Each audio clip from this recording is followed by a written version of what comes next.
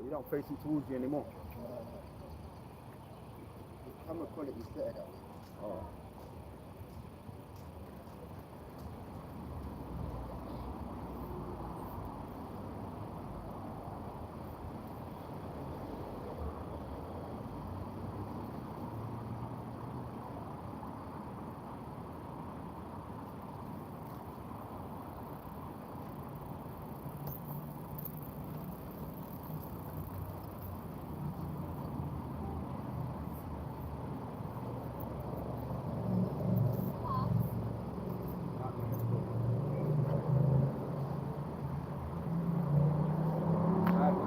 All praises be to Yahweh, Hashem, Yahweh Shai, Hashem, Mefakadash. Double honor unto the elder apostles and the elder bishops at Great Millstone, who were well and who taught us the truth and shalom to the brothers and sisters, listening and learning at this time. And it's another Saturday, another camp day. We're out here to push the word of Yahweh, Hashem, Yahweh Shai, Hashem, Mefakadash. Prophecy, things are happening, man. And Lord willing, we'll just get into it. Let's see, I've got one, you're going. Second Ezra 15, up from the top. Second Ezra 15 says, 1. Behold, speak thou in thy ears of my people the words of prophecy which I will put in thy mouth, saith the Lord. Yes, the Lord has put prophecy in the mouth of his prophets. And the word prophecy means to say beforehand, to prophesy, to say beforehand. Okay, to speak. Alright? So the Lord has put particular men on the earth to speak words, alright, about particular events before they've happened. Alright? And those men have been on the earth since the beginning. You can get hold that. Go to Luke chapter 1 verse 7. Luke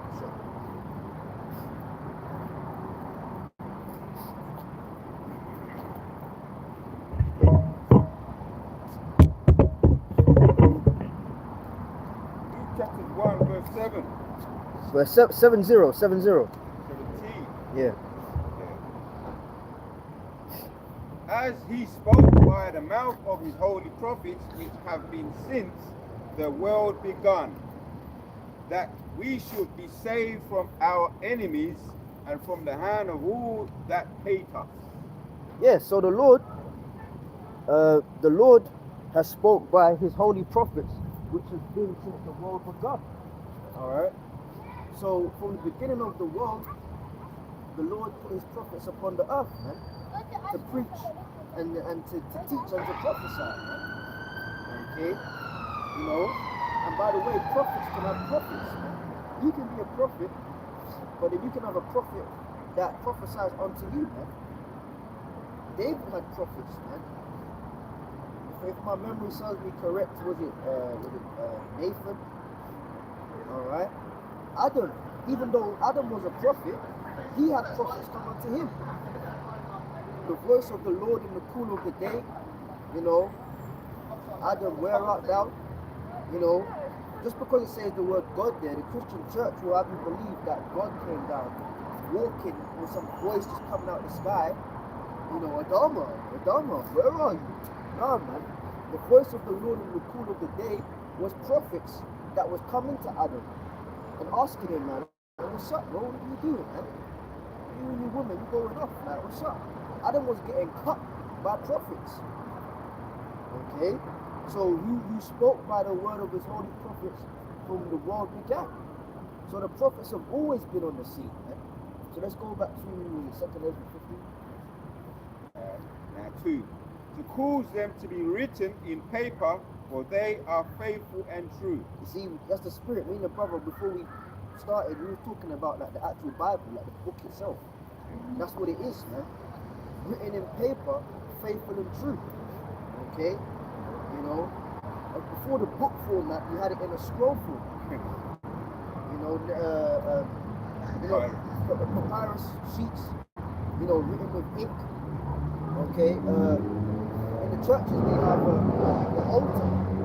When you put the Bible on and they'll read. today's scripture reading is taken from, where does that go back to? That goes back to Prophet Nehemiah.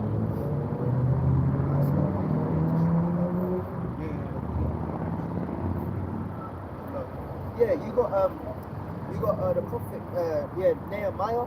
The scriptures say that, man. They built like a pulpit thing for the book of the law, which is the Torah, to be put on, man. And in the Sabbath day, the people just one or two, brother, for sure. Yeah, they put the Torah on there, and they would read the law all Sabbath, man, from all day, you know. All right, you know, the Passover comes around, we bring out the Torah, man, you know, and stuff. So yeah, you have the scroll format, but then like in these final days, it was put in a book format, man. You know, for they are faithful and true. That's the Bible, man. That's not the Quran. Okay, you know, someone in the week was showing me a video of cats here that this was their way of proving the Quran is the word of God, because cats know not to step on it. Like there was a video of various women where they had cats, right? And any other book, the cat would step on it, the cat would, like, you know, put his mouth on it or touch it with his paws. But then when it came to the Quran, the cat would always step over it. And they were like, you see, even the cats worship Allah, you know. Even the cats know not to step on the holy book of God, you know. Whatever, man. But when you go into, maybe the cat knows not to touch that demonic book. That's why it's not touching it. But when you go into these books and you read their scripts don't make sense. And their scripts don't contain prophecy, man. You read that Quran, man. I've read parts of the Quran, you know, and that book gives you a headache, man. If you want to go around in circles talking a lot to do about nothing and inaccurate renditions of history, read the Quran, man. It's bullshit, man. Bismillah ar-Rahman ar-Rahim, Alhamdulillah, Rabbi, all that stuff, right? When you translate it in the name of God, the most merciful, the most gracious, surely your God is merciful, surely he's great. Bro, you just said that, man. You just roundabout shit, man. The Bible, as an elder apostle Tahar said, the Quran is a bugged out commentary on the Holy Bible. It's just a commentary of the Bible, but an inaccurate one at that, man. There's no prophecies in there, man. You know, there's nothing in there. You got other scripts. What other scripts do you have? The Cubanegas, you know, all these other scripts, man. The Sadas of, is it the Hindus? The holy, unholy Sadas, or something like that.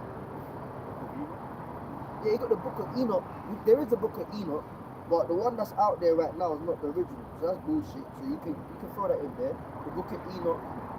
But the scriptures do speak about the Book of Enoch and the Book of Joshua. But the original manuscripts, we don't have those right now. The Lord hid those for a reason. You know, we'll find out in the kingdom. But the version of Joshua and the version of Enoch that you can find online and buy in the bookstores, they don't add up with the scriptures. That's bullshit. Like Sifa, yeah, that just means book in Yiddish. But that's just another translation. I've read the Sifa. You know, you got the Sifa, you got the Tanakh, which is the Bible, it's just the Torah and the prophets and the Psalms. I did a video on that actually a couple of weeks ago. Their translation was a bit funny, but it gets to the point. But they messed up the name of the Lord. But that's meant to be the small hats. So how the hell can they be translated straight from Hebrew and get the name of the Lord wrong? It shows that the name of the Lord is dreadful among the Hebrew. You know? But the point is, bro, all these books, man, they ain't the Bible. There's no prophecies in there.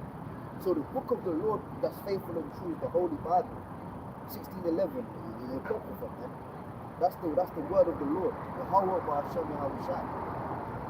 Okay? And no, you can't add books. I remember that dude, we saw him a couple of weeks ago, he was chatting with the elder. Remember we was over there, he used to come up, no, but what about this book? The Benjamin. Yeah. Can't this book and that book. Yeah, because if you just add them, I read all books. Yeah, you read all books, you're gonna be altogether bugged out, man. Fuck every other script. the only script we're dealing with is the Bible. Go on, man. Yeah.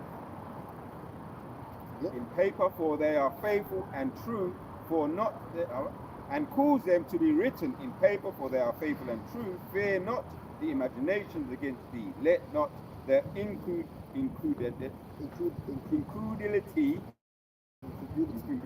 of them trouble thee that speak against thee. Yeah, man, you got people that speak against us, man, put harsh words out there, man. You know, that's the case right now. You know, you got a bug out crew talking shit, man. You know, talking all kind of crap about brothers, and it's like, bro, like, what the fuck you doing, man? What the hell are you doing, bro? You know, it's kind of, now there's one thing you can say, talking shit about, not talking shit. You can get on people where it's doctrinal. That's what, you know, because people get offended at that. Why are you talking about me? Oh. No, we're talking about what you're saying. Right? You know? But then when you just talk about men, it's like, you're not even talking about doctrine. Names and brothers' jobs and come down here and I'll meet you here and I'll do this and I'll do that. It's like, bro, what the fuck are you doing, man? So those words of incredulity, those harsh talks and bullshit, man, like, we ain't into that. We're not into that. And the scripture says, be not troubled at that.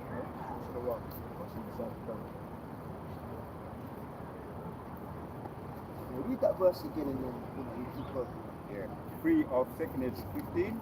Fear not the imaginations against thee. Let not their incredulity. You gotta keep saying it. Incredulity. Let me get through this one, Yeah, you got it. Incredulity of them trouble thee that speak against thee. That's what we're saying, though, isn't it? Things that are hard, you just keep doing it. Yeah, man. But you know, that's the spirit, though. Sometimes, yeah, you could be an eloquent speaker, right? Or maybe not an eloquent speaker, but when the spirit jumps on you, if you weren't so eloquent, you can become eloquent. And then brothers that used to be able to speak well and fluent English and speak with no stammers, now you come into the truth, you're stuttering, you're stammering. Because it's all a humbling process for the Lord to show us, I can make your tongue better, or I can make it worse. But either way, no matter the circumstances, you got to teach, man. Like there was a whole series going on, you know, brothers responding to comments of, I got issues, I got shortcomings. We all got fucking shortcomings, man. You know, by the end of the day, are you preaching the word? That's the most important thing. This brother here, I don't want to put you on the spot, brother, you know, but for edification, you're good with like memory words. You might, you know, you're good at, like, it's almost like you got a photographic memory, yeah?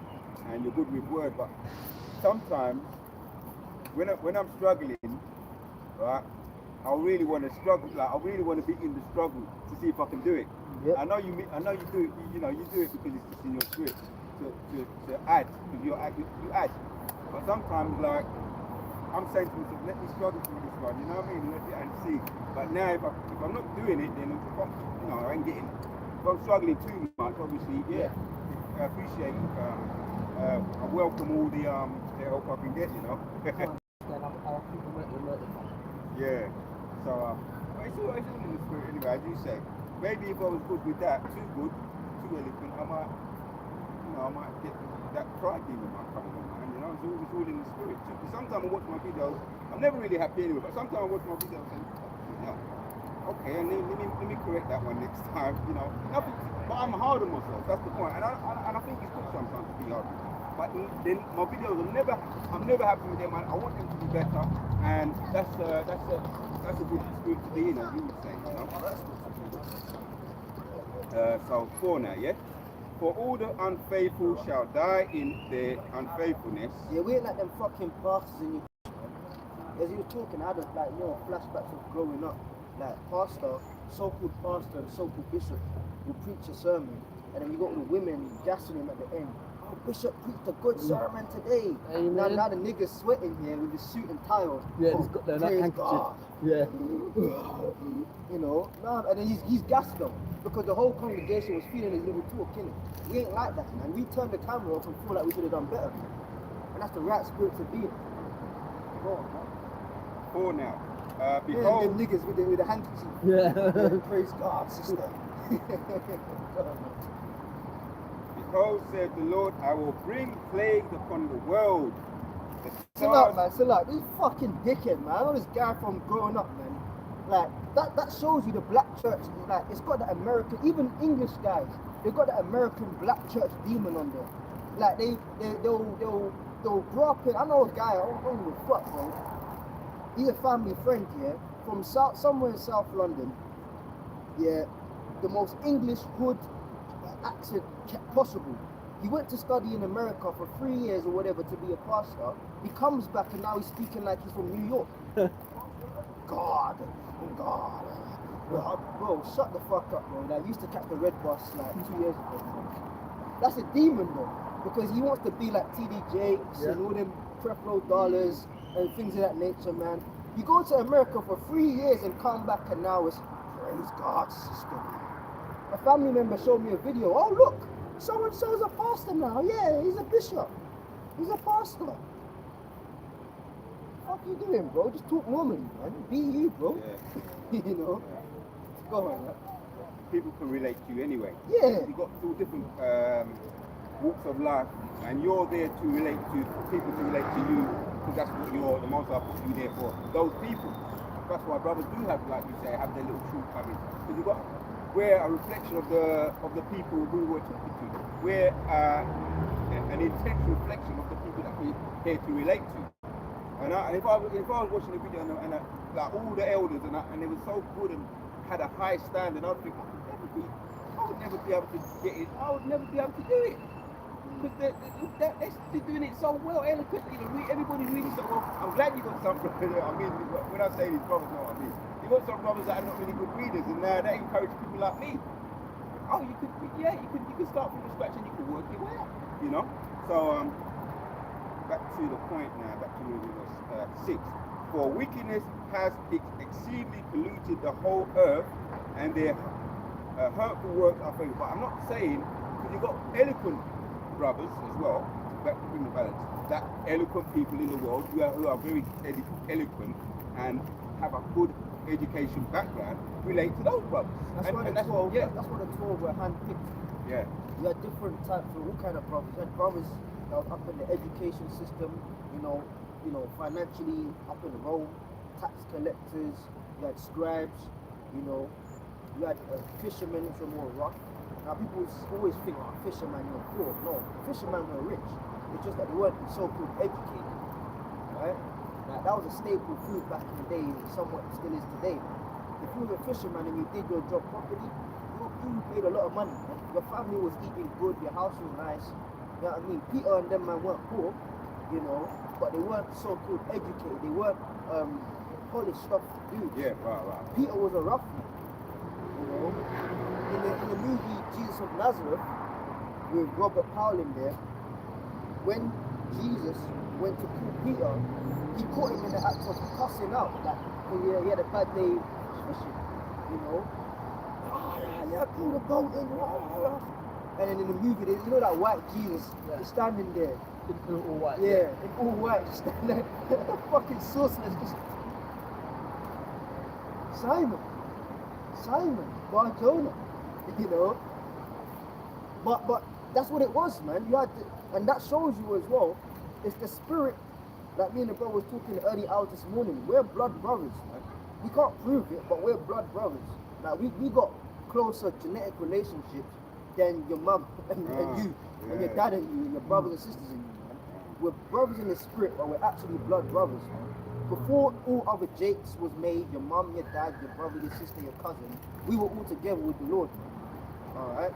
But the point is this, even though we come on the earth and we live out different life paths and things of that nature, brothers that are polar opposites can get along. Because in the world, it's like you wouldn't see like let's say you go to East London, Canary Wharf, yeah, you know, and you have like an investment banker. He's up into you, yes, I'm an investment banker, I work for Citibank a year, blah, blah, blah, yeah, I'm on 55K a year, and yeah, you know. But then let's say you go to the other side of East London, where you go to the fish market, they wouldn't be friends, you know, they wouldn't be friends at all, man. Imagine an investment banker, yeah, in this world, after work, going around to like Shoreditch or fucking Spitalfields Market to the fish section, yeah, you are Mount Nah, man, because they're worlds apart.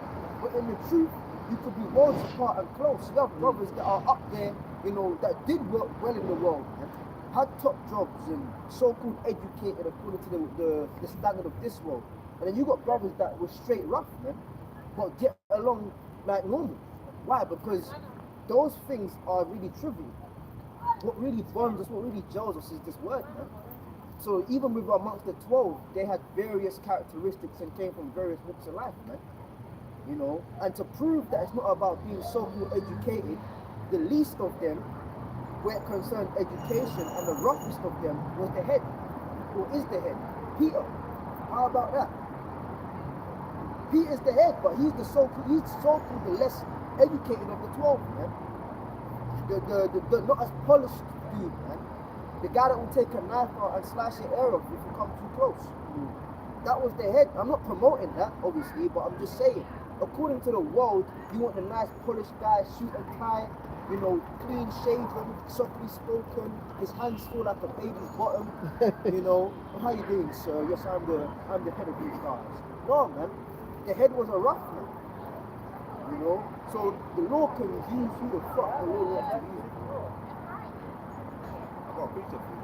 Yeah, go, and then after that we'll go into it. Go. So back up what you're saying,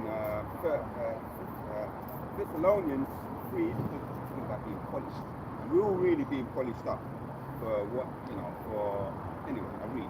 Let your moderation be made known, Philippians 4 and 5, let your moderation be made known unto all men. The Lord is at hand. Be careful for nothing, but in everything by prayer, supplication with thanksgiving, let your request be made known unto God, and the peace of God which passeth all understanding shall keep your heart and mind through Yahushua Mashiach. Finally, brethren, whatever things are true, whatever things are honest,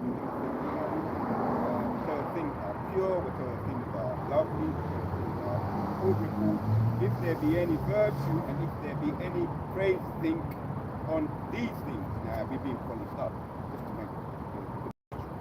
Because all different classes and education background coming into this truth are being polished up so that it could be appreciated or understood from all different backgrounds. Even though we're going to have the rough character, he's still being polished up as well. Because now, if you're a bit too rough, obviously dealing with this in this society, you need to be polished up. Everyone has to get polished. You know, those things which are of both that you have both learned and received and heard and seen in me, do, and the God of peace shall be with you. Be more, as the Christians say, Christ-like, but be more like Yahushua. So that is a polish. You're being polished up. Yahushua is pretty much, he's the perfect person. That's who we're really striving to be like. Yahushua could walk into a room here and not open his mouth but be the loudest person, man, just by presence. Or he could walk into a room, you know, and be the quietest person, man. You know, that's what the scripture says, I know how to abound in the base. That goes for so many things. Financially, you know, sometimes the Lord will bless you, you're doing better than other times. You know how to handle yourself when because you got people that get money and then they don't forget how to act. You know, we know dudes like that, man. We know dudes, we know dudes that came into money and said to hell with the Israelites, basically. Straight up, man. You know, you get money and they forget who they are, or then they lose money and then it's, oh, I don't know what to do anymore. You know? Okay? So we have to know how to abound in the base with finances, abound in the base with character, man. Sometimes you gotta stand up and be the loud guy. Other times you have to know when to shut up. You know? And the person who had that imperfection is Yahushua. You know?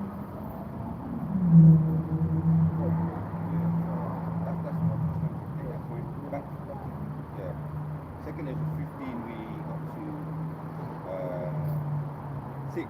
For wickedness have exceedingly polluted the whole earth, and their hurtful works are fulfilled. Therefore saith the Lord, and I will hold my tongue no more as touching their wickedness. Yeah, you got wickedness, man. And brothers, the Spirit's put on particular brothers to do videos on this week, man, where you just got pure wickedness going on, man. Right now, over here in England, I did a video on it last night. You got this show on Channel 4 called Naked Education, whereby they get 15 to 16-year-old boys and girls, and they sit there, and adults will just strip off in front of them, like just fully get naked. And then the whole point of the show is that to promote body positivity, the article said. You know, I'm fat, but it's alright. I'm skinny, and that's alright. You know, a man will strip off in front of boys, girls, right? You know, and he's be like some Edomite got a micro penis, and it's like, well, I'm okay because body positivity. You know, and you may have a woman with a clip, you know, hanging halfway down her leg, about to touch her knees, you know, run through bitch, you know, yeah, body positivity, and they just stand there. Tell me that's not fucked up. You got children, yeah, just there, sitting down, and people are just, this is me, naked, bro. That's fucked up, man. That's wickedness, bro. That's wickedness, man.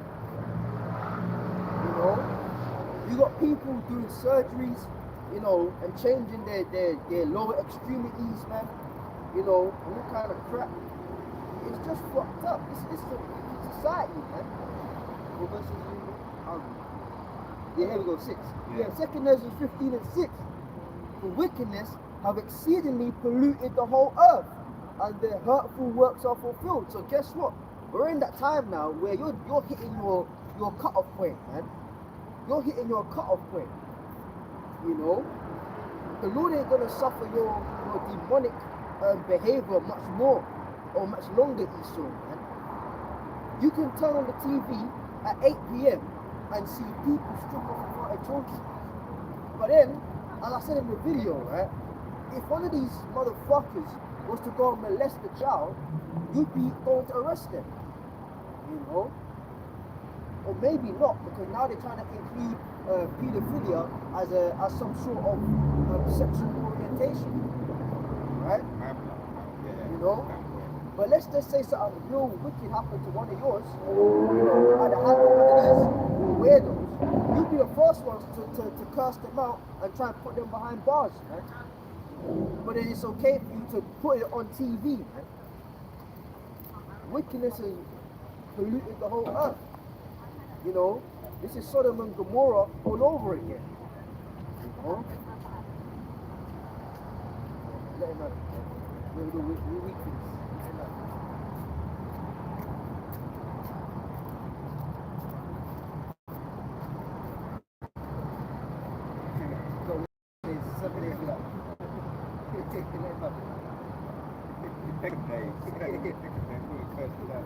No, you ain't getting called back.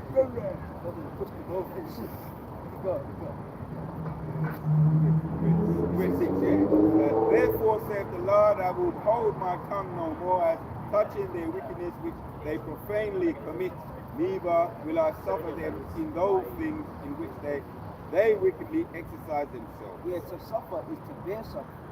So the Lord himself is bearing with the wickedness that he's allowed to go on the earth. But the Lord is saying, I will no longer suffer. The Lord ain't going to sit back and let you just violate little boys and girls.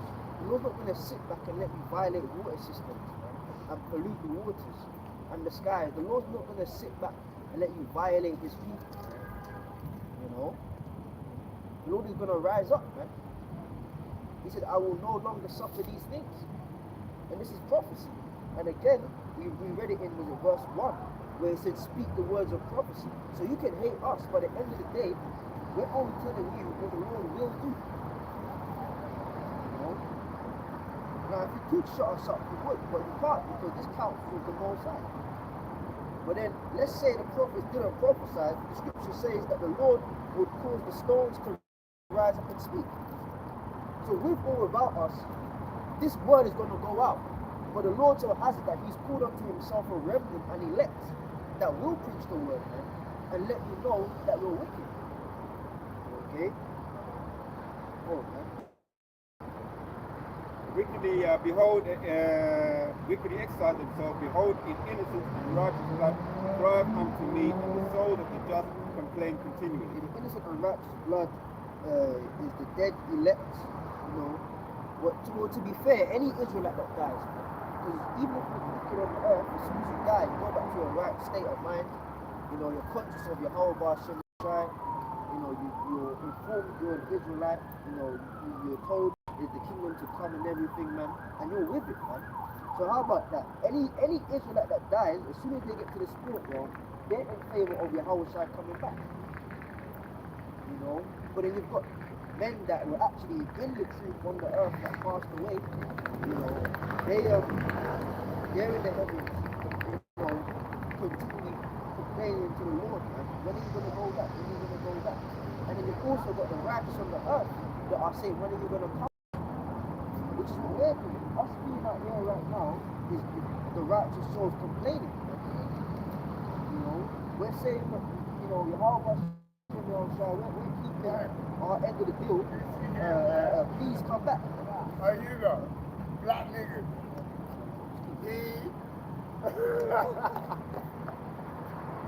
Innocent blood for them. And therefore saith the Lord, I will surely avenge them, and receive unto me all the innocent blood from among them. Yeah. Oh, you talking about, behold, the innocent and the righteous blood crieth unto me, and the souls of the just complain continually. Yeah. That's what we do, man. We're complaining, man. We want to get the fuck out of here, man. Let's get that scripture where it says,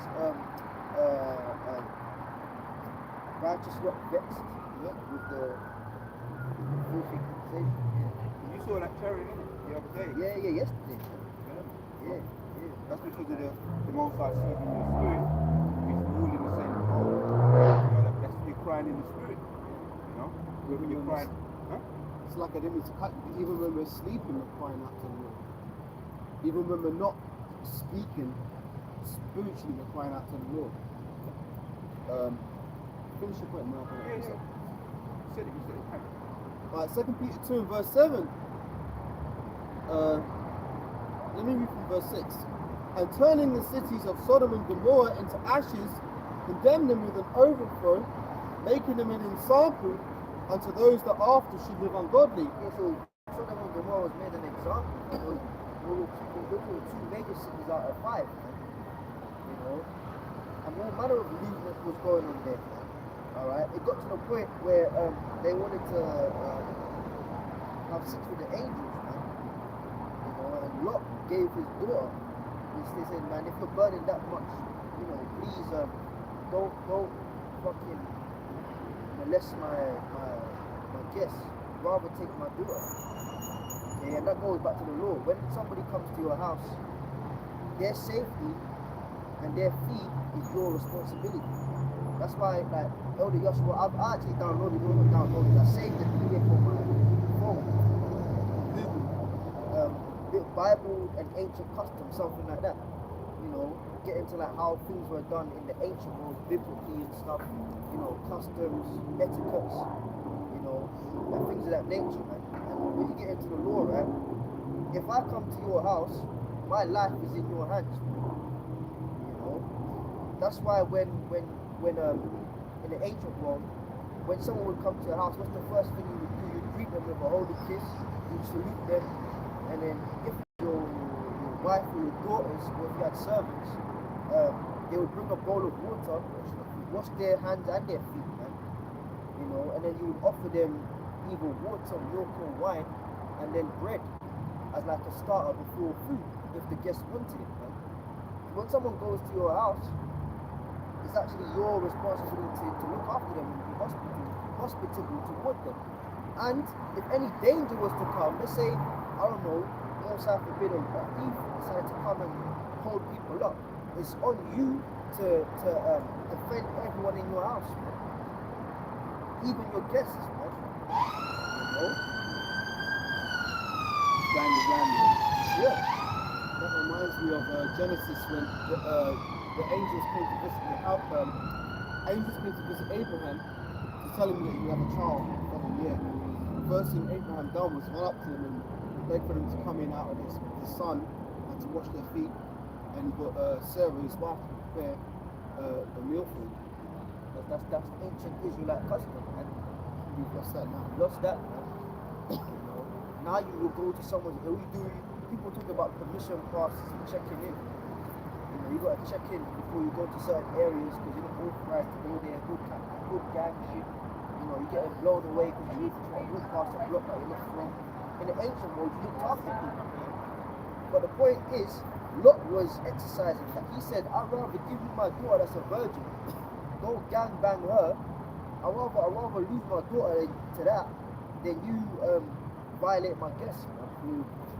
You know, so all you dudes, you know, that's my mom, that's my daughter. That's your, yeah, of course, you anyone would ride out for their mum and their daughter, but guess what? Would you rather your daughter get gangbanged and raped and molested by a bunch of men to protect two angels? A lot of guys won't do that, man. You know?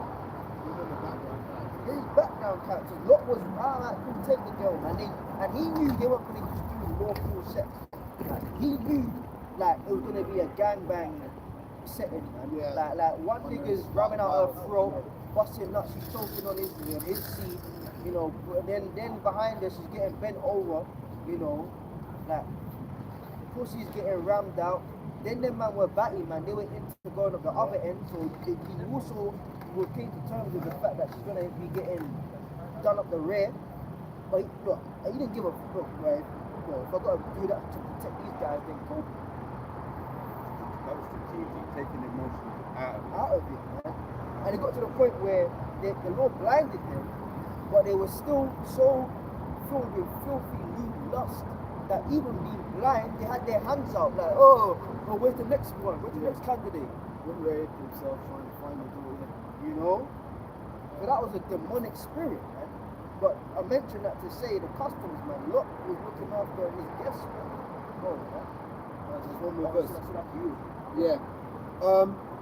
And delivered just Lot, vexed with the filthy conversation of the wicked, for that righteous man dwelling among them, and seeing and hearing, vexed his righteous soul from day to day with their unlawful deeds. Yeah, because all you're hearing is wickedness, man.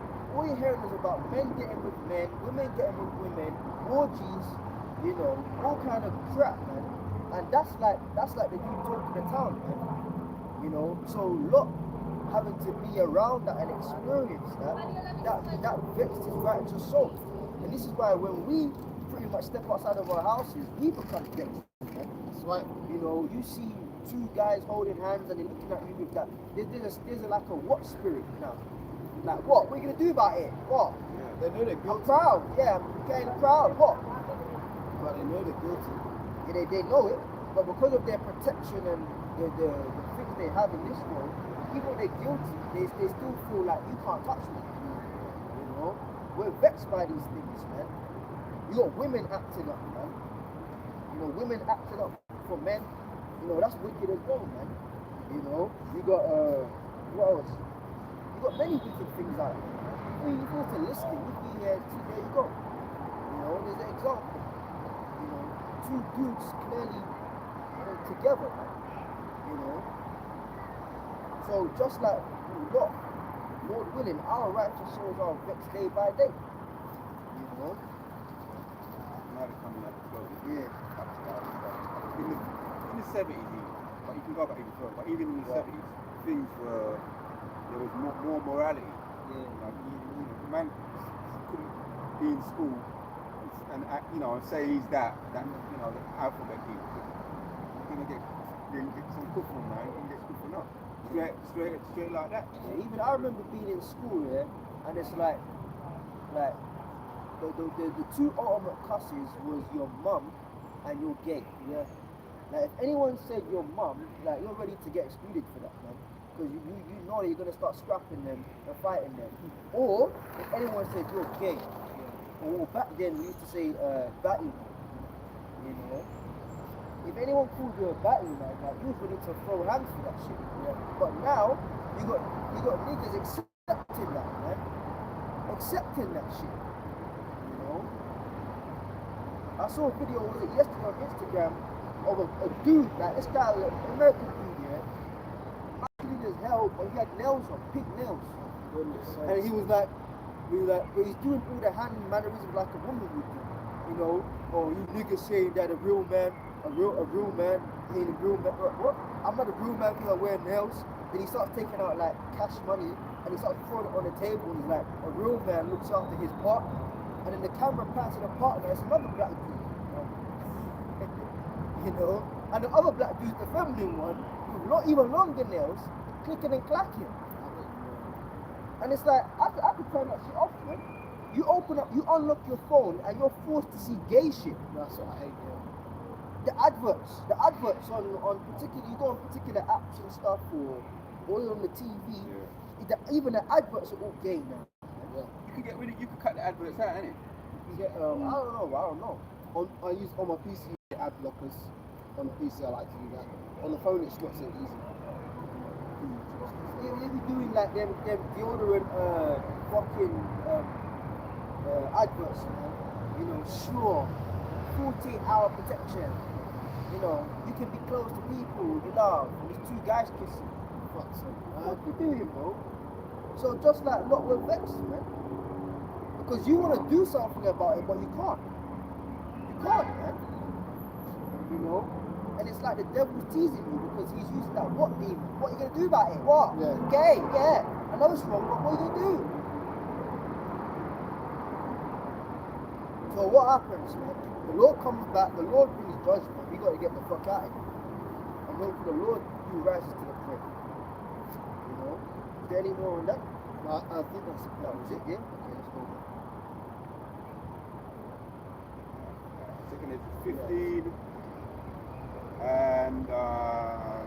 And therefore saith the Lord, I will surely avenge them and receive unto me all the innocent blood from among them. Behold, my people is led as a flock to the slaughter. So in that we're confident, and the Lord will avenge them. You know, the Lord is gonna rise up for us, man. We're not gonna be subject to the wickedness of this world forever and ever. We're not gonna have to walk and see two women hold hands and two men hold hands and adults in their 50s strip off a 15-year-old boy and girls on TV. Like we're not gonna have to deal with that. We're not gonna have to deal with GMO foods, you know, fucked up waters. You know, we're not gonna have to do that. Bro. We're not, because the Lord is gonna come back, and in that we're confident. Right? Like I did a video, maybe it was yesterday. We're blessed in Yahweh shall we can be confident. Because prophecy, right, speak beforehand. But guess what? Even though we're speaking beforehand, it's also a comfort unto us that from the foundations of the world, Yahweh Hashem Yahweh Shai had provided a way out, right? A way out of this wickedness, right? You know? The Lord will avenge, right? Go on. And I will stretch and I will suffer them not to dwell in the land of Egypt. Yeah. And America is modern Egypt, and modern Babylon, Sodom, Gomorrah, Rome. It's everything you want. It's a ball of confusion and wickedness, man. You know, so the Lord is going to deliver us out of Egypt. And obviously the land will be scattered, man. You're going to have a major deliverance over here in the UK. How about that? If I'm going to say, sure. You mentioned America being land of confusion. One of the things that's going to happen when the Harashai comes back on earth is that it's going to be the end of lies and the end of confusion. Truth is going to reign on the earth. You see, in this world, we have to wake up with like seeing things that we know are wrong. We can't do anything about it. But in our mind, it's like, no, but that's wrong. That needs to be corrected. But we've got the power to do that. So what does that cause? It causes frustration. It causes us to feel tired and weary. When the Yahushua comes back and truth reigns on the earth, our minds are going to be at peace because everything's going to be put back right side up rather than upside down, which it is at the moment. So,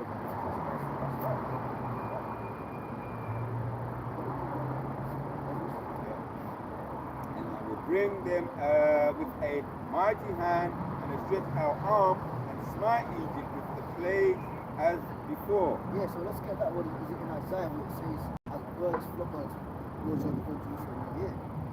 The Lord's mighty hand is his right arm, which is Yahushua. Yahushua is going to come back through Michael, the archangel, all the other angels, man.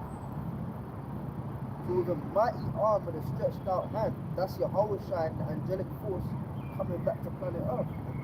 That's how the Lord Yahweh is going to defend Jerusalem. Alright. That's yeah.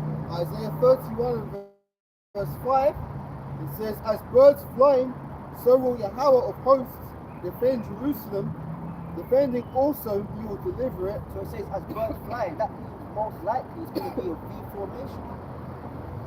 Because the scripture says in Job, ask the beasts of the field and they shall teach thee. Ask the birds of the air and they shall tell thee. Alright? When they learned and discovered how to make aircraft and stuff, it was by studying birds, man. And when birds fly together, they come in a V formation. Aerodynamics, because that V, right, it basically pierces the air. And it only makes sense because what bird does the most work? The bird at the front, because he's the one cutting the air, making it easier for all the others to glide through. That means the father ship is going to be the one doing the most damage. Because if it's V formation, he's going to be at the front, he's going to do the most damage. Yeah, because Yahweh Shai is going to be in there. Probably going to have Michael right next to the Lord, man. You know? Read that again, huh? Isaiah 31 and verse 5 again. As birds flying, so will the Yahweh of hosts defend Jerusalem. And defending also, he will deliver it, and passing over, he shall preserve it. So you see all these similar words. 2nd Ezra 15 is saying avenge, you know, and not suffering it. You know, Isaiah 31 is saying defend, you know. So that's the manner in which the Lord is sending his son, to defend, to avenge, to no longer suffer the wickedness against his people, the elect, man. Okay? And he will pass over it. Okay? So the Lord is going to literally hover in Earth's atmosphere over the whole world, man. Okay? You know? The fathership is bigger than the whole world. You know, you may have it may just be, we have to wait and see. You know, it could be just one ship that comes back and then it opens up and all other smaller ships come out of it. Or it could be behind, we have to wait and see. But what we do know is that they're coming back, man. And the Lord is going to defend Jerusalem. The people before the place, Jerusalem, the city of peace, the elect. Okay? And as the brother rightly was alluding to in his points just a second ago, is that when Yahushua comes back, we have the assurance that this wickedness is never going to happen again. This is an assured end to the devil, man. You can hold that 2nd Ezra 6 and 9. Second Ezra 15 and 11. But I will bring them with a mighty hand and a stretched out arm and smite Egypt with plagues as before, and will destroy all the land thereof. Egypt shall mourn, and the foundation So of the it. Egypt is speaking about is America. Okay, the landmass of America. Alright, which was birthed and born out of Great Britain. Okay. Egypt, America. Egypt, America, Babylon, you know, bitter, you know, bitter bondage. That's going to be destroyed, and the Lord is going to visit them. So Egypt shall mourn, and the foundation of it shall be smitten with And now plague. they're beginning to mourn, because all these other alliances are being formed behind America's backs. That they're now doing trade deals with major resources, not in the dollar, man. Okay, not in the dollar. All these other, that's Joel. Let the weak say I'm strong. Yeah, that to qualify, that speaks about these other smaller nations now having military and nuclear power Also, behind their military, their finances are now taking over America. Their currency is now overtaking America, man. All these nations are grouping together and doing deals, which is now taking America out of the top spot of the #1 currency. Okay? Straight facts, man. Alright? So America, now you got Trump going up there. If I was your president, this would have never have happened. Yeah, some used to say, you know, The US economy is fastly declining and we're about to crash. yeah, You know, that's the right cadence for his voice. you know, Donald fucking Trump, man. You know. But they're mourning because America's on a fast decline, man. Your current president is really dickhead, man. You know, you got the vaccine, yeah, and you know, because, anyway, it doesn't matter. But yeah, he don't know what he's doing, right? He don't know what he's doing. And guess what? He's a puppet, but the elites above him, they're scared, man. They're scared also. So Egypt's are mourning. Everything's going wrong for America right now. And it's coming to the point where after financially, it's going to get to the point where they're going to detonate to the point to say, well, if we ain't top, everyone's going to war. Yeah. But then what they don't understand is when everyone goes to war, they're going to get fucked up. They're going to get fucked up, man. And America is going to be that main melting pot, man. You think you're going to come out on top, you're not. Moab thinks that after America falls, they're next in line. No, you're fucking not. It's like someone wanna just you're in a queue waiting, right? Yeah. Someone wanna come in and catch you in front of you. Yeah. That's how Moab's moving. Yeah. Well, you know when you go to a supermarket and you're in the queue, yeah, and then the person on the cashier, they close the till. Yeah. No, I'm not taking any more. So everyone starts rushing to all the other checkouts. all the other checkouts, man. Like Moab is next in line, and then the Lord goes, no, I'm not taking it. No more. No. You know, the checkout is closed, nigga. Yeah. You know. Go on, bro. 13. Plagues and punishments that God shall bring upon it. They that till the ground in 13 shall mourn, for thy seed shall fail through the blasting and hell, and with a fearful consolation. Did my phone need a charge? Yeah, it's alright for now. Have you got a charge? I've got one. No, it's alright. You got one? I got one. I'll switch them. 66%. 66. Yeah. This is 100.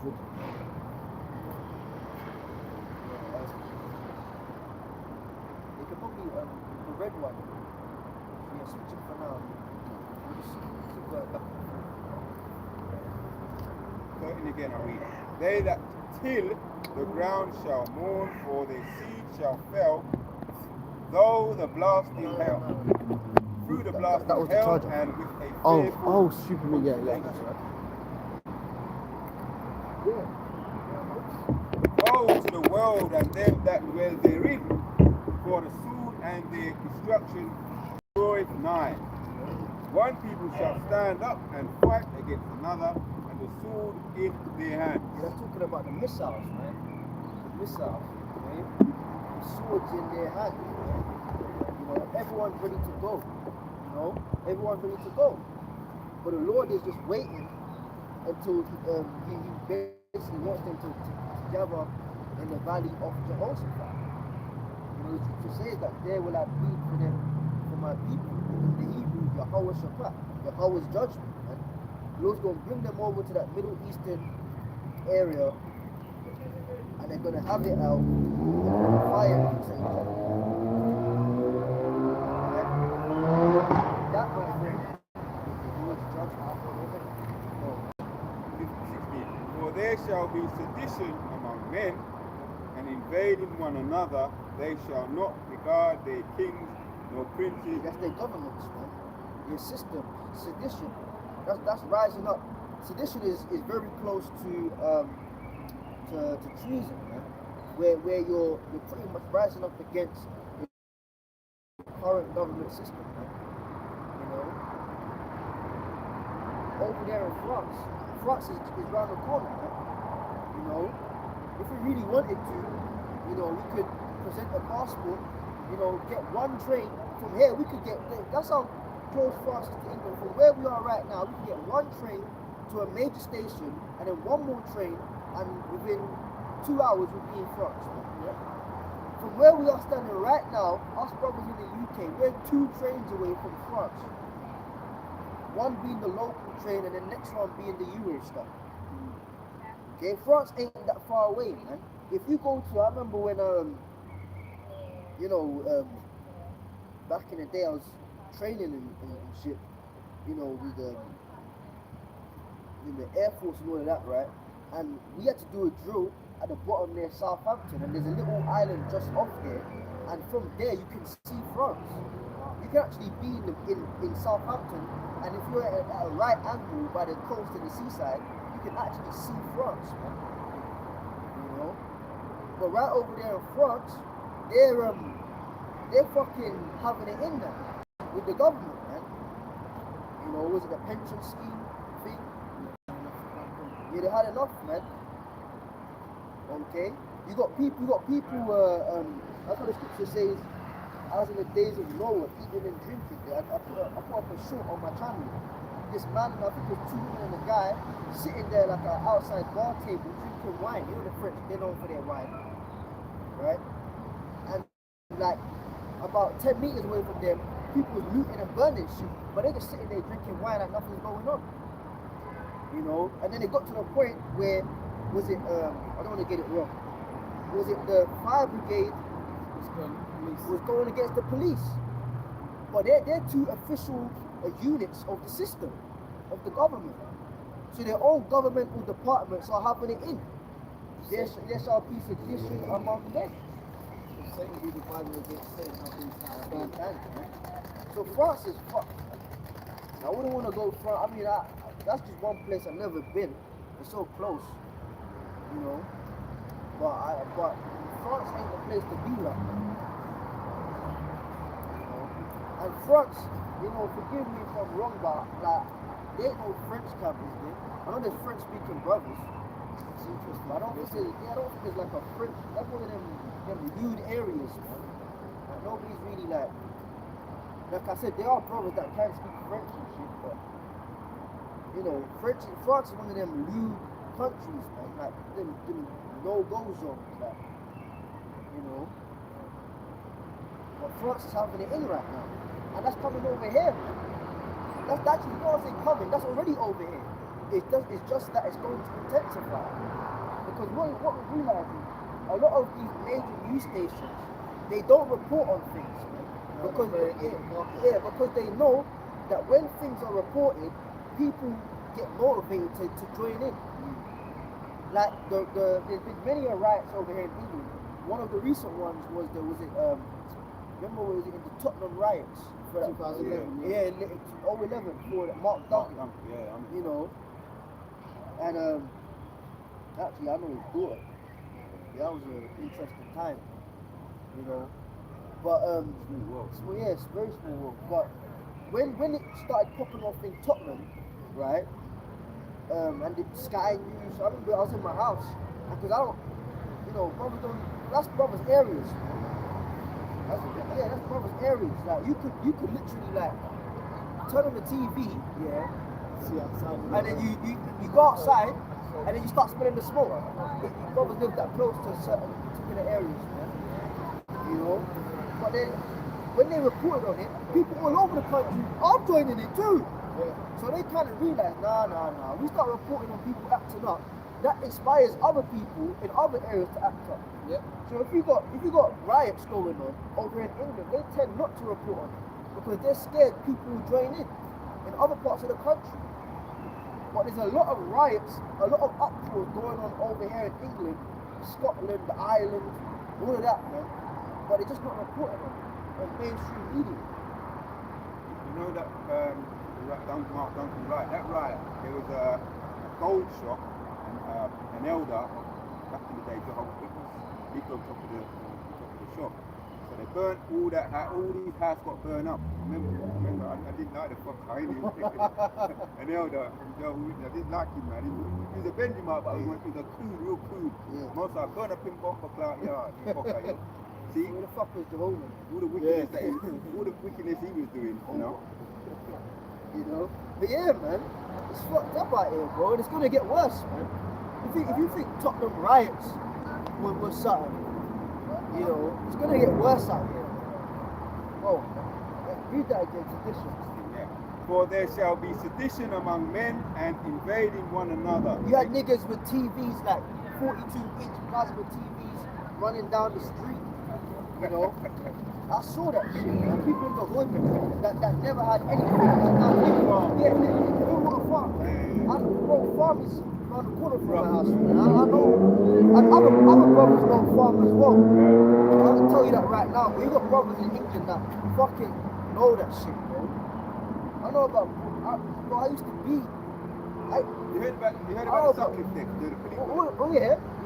There was a guy in that, from that, in around there, they lived in there, Broadwater Farm, that when something happened to his family, Callum Stewart, something happened to his mother, and he was known to be like real rough.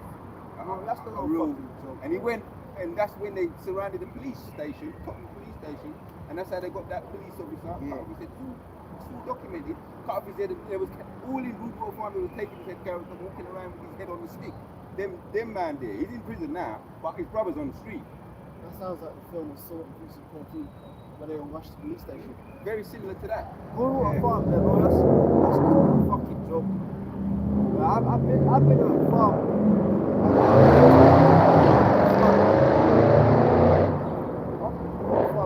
And they had a fucking party there, like a block party. You know, gal whining and fucking jerk chicken and patties and shit. Only for Benjamin, something happened, pop. Bitches, nigga, everyone's getting shot, bro. Yeah. You know, everyone starts screaming, ah! You know, these young new generation niggas, man. Yeah, they're young niggas, a lot of them, yeah. You know, fucking just getting stabbed up, niggas sitting there bleeding out. You know, that's like the hood. So Jake never had anything. So talking about the riots now, when they saw opportunity to steal, niggas were stealing, man. We're talking about guys that wished and prayed to Jesus for Xbox. Yeah, now they're running down the street with an Xbox, you know, because they ran up in Argos and looted that shit. You know, PS2 at the time, PS3 at the time, you know, niggas got it now, you know, playing FIFA and GTA, playing COD, you know. Big ass people was caught stealing shit, man. You had aunties, you know, stealing turkeys and chickens from the shops. Yeah. So that's the hood, man. People are deprived, you know.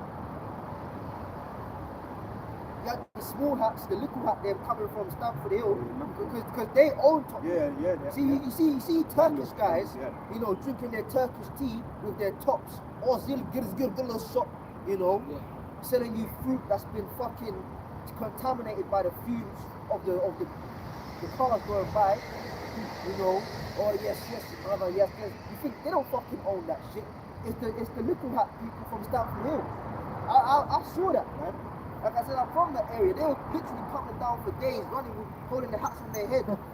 Oh my God, because their businesses were getting looted, man. All right, and as I said, Tottenham riots, all these various riots that's happened over the ages from like the 60s on. Those are all playtime compared to what's about to happen out here. Real sedition, real fucked up shit is about to happen out here, man. Brother spoke about the beheading. There's going to be more of that, man. Because it's not going to be for Xbox and PS3 and plasma TVs. It's going to be to feed people's children. Yeah? It's going to be life and death situations out here, man. It's going to get worse. Go on. That's 17, man. A man shall desire to go unto a city and shall not be able. For because of their pride, the cities shall be troubled, and the houses shall be destroyed, and men shall be afraid. A man shall have no pity upon his neighbor, but shall destroy their houses. If sword and spoil their goods because of the lack of bread and for great tribulation. There you go, the lack of bread. Niggas fighting over PS3s and turkeys and You said something. Yes, it. I don't even dispute. But yeah, I didn't even see it. But yeah, you know, now it's gonna be for actual life and death, man. And the worst time to catch a nigga is when he's hungry. Nigga got no morals when he's hungry. Yeah. Again, the hood, I've been in, you know, back in the day, man, you know, we used to go chicken and chip shop and buy shit. I've seen boss man, boss man, yeah, get his face smashed in because he ain't serving the chicken fast enough. Niggas have no temperament, man. I'm not condoning that behavior, but that's just to say niggas have no temperament, man. Like you're moving like a pack of wild hyenas. Wild hyenas. I've seen niggas jump the counter, you know, and make the food themselves. Unwashed hands. Yeah, unwashed hands. They jump in the throwing the chicken in the batter. Yo man, fry that shit, nigga. You know, seen that shit, man. You talking about, you know, like in the chicken shop, they may have like the plastic chairs and shit. Yeah. I've seen niggas smash boss man's head in, man, because he ain't making the chips, or he didn't put the chips in the box, man. Okay, niggas are just wild and stupid. But when they're wild, stupid, and angry and hungry, that's ultimate death, man. They don't know how to behave themselves when they're hungry, man. So when there's no food in the shelves and your shops are empty, man, people will be killing one another, man. Believe it. But most people in this society have never really experienced true hunger. When I say true hunger, I'm talking about going like 3-4 days without eating. You see how a nigga moving is in that kind of mindset. You know when they say if you go without food and water, you want to live 4 days with it. When I was looking for fun, I think that's not true. I was hungry that. So, strike me out on that, right? This is about inhabiting 4 5 days. I did it because both sides did it in the same way.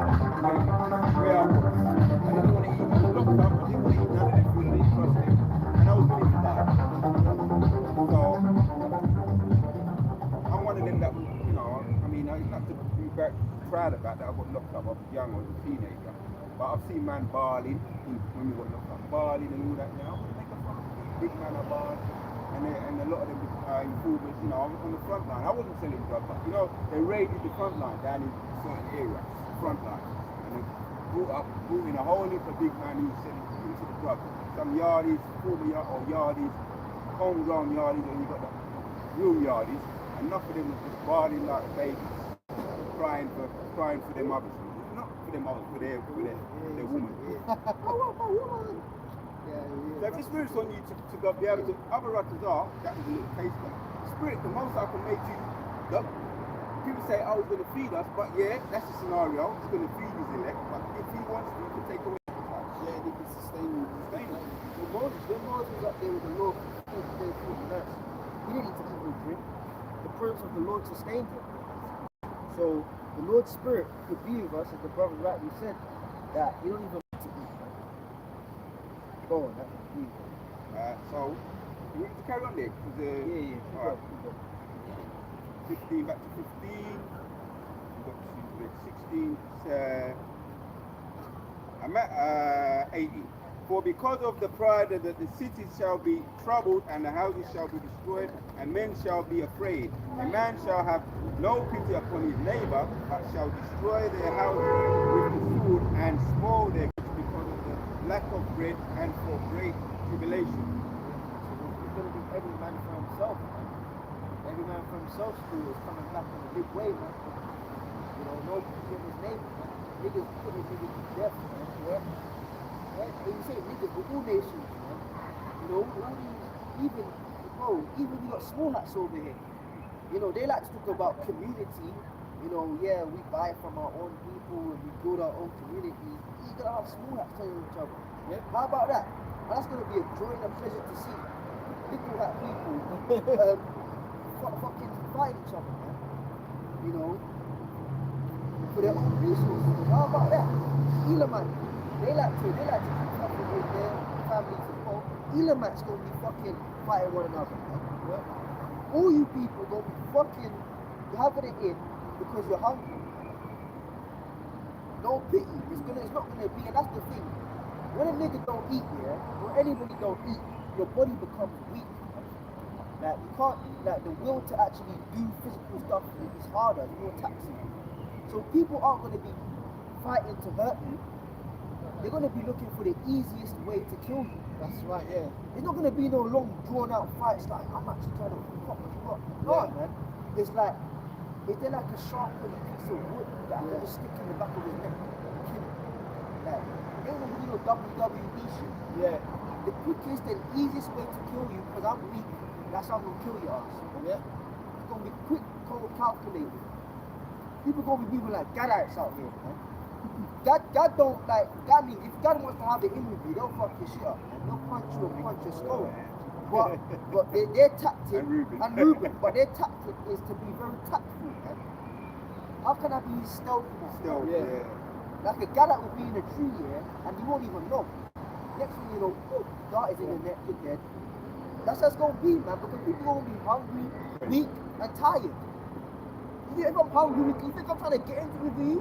If I'm hungry, weak, and tired, man? Yeah. I can't be ops. I just wanna get you out of the way so I can steal your resources and be okay. Straight up, man. You know? All you women that pride yourselves in your children, my baby. Yeah. Your baby's gonna be baby stew. You're gonna be killing your children and eating them, man. You know, oxtail and you're gonna have ox child. you know, stew down and it's just gonna get like that, man. You're gonna be adding fucking all-purpose seasoning to your babies. You know, The baby's called Stuart. yeah. There'll be a no and only.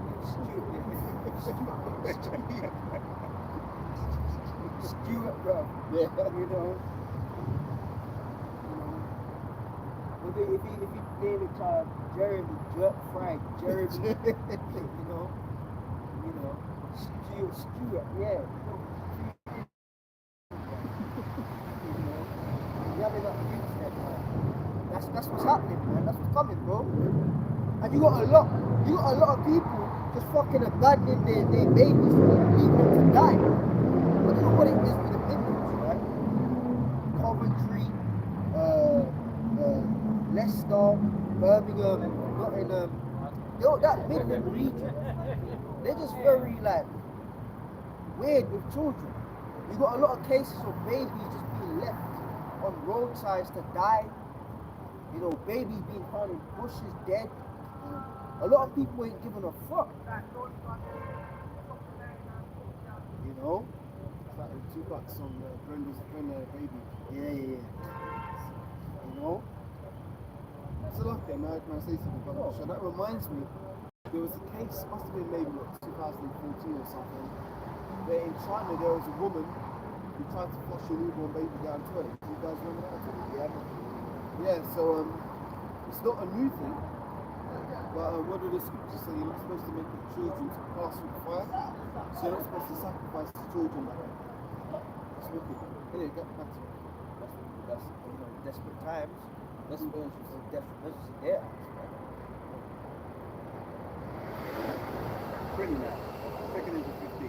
Behold said, Jehovah, I will call together all the kings of the earth to reverence me. Yeah, that's your banking elites, your elite families, Greenwood, Rothschild, probably 13 of them together, maybe, something like that.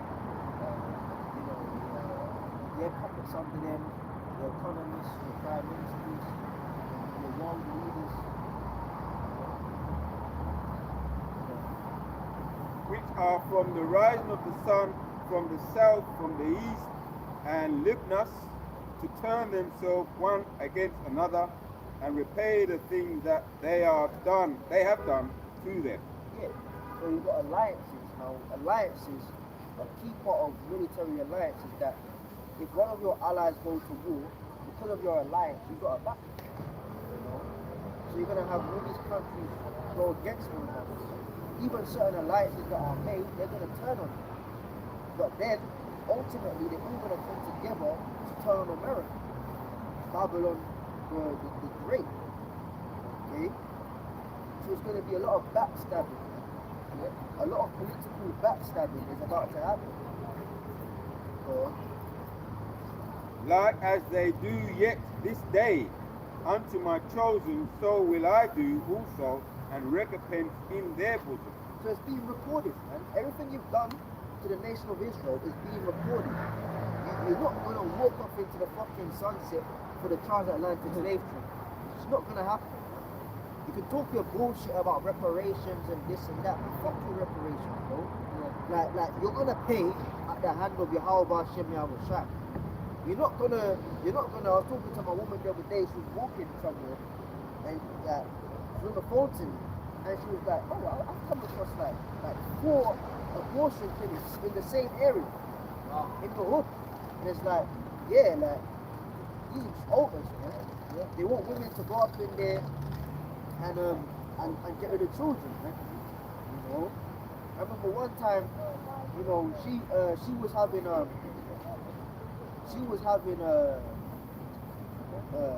some stomach issues, man. You know, she asked me to go to I didn't want to go to the hospital. You know, I refused. I was like, but she got the appointment, so I went with her. I told you mums. Yeah. And the first thing the nurse started suggesting was, well, do you want to, maybe if you're pregnant, maybe it's not the right time and your body's not ready, why don't you get an abortion? Like, that's the first thing they will shove down Jake's throat. Yeah, the pill, the abortion. Yeah, you know. And at the time, I was working in the medical field, man. You know. So I said what I had to say to her when I cut her up, and I was like, you don't have to be telling her that, man. What the fuck are you doing? In her mind, man. And she was shocked. She said, what's your occupation? What do you do? I told her what my job was. She said, oh. And her whole mannerism changed, because she knows she can't bullshit me medically, man. You know, but the point is, to a regular Jake that, you know, looks in there, nothing about that stuff. Oh, really? Yeah. Okay. And they said it like that's the best option. Okay. Next thing you know, your children are getting aborted and sacrificed, man. Yeah. It's really a sacrifice, man. The children are getting aborted because the nurse, and to show you the devil's wicked, he'll put Jake nurses in those same communities. Yeah. So they're more relatable. Yes, sis. You know, if a white woman's telling you, you may be cautious. Yeah. Like a 50-year-old matron, you know, the Jake woman may be looking at her funny. But if you've got a young, qualified black nurse, a Jake woman will feel comforted by that. Yeah, she's a sister. Yeah, but she did well in the system. She's a nurse now. She's like, yeah. So yeah, she must be telling me the truth. Dumb bitches, man. You fucking aborting your children, man. Sacrificing unto the devil. And man is dangerous. Man is always been around in like slavery.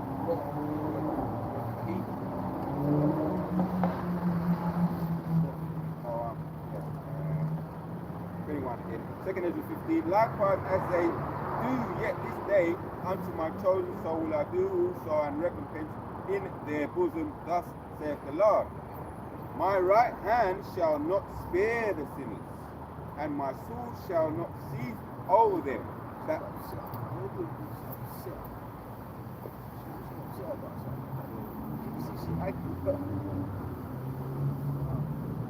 shall not cease over them that shed innocent blood upon the earth. Yeah, no. Talking about the innocent blood, the aborted babies and all that. You know? Cease over them. My right hand shall not spare the sinners, and my sword shall not cease over them that shed innocent blood upon the earth. The fire is gone forth from his wrath, and we have consumed the foundation of the earth, and the sinners like the straw that is kindled. Fire is going to come from the Israel. It's going to also come from the Hawashah, the chariot. Let's get that. It's on fire. Oh, you can get that one. I'll quote this one. Get what you can get. But I was going to quote this where the scripture says that the fire already rekindled what we like. So Yahweh Shai is coming to add fire to fire as a recompense. Okay, and rightly so. And this earth is filthy. The earth is fucked up. The earth is dirty. Yeah. Like the earth is actually dirty. Like it needs a reset. A great reset. A great reset, man. Like this is just not it, man. You know? Well, I was holding 2 Ezra 6 and 9, you proved that earlier. Yeah. Right, so start from verse 7. Then answered I and said, what shall be the parting asunder of the times? Or when shall be the end of the first? And the beginning of it that followeth?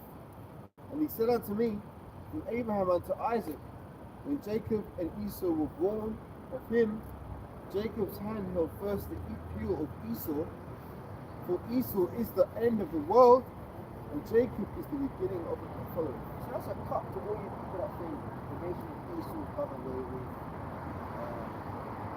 Really Japheth, that's what we see right now. The Bible clearly says that Esau is the end of the world. Alright, so just for the fact that the earth exists and you're on the earth, yeah, and this society is running right now, that means the current people in rulership is Edom, the Edomites, right? Esau, the end of the world, and Jacob is the beginning of it that follows. And I just said, this world is filthy because you've got a pig in rulership. Yeah. Like Apostle Elder Gabar said at the camp last week, if you have a pig and you he even mentioned it at the camp or video I was watching on him recently, one of them. And he said it, if you have a pig and you hose it off, you wash it off, right? Yeah. The pig will go back right into the dirt. That's right. Because it takes comfort in filth. That's the devil, man. He takes comfort in filth. That's right. Like when you check Edomites, they don't really like cleanliness.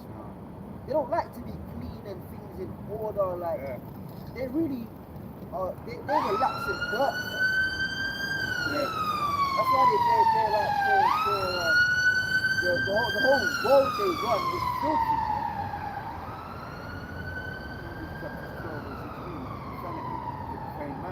Yeah, outside the temple, man. He's just unclean, man.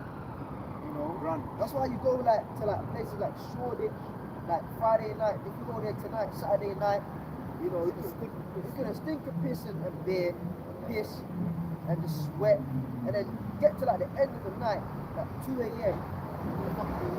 Fucking in the street, you see condoms on the floor. Alright, you got women squatting, taking a piss, you know, cleaning themselves, and then you got women. They'll have their high heels and they can't walk in no more. And we walking Barefoot on the street, man. And they'll be going up into McDonald's, yeah, cheeseburger, yeah. Or the kebab shops, man. Wanna go to kebab, yeah. Fucking eating that women, man. I remember when I was living up in the Midlands, up there in Nottingham, they did the same fucking thing. Saturday night, I'd get home because camp was in London. Yeah. I'd get back up to the Midlands about maybe 1 a.m., 1:30 a.m. Train will reach back up in halfway up the country, and I'd walk from the train station to the house I was staying in, right? And I'd have to go through the club section, you know. And when I'm going through the club section of the city, I'm there in the Midlands, yeah. You know, these Edomite women, and the sole of their feet is black, yeah. So they're black, I'm like dirty, man. And they're just sitting there on the floor, vomiting, yeah. And then after they vomit, they'll take a bite of the cheeseburger. And then drinking the drink, and the smell of the clubbing smell, bro. You brothers know what that smells like. Yeah, the smell of club in the streets is disgusting. Now I hardly vomit and think my stomach turn, but the smell of the street in the club, bro, that makes me want to puke, man. But these Edomites, that's their weekend. That's what they thank God for. Thank God it's Friday. Yeah. You know what's funny about that as well? We talked about the city types who work in Liverpool Street, Shoreditch type area. a few years ago, they were the people that destroyed the Muslims. So they basically graduate from university, and they don't really take any real knowledge away with them, but they take away that lifestyle, and they keep perpetuating that lifestyle. Yeah, they just transfer it. Now they've qualified in their jobs, they come at major cities and they do the same thing, man. Like if you got, one place I've been out, we don't really go out no more, man. The border came down, you want to stay away from these places, man. But, from time to time, you catch a drink somewhere or whatever, man. You know where it's decent, but it's because Edomites there, like, they're kind of posh. Mayfair, yeah, if we go Mayfair, like, their clubs and their bars and their restaurants, it's the high-end shit. Okay. I mean, they're still wild, but they're the type that they'll start skipping coke. I remember seeing an Edomite woman do that with an Edomite, yeah? And like, she was there and, like I used to say earlier, man, if you keep your skills sharp, man. I moved to one chick, right? And I was, talking to her from other dude. And then we left the place we was at, and then she sat down, and then she just starts taking out packets of white shit. Oh shit. I was like, what the fuck's going on here, bro? Angel dust. And it's just lined it up like proper on her knee. Like, she pulled up her skirt, lined it up on her knee. I'm like, nah, bro. Yeah, it's safe, a bro. I ain't into that shit, man. And she just quit just like that. So they're wild, but they'll be doing them hardcore drugs. Yeah. But like, when it comes to like being like scatty and vomiting and walking, they don't do that. They're classy bitches up in Mayfair, man. You get the classy Yeah, drugs. you get the classy ones, man. You're better off dealing with them than them shortest bitches. The Liverpool Street, them shortest bitches, they're just the gutter. Camden, oh man, Camden, man. That's the gutter. Yeah.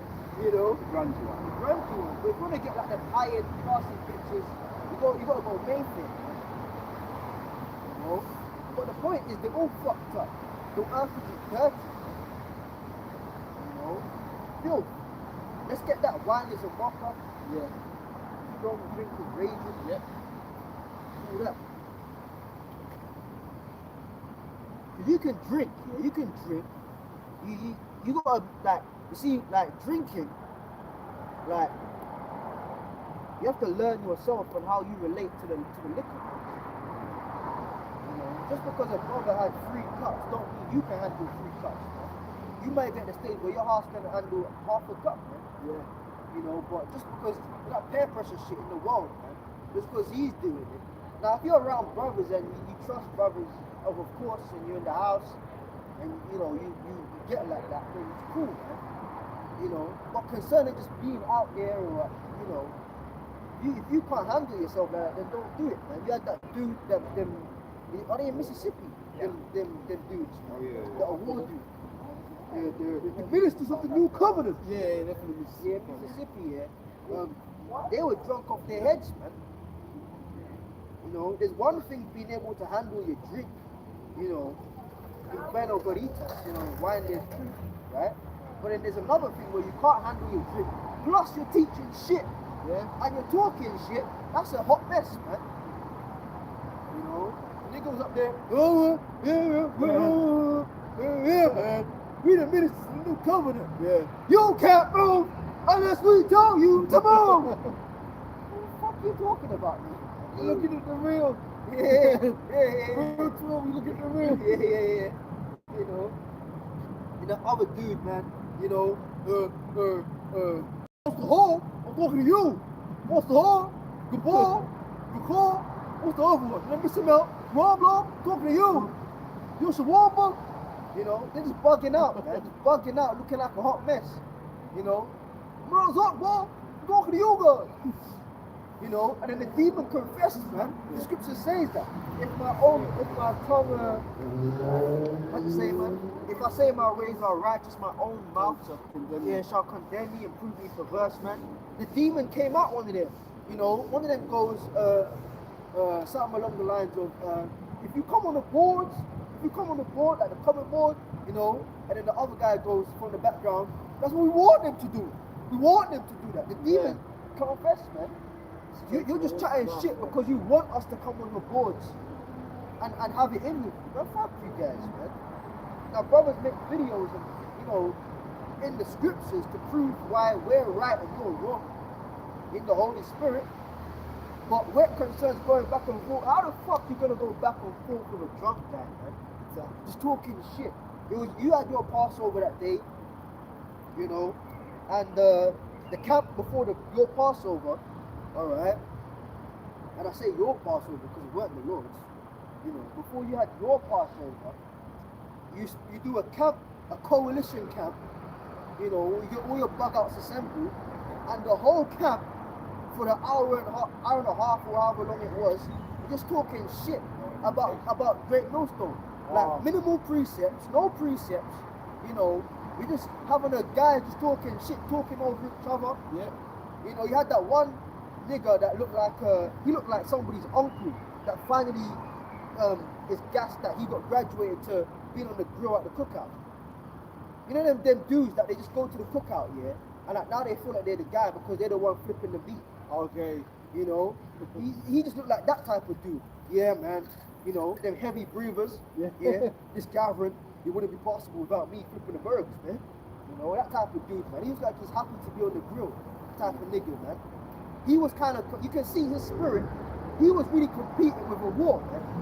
He'll be talking because a war, he's at the head of them. But then he was kind of competing with a war, like, you know, he got to the point, even though a war was drunk, he had to go to him, well, hold on, man, hold on. The guy goes, okay. But they're just talking over each other, no order, no precepts. These drunk guys heard about Great Millstone. Yeah. And it's the fact that they thought they're bones a bit. Yeah. The Great Millstone, that's their common ground. Yeah. For them to get together, their hatred of Great Millstone unifies them. Where the beautiful new covenant and all this shit. Okay, let's get that one about wine. This is Proverbs 20 and verse 1. Wine is a mocker, strong drink is raging. Yeah, if you don't know how to handle it, man, wine will mock you, man. You know, because you think you're the big shot, you're the big man drinking wine and shit. You know, and as I said, how brothers relate to the drink, man, is case by case study for each brother, man. Just because another brother can drink under certain circumstances or drink a particular quantity, it doesn't mean you or I can handle that, man. You know, straight out, man. He was on there, you know, drinking, you know, you can't move unless we tell you to move. Yeah. What the fuck are you talking about, man? You was confident of that yak, man. I guarantee you, if you never had that wine in you, you wouldn't be talking like that, man. With that, you'd be talking your shit, but you wouldn't have that level of confidence, man. Alright? Wine is a mocker, man. The drink was mocking you out there, man. A strong drink is raging, but is deceived thereby is not wise. Yeah, you got deceived, man. You got deceived by the drink thinking you could have all these guys with you. And then you got the other clown that he's with, man. The guy that's just happy to be there. Yep. You know, he's yeah, man. And he does that stupid look in his face, like you don't know what to say. you know, man. Yeah, man. yeah, you know. And when he said he made a stupid statement, man. This is why the captain goes, this is why the Hawashai, we have to pull him down, man. We have to pull him down. You know what I'm saying? And then he does that look like, can I get an amen? Like can I get a hey, man? You know? We gotta pull him down, man. Bro, what the fuck do you mean we gotta pull the Lord down? I like doing that shit, man. I study it and I'll do it to a T, man. You know? Let's get that in now. Scrap the wine, man. Yeah. Let's get that in Acts, man, where it says, this same Hawashai which was taken from you shall come in like manner. Oh, that's Acts 1 verse. Yeah. Because he said we're gonna have to pull your Hawashai. What the fuck? We're gonna have. Let's get serious, man. We're gonna have to pull your Hawashai down. Get a grappling for charity. Yeah. Pull it down. You know. We're getting some joke now. No, it was funny though. It was funny, man. I watched that shit. talking. That's just you can't even get mad at that. You can't get mad at that. All you can do is really laugh. Because that was so stupid. Like you can't even deal with that. You just gotta laugh at it. We don't have to pull your house side down. What are you talking about? Man? What are you talking about? First of all, the scriptures. No, let's read it. Acts 27. Yeah. We start from around verse 5. Yeah, Acts chapter 1, verse 5. Know what I'm saying? Man? Yeah. Come on. Bro. Acts 1, verse 4. And being assembled together with them, commanded that they should not depart from Jerusalem, but wait for the promise of the Father, which saith he, you've heard of me. For John truly baptized with water, but ye shall be baptized with the Holy Spirit not many days hence. And when they were therefore come together, they asked of him, saying, Lord, without this time restore again the kingdom to Israel. And he said unto them, it is not for you to know the times or the seasons which the Father hath put in his own power, but ye shall receive power after the Holy Spirit is come upon you, and ye shall be witnesses unto me in both Jerusalem and in all Judea and Samaria and unto the uttermost parts of the earth. And when he had spoken these things, while they beheld, he was taken up, and a cloud received him out of their sight. Yeah, chariot clear as no little bright light in the sky like we see. Clear as day, right in front of their face. There, and it beamed him up. The tractor beam came over Yahweh Shai, and he started ascending through the tractor beam in the air, and then the doors of the chariot opened and received him in and shut again, and they didn't see him. Much like what happened with Enoch and Elijah. The beam split him from Elisha, and then he saw him go up. Yep. Good reference here. And it says, verse 10, and while they looked steadfastly towards heaven, as he went up, behold, two men stood by them in white apparel, Which just appeared, which were angels. which also said, Ye men of Galilee, why stand ye gazing up into heaven? For this same Yahushua which is taken up from you into heaven shall so come. Oh, that's the cut. This same Yahushua which is taken up from you.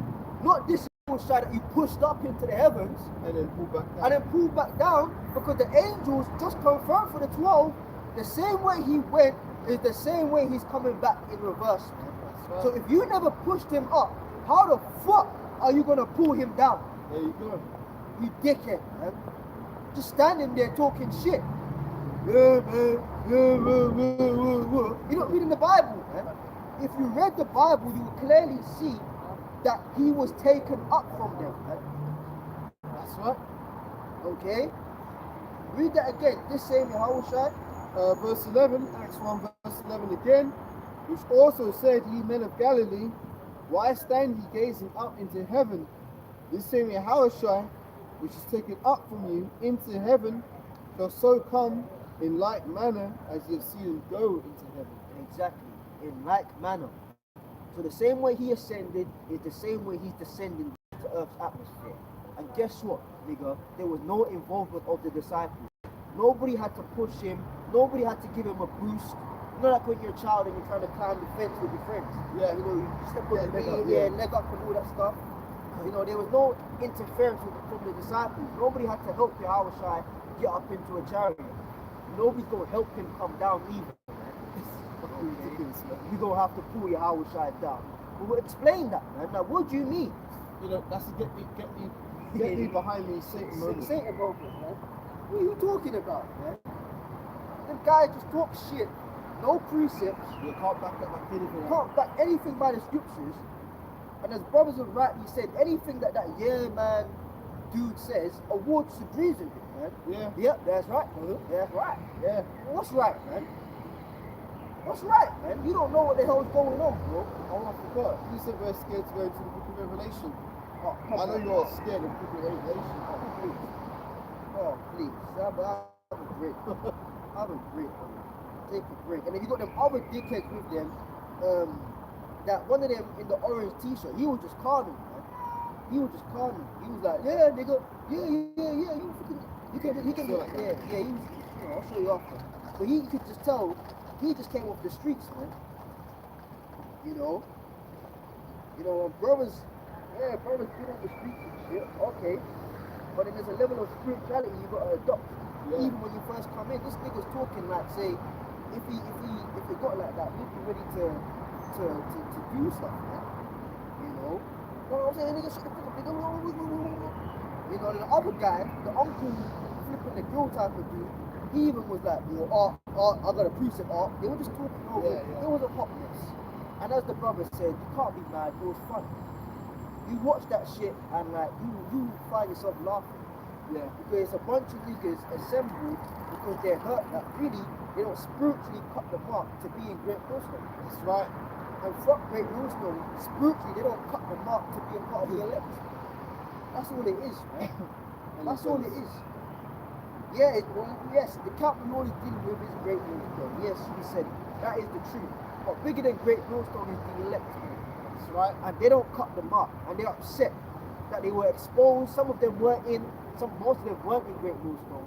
But whatever it is, they have some qualms with Great Millstone, man. No, your real issue and qualms that you want and bone you want to pick is with the Holy Spirit, man. Right. So when the Lord starts killing, because we ain't gonna do nothing to you apart from rebuke you and ignore you. But guess what? The Lord is coming back to for judgment to start at the house of Israel. That's right. You can pull that. The judgment is it in Ezekiel 9. Okay. I'll just get this one. Yeah. Okay. Yeah, you can do it. I'll get it for you. You can. Okay. Huh? That's bullshit, man.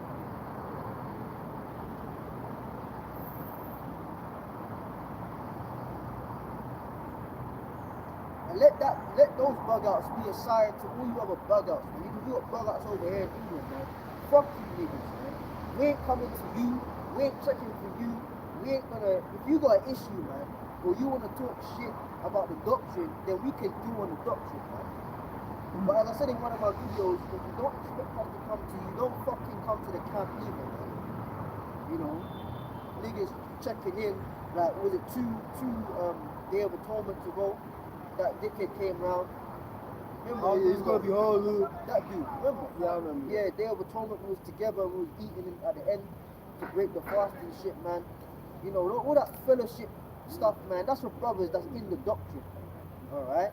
All you outsiders that wanna just come around and, come around the corner, tag along, fuck you guys, man.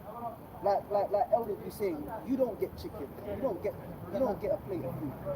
You don't deserve it. Yeah. Alright? You're just coming around for the good times and the food and the fellowship, but then when it comes to the doctrine and putting in the work, it teaches some madness, man. Fuck you dudes, man. Fuck yourself. Right. Ezekiel 9 and verse 4. And the Lord said unto him, go through the midst of the city, through the midst of Jerusalem, and set a mark upon the foreheads of the men that sigh and that cry for all the abominations that be done in the midst thereof. Which is a spiritual mark, the mark of the rock. And unto the others he said in my hearing, go ye after him through the city and smite. Let not your eyes spare, neither have ye pity.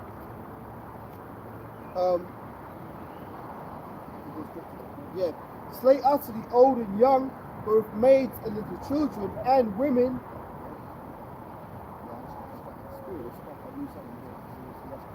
See, that's why I paused, but I didn't even see him because something was just like upstairs. Yeah. Let me read this again. Slay utterly old and young, both maids and little children and women, but come not near any man upon whom is the mark, and begin at my sanctuary. Then they began at the ancient men which were before the house. Yeah, there you go. So, the ancient, the before the house. So, guys in the truth are going to get judged first before niggas in the world. And even more harsh. And even more harshly. The scripture says that it's better that you had not known the ways of righteousness. So it's better to just be a nigga in the world that never came into the truth. Rather than come to the truth and then be a damn demon, you're going to get a worse punishment. Go on, man. First Peter 4 and 17. For the time is come that judgment must begin at the house of God. And if it first begin at the house, at us, what shall the end be of them that obey not the gospel? Yeah. So yeah, judgment's going to start. She's already started in the house of God. That's the so-called black people or niggers as known. Judgments are coming down hard. You know, we've got the tornadoes, but you got in-house, the niggers in the world, but you got niggers in the truth too. And Elder half stated it out of his own mouth. He said we got niggers in GMS. Yep. So judgments starting first in the house of God, man. We've got a lot of bug outs, as you say, coming out. And it is a fearful thing to fall into the hands of the living God.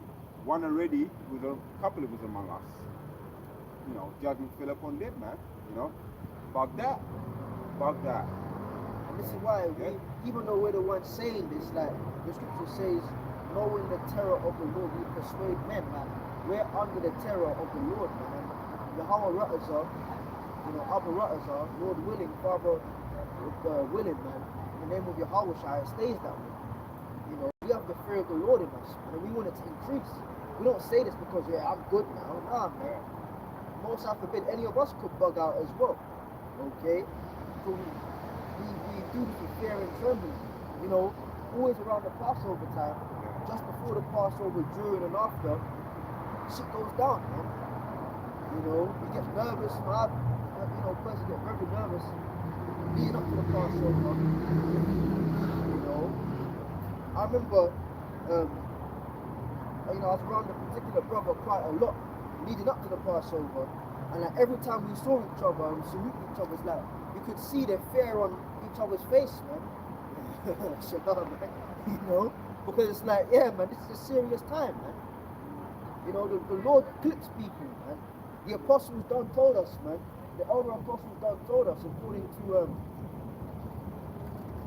you know, the inspiration of the Holy Spirit, how it works through them. That is house cleaning, man. You know, guys getting told, you know, don't worry about coming back next week. You know, spirit falling off people, guys, you mentioned it, guys falling out of different months. You know, bug outs popping up again.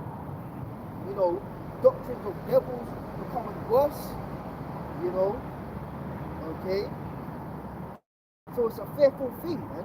We're not just saying it because like we're cool. Nah, it can happen to us. You know? Go on, man. Psalms 2 and 10 says, be wise now therefore, ye kings, instructed, ye judges of the earth. So, to be instructed, to be a judge, you need to be instructed. And any kind of, you know, official, police officer, there's a course you have to go through. So we're going through a course right now, man, to be judges of the earth, man. We're being instructed so that we can be judges. It says, be wise now, therefore, you kings, be instructed. And be mentioned the Spirit through their elders and the apostles on down to be instructed to be wise, to be instructed so that we can judge collectively as brothers. But then ultimately, we are those men. We're going to be judges, man, sitting on thrones, judging in the kingdom. So to serve the Lord with fear and rejoicing and with trembling.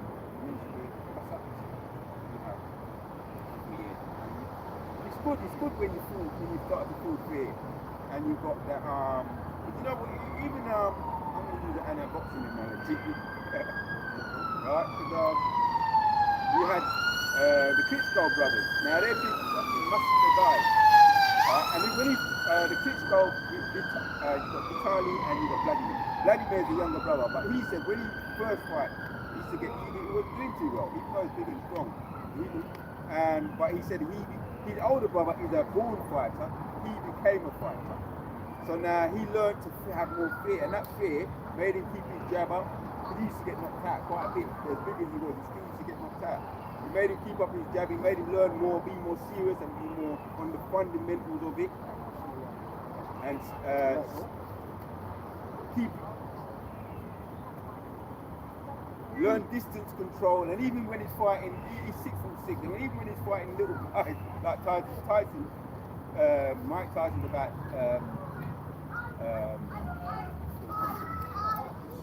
probably about 5'11" at most, maybe even 5'10". But even when he's fighting them guys, you don't just say, all right, he's smaller, he's all right, I'm gonna be able to get. You have to, he still learn to keep his distance. So that's that element of fear. It doesn't matter how big the guy is or small the guy is, the guy can still just come out and know where to swing. And we know Tyson's very dangerous, regardless of his size, because of his strength and his unpredictability. So that fear, making a point of fear, man, with the Most High, man, that complacency, you can't afford to be complacent. And every year, it's reasonable to feel that you have a little bit more fear in you, because it talks about fear, like Sirach 25, fear is the beginning of wisdom, and then a lot of the proverbs, fear is the beginning of wisdom. So every year it gets more scary. Yeah. You know, because if we're doing the right thing in the truth, we're growing, we're elevating year by year. So the potential to fall off is a higher distance, it's a higher drop. You know. So yeah. Get Matthew 26 and 20.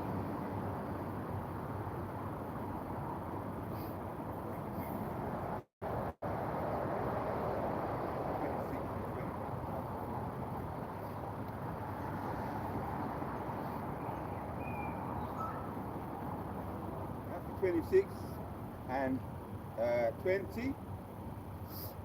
Now when the evening was come, he sat down with the 12.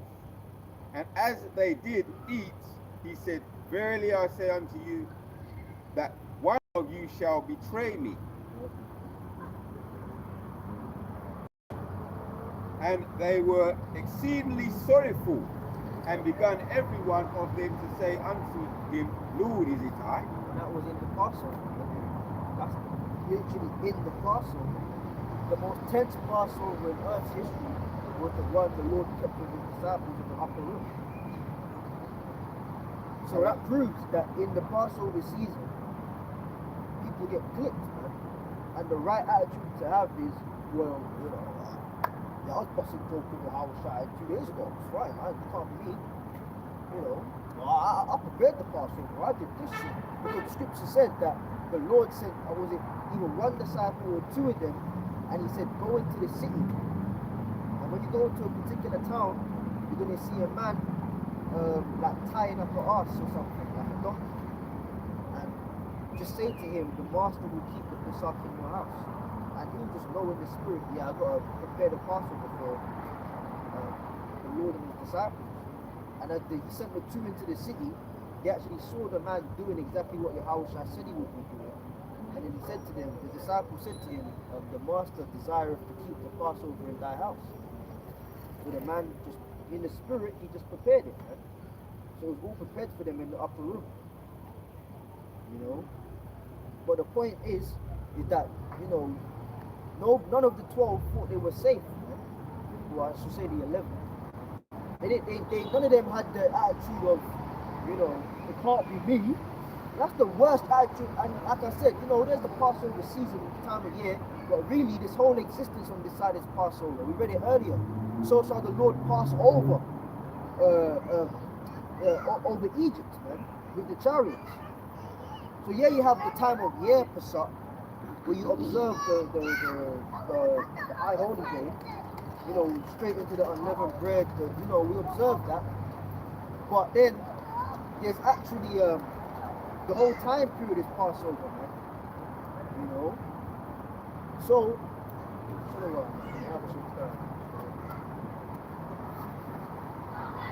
you can't just have the attitude of, no, it can't be me. The 11 never had that. They all asked, is it I? Which shows that they were nervous, man. So that's the right spirit to be in, man. That's the right spirit to be in, man. You know. Yeah, because you know, confidence is good, but you've got too confident. As he said, to go back to that in LA, he said nerves is good because it makes you stay, keeps you alert, you know, in perspective, within the right measure, you I've got another one to back you up. Go on. 1 Peter chapter 5, 8 says, be sober, be vigilant, because your adversary, the devil, as a roaring lion, walking about seeking whom he may devour. Yeah, that's Satan, bro. Satan is actually, the spirit is on the earth through the physical counterpart, he's the devil. And he's seeking whom he may devour. And again, I was talking with Caleb early hours this morning, and we were just talking about certain things, man. And one of the things you mentioned is like, if God forbid, if you bow out, if you fall to Satan, if you sell out, you fall out the truth, all your issues that you had in the world, they'll all of a sudden go right. You could have a million problems like bills and this and that, all kind of stuff going wrong, even your health. As soon as you fall out the truth, Satan will make things go right for you in the world. So you don't want to go back. So he'll just to let you know, I'm Satan and I'm here, and yeah, that's what he said to Yahweh Shai. Just bow down and worship me, man. You know, he showed him a hologram of all the kingdoms of the world.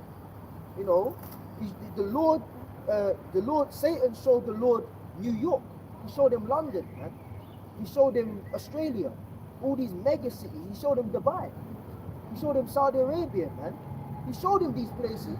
All you gotta do, Yahweh, man, is fucking bow, man. It's easy. I ain't asking much.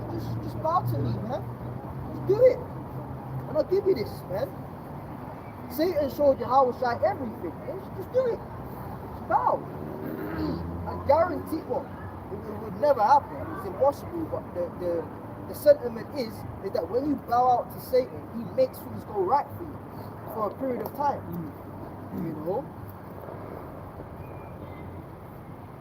Read that again. 1 Peter 5 and 8 says, be sober, be vigilant, because because that's the point. If you're not sober, if you're not vigilant, Satan's deal will seem reasonable.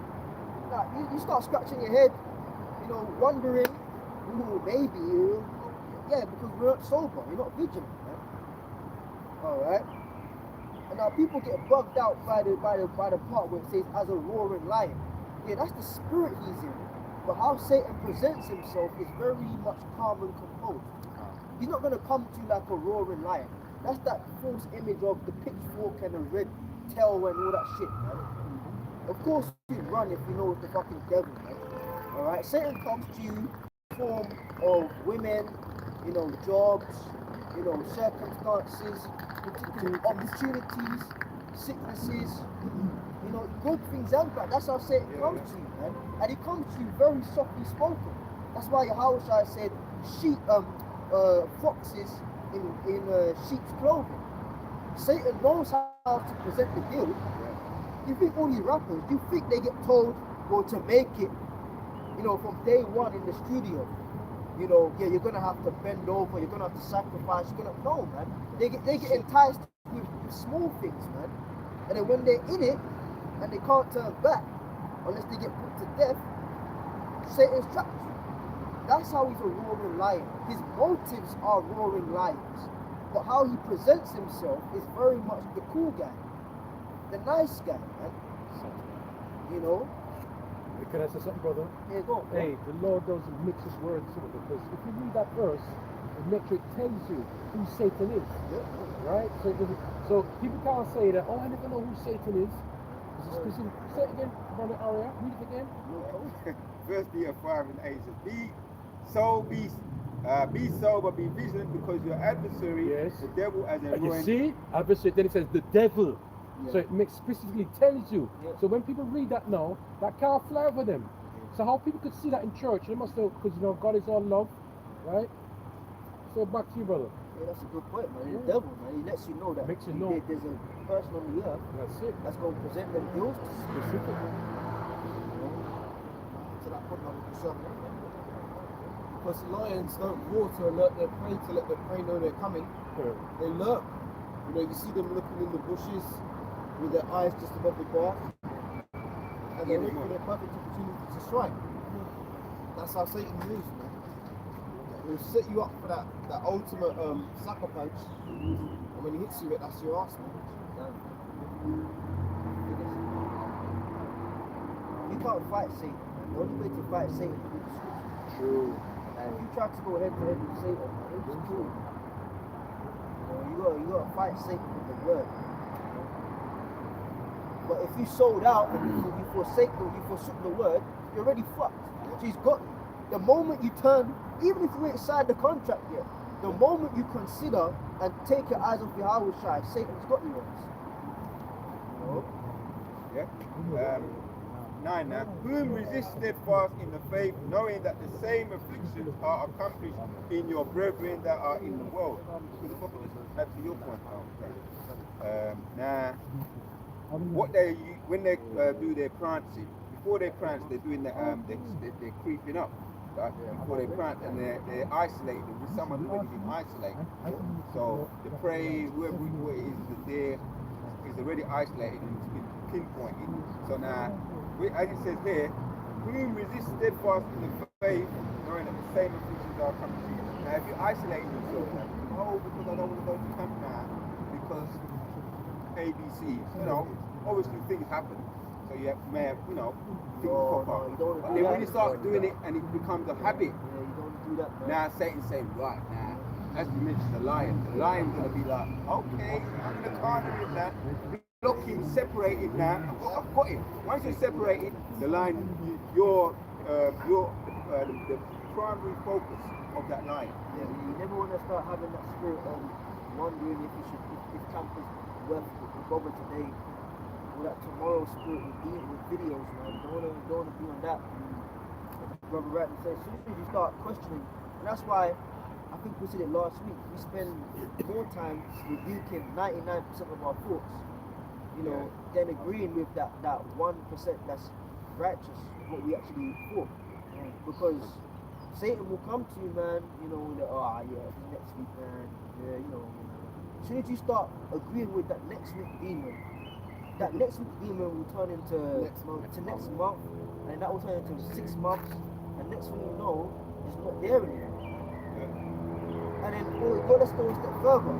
There's the forcing yourself to camp and turn it up, but then you want to turn up and be in the spirit. Because you got people that turn up, we've had that before. People that turn up, but then their heads are there. Now, is every brother going to be in the spirit 100% all of the time, every single no? Sometimes you may, we're not saying you got to be 100, because nobody's like that. There's some times I come to camp, I'm more fire than other weeks, and you play a more background role or whatever. But you're in the spirit somewhat. Yeah, eventually you're going to turn on. You're going to activate. But then you got guys that they just come there and it's just like for 4 hours straight. And like not once is the spirit ignited in them. And then you get to, the only time they get excited is when the brother calls it, man. Yeah, all right, and with that, we're going to say shalom. Then he gets excited because the demon in him is happy that it's over. Yeah. But he just turned up there and for 4 hours straight just doing this. As soon as you say shalom, all praises be. Shalom. They've got the loudest shalom, but then they didn't want to read, they didn't want to talk, they didn't want to hold signs, they didn't want to hold posts. Yeah, someone who was around. Good brother though, I'm gonna say very good brother. The one. So he started to not bring out elder, the one I mentioned.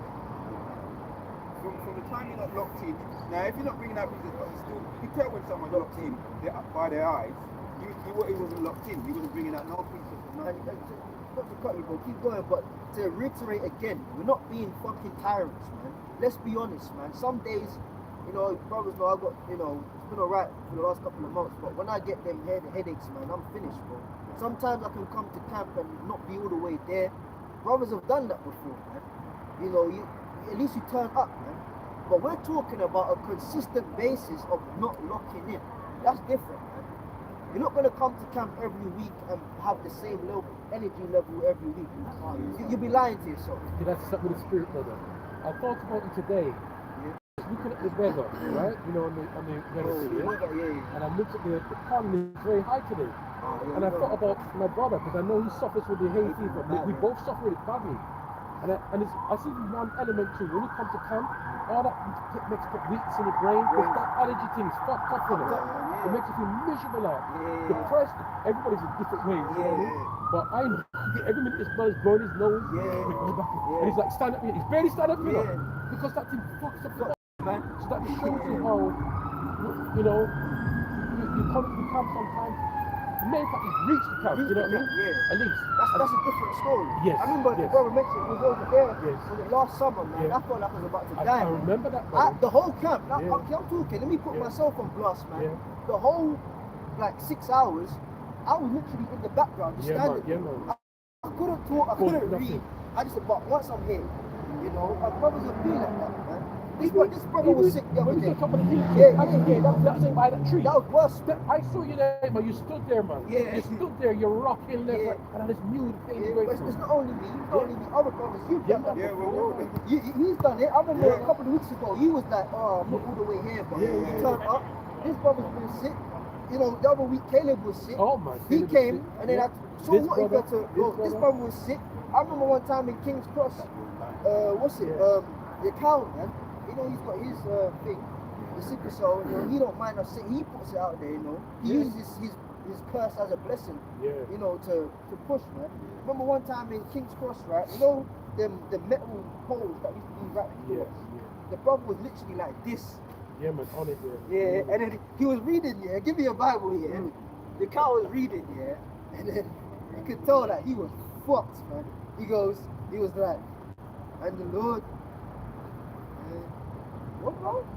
And the Lord, and the elder said, man, close the book.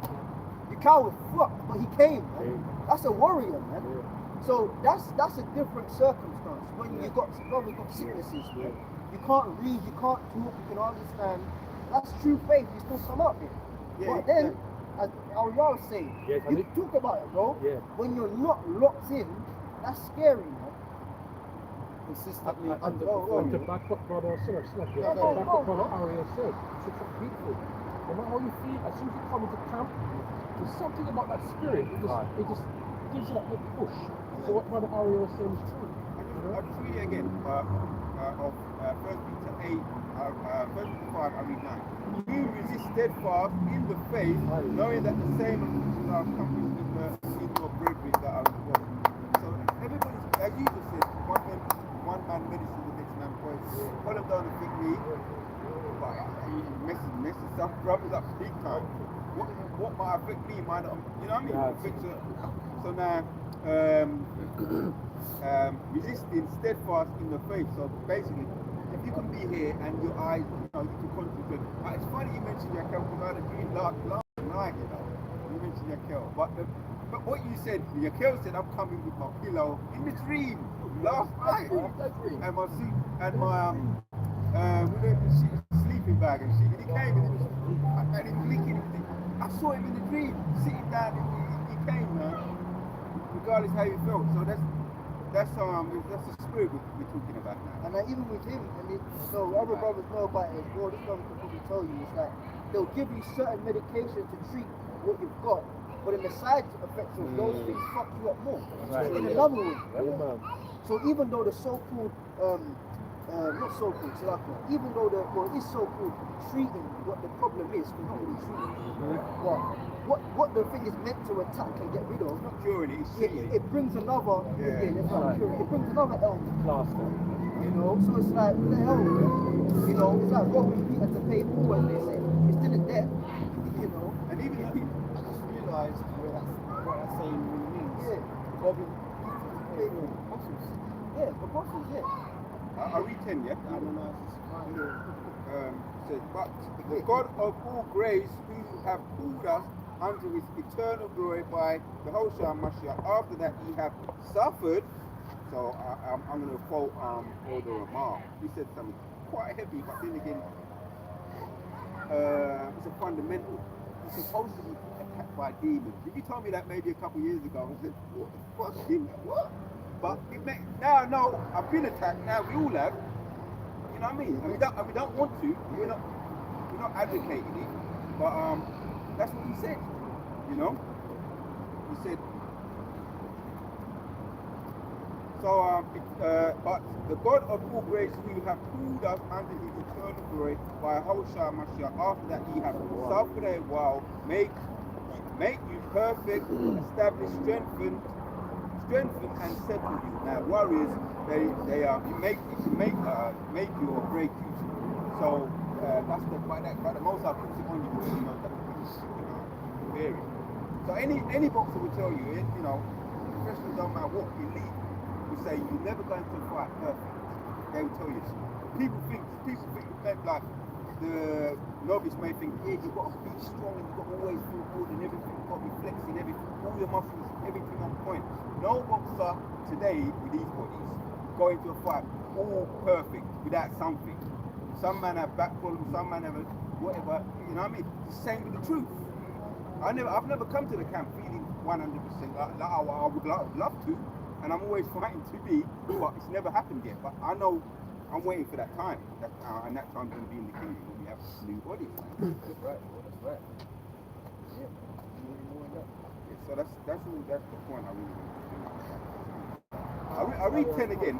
It says, but the God of all grace, who have called us unto his eternal glory by Yahushua Mashiach, after that he have suffered a while, to make you perfect, establish, strengthen, and settle you. To make perfect.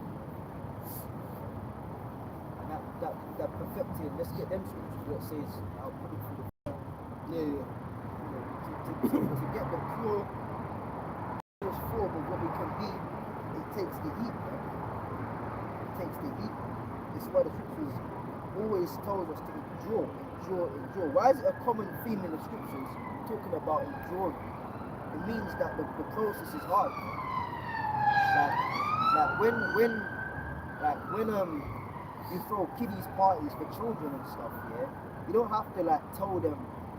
You may have to tell a child do your homework, but you ain't got to tell a child at a party have fun. It's natural. Like they naturally just have fun. You know, even grown-ass adult. If you're doing something you enjoy, you don't have to force yourself to enjoy it. You naturally enjoy the thing you're doing. Yeah. So why is it that the scriptures keep telling us endure? Because we're going to be put in circumstances that aren't natural to comforts of the flesh, man. We're going to be put in situations where we have to adapt, man. That's why the scriptures always speaks about adapting and endurance, man. If you could just be you and how you was in the world and skip your way through the truth and make it into a chariot, then there's no need to be changed.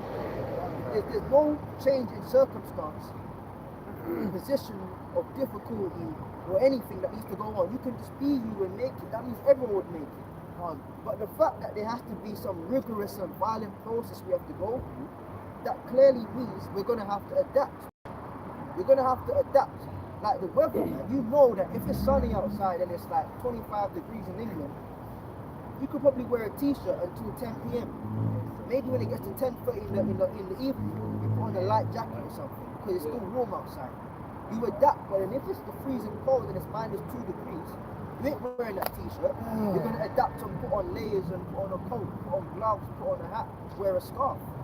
It's the same thing. The truth is like a violent change in the weather pattern, man. You live in a so-called sunny life, which is really the broad path that leads to destruction. But then when you come in, it's like you go straight into the Arctic, man. Yeah. The ice bath. Adapt or die. You know? Yeah, just to add to your point, you pretty much said what I was going to say, but I was just going to add, I was thinking about this before I came to camp today, about growth. And oftentimes we have the assumption that growth is easy. You know, like to grow is just like, I suppose when you're a child, you grow up without even thinking about it, it just happens, right? But the fact of the matter is that not all growth is easy. Some growth requires a lot of difficulty. And that touches upon the topic that we're speaking about, because we have to go through hardships. Right, growing pains. Yeah, there you go, growing pains. Sometimes in order to get the result that's desired, you have to go through some painful or traumatic situations, but as the Most High puts upon us, not to destroy us, but to make us better men. I've got a piece of paper which says it more succinctly than I can. Even babies, when they're teething, they cry a lot. Yeah, there you go. And they want to like give them like biscuits or something so they can scratch their gums with, man. It's a painful thing for the teeth to come through. And it's a real word, it's a medical term, growing pains. Just to give people that people that are really, really tall, they actually do feel pain, joint pain. Yeah. Well, this is the thing, isn't it? Because we're growing in this truth as we come into this truth. As men in the spirit, we're growing all the time. So this is Sirach 2 verse 5. For as gold is tried in the fire, acceptable men are tried in the furnace of adversity.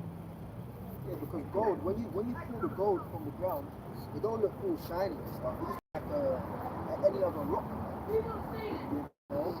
But it's got to go through the purification process. If it doesn't go through the purification process, it's going to look like any old piece of dirt. So gold has to go through the fire, you know? And the heat is hot, you know? The heat is uncomfortable, man. You come into the truth, and this, he's talking about, we always laugh when we were talking about those guys earlier, right? But a key I don't want to get in the way of the camera. That's one thing. Is that a lot of these guys, man, they're upset that they couldn't take the heat that comes with being in Great Northern. That's all it is. This ain't no bullshit camp or buy a garment, you know, and come along. Ain't no buying no garments, ain't no coming along to get along, man. You gotta be down in the spirit, man. You know?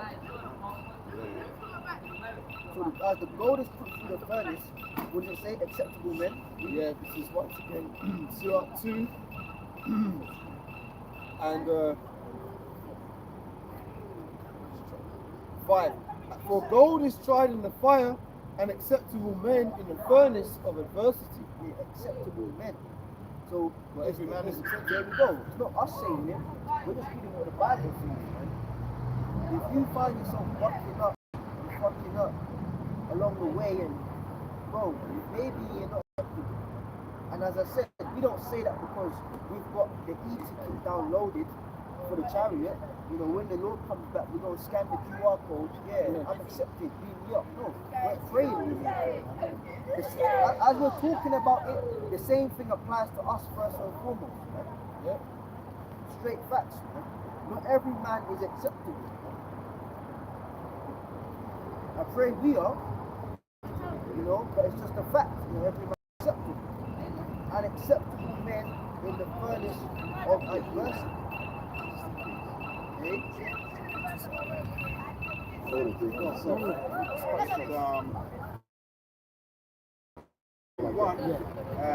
My brethren, count it joy when you fall unto diverse temptations, knowing this, that the trying of your faith worketh patience. But let patience have its perfect work, that you may be perfect and be James chapters 1 and 2 again, yeah?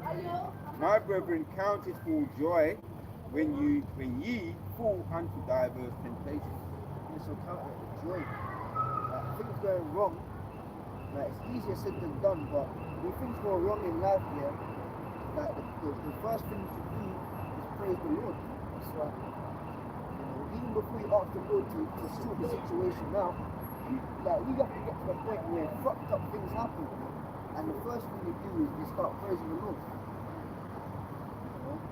But that's, if I can just say that, that's usually after. Your initial reaction may not be That's what to do that. Yeah. You know? That's in the flesh, but Flesh. spiritually, you should praise the Lord before, during, and after. You know? Like often, it's a good point. Let's move along this way. But oftentimes, see, that's the thing. We're subject. Beautiful you said that. It's true. Oftentimes, here, we think that the Lord is subject to time. That the Most High is not subject to time. He created time. The concept of time is a creation of the Most High. So he works outside of time. You know, he can work in time, but he's not dependent upon time. He's not subject to it. Okay, the Lord works outside of time. We can't even comprehend that. And I say this to say this. Oftentimes when we went to war, the Lord would require us to praise for the victory before we that's even deep, went that's there. deep. And then they've done it and lost the battle. Lost the battle. But oftentimes he would say, nah, you gotta praise me now, even though you ain't even gone to the war yet. Praise me now, because you're subject to time. Your stupid little ass has to go through the war, you know, some men have to die along the way, you're gonna get hurt and stuff and all of that. But I'm already in the victory. I can already see the timeline. So for you to please me and have faith in me, before you even take your arm to the battle, you need to praise me. That's why, as the brother said, it's easier said than done, and the flesh don't want to do that sometimes, but you've got to open that fucked up letter from the council, yeah, and hear some bad news, and the first thing has got to be, how do I show me how to shine? Because even though I'm subject to time, you're not, you know, the most I isn't, you know, you got to come home and see that parking fine and bills and wonder how you're going to pay it, you know, or hear some messed up shit from a family member, and the first thing's got to be, well, thank you, Mosai. You know? So that's why it says count it all joy, man. Because guess what? Having faith, that's Satan. I slipped the tongue. I'm going to say having faith is a sin. Having no faith is a sin, man. Without faith is impossible to please the Mosai. That's really a sin, man. To not have faith and start worrying over issues before you go and ask the Lord, that's really a sin, man. Because now you're putting that problem above the power of the Lord in your eyes and in my eyes. Oh, this problem's so big. Oh man. Yeah, well, why don't you just pray, man? You know, why don't you just pray? I was watching a video. The elder from Dallas, elder unrelated. He was like a sit-down, and he was with one of the officers, and he was explaining that he was at the brother's house, and he lost his keys. He couldn't find his keys, man, and he had to go to work in the morning. He started running late, and time was going, and he starts getting nervous now, but he just couldn't find the fucking keys, man, for the car. Like, what the hell did I put my keys? Him and the brothers turning the house upside down. Where the hell are the keys? Where the hell are the keys, man? Right? And then they said, you know what? Let's just stop and pray about it, man. And they stopped and they prayed, and the brother said, man, with less than a minute of praying, the key was right on top of the sofa. Not down the side, not down the crevice, down the back, literally as if I'm going to sit my ass on the sofa, right where you would sit your ass.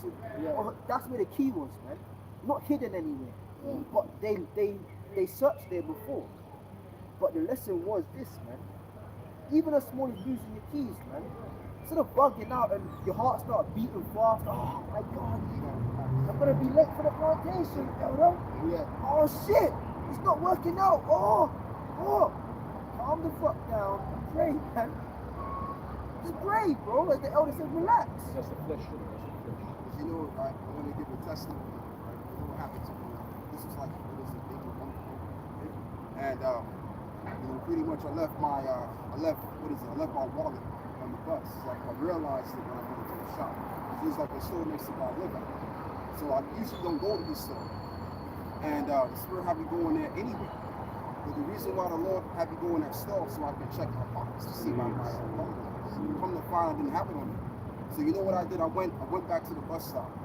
And I mean, of course, you know the first reaction is going to be, oh shit, right? Because we're in the flesh. That's going to be the first reaction. So that was my reaction.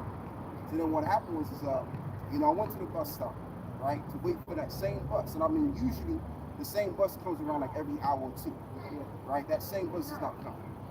So I don't even know how that was even possible. But the point is, you know, I was waiting for that same bus. That same bus came. And the bus driver, I noticed he was looking at me close to the bus was getting to me, right? So he was like, you know, I looked at him too.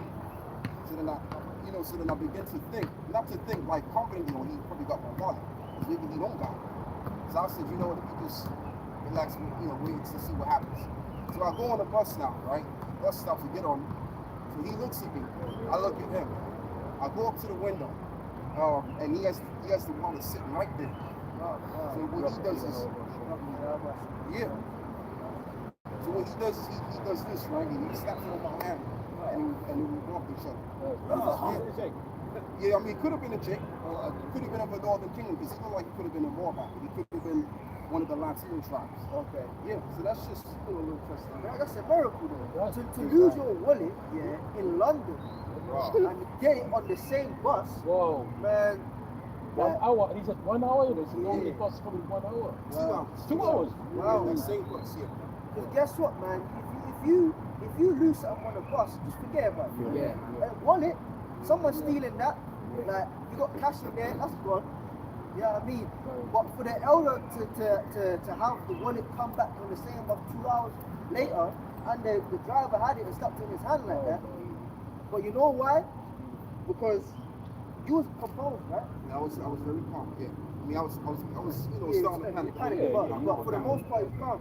Calm enough to Yeah. do what you did. Yeah, that's very calm, composed. But if he's bugging, oh shit, you know, he's the bugging out and shit, that would probably be gone as a punishment for not trusting in the Lord. You know, that's a beautiful testimony, man. I mean, I usually don't even lose my You wallet. don't do that stuff like that, you know. But that's the point, man. Like, just trust the Lord, man. You know, and this as well. Sometimes demons will come to brothers like, oh, this is too small to pray about. Nothing too small to pray about. You can pray about anything. Anything. Small or You know, you can pray about anything. You say you pray about season. You're not gonna have some catastrophic thing going on every half an hour in your life. Like even small things you can pray about. The oldest testimony is powerful because I mentioned in the chat to you yesterday that I saw a nigga with bugging out in Tesco's over some chicken and shit. And she was screaming at people around wanting everybody in the store to turn around and notice that her problem was the biggest thing in the world. It wasn't even that much. And she's blowing up, right? You didn't do that. You did the opposite. You handled it like a man. You know, you didn't like, oh man, fuck man, you don't want it. You know, you just kept your head cool. When the bus driver comes back, if he's got it, he's got it. Take it from there. That's a lesson that a nigga woman needs to learn, man. She ain't gonna learn that because No, they will learn it, but when they're dead, the scripture says death by pain. yeah. They're gonna learn it when your house. When your house comes back to start splitting their skulls open, Then they're gonna have something to that's when make the yeah, crime. that's when they'll learn the lesson. You know? You had something. Yeah, just doing close. I finished it. Yeah, so James chapter 1, I read through that. Knowing this, that the trying of your faith worketh patience. Trying of your faith.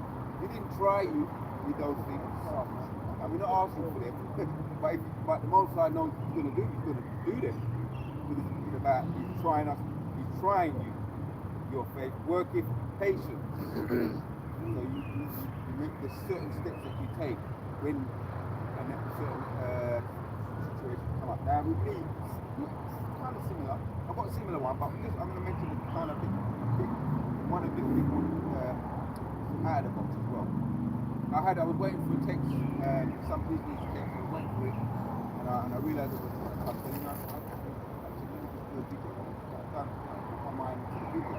Put my mind off it. I've done the video. I'm always trying to find what to say in the video. I'm always, the right thing. It took me about half an hour, roughly. But by the time before I finished the video, the thing what I was waiting for and delaying the video came through while I was doing the video. So I said, so I picked up my script, like to say, I get it now. You know what precept comes to mind from that? I've quoted where it says, seek ye first the kingdom of the Most High, and all these things shall be added unto you. That's when you put the work first, Yeah. and then all your other good things after. So it's symbolic of basically symbolic, yeah. I finished before that. But let your patience have its perfect work that you may be perfect entirely, wanting nothing. And it says patience. The word patience means to suffer. So the Lord wants to see how we're going to compose ourselves under hard situations. You know, and that's going through the fire. Like the blacksmith, that's the one that works better, right? Yeah, that's right. Yeah. When the blacksmith puts the raw gold from the ground into the furnace, he's observing. He's watching all the dirt and all the other minerals fall away, and the pure substance come forth. So the Lord is the ultimate blacksmith, putting us in these situations of heat,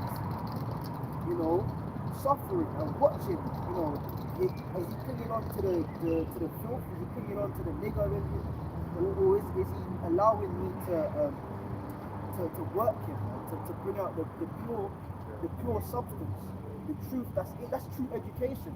Educare to bring from within out, man. We're really being educated in this truth, man. The Lord is beating us in that fire of affliction and seeing the dross fall away and that pure substance and that valuable substance come through. That's right. That's why when you fight against it, it's like you're trying to, that's what the scripture says, can the pot say to the potsherd, why hast thou made me thus? If you start bucking up against things, you know, doctrines and orders, you think you're bucking up against man, but really you're bucking up against the ultimate blacksmith, which is the Most High. You know? And it's simple, man. It's simple. Like, if you're designed, if you're molding a teapot here, and the design is for the handle to be in a specific part of the teapot, at the top or the middle, the bottom, whatever, if you insist that it goes somewhere else, that's no longer according to the design. It's the same thing with the truth, man. You have to be malleable. That's a science term. Year 9 science, malleable. You know, so able to bend, man. We have to get melted down and built back up. You know, how the Lord wants us to be, because guess what, man? You might like how you were in the world, but how you were in the world ain't suitable for the truth, man. That's right. You know, when we come into the truth, yeah, we don't like how we was in the world anymore, because we can see the difference in how, you know, the difference in how we were.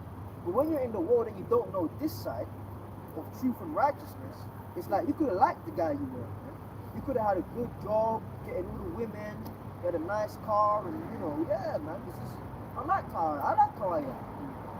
Yeah, but that guy that you like in the world might not be suitable for the truth.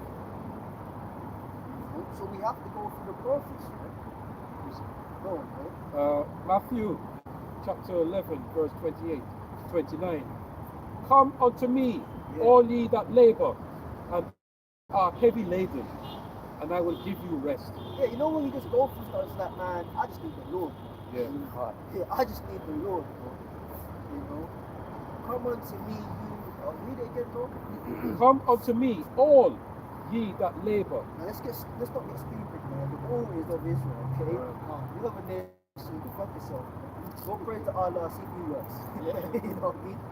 But the all is talking of Israelites. And those who will do it is the elect. Alright? Go on, bro. Come unto me, all ye that labor and are heavy laden. Heavy laden. You know? Because even this word is a burden, man. We read the scriptures, oftentimes the prophet started out the burden of the word of the Lord. Yeah. Now it's not an irritable burden.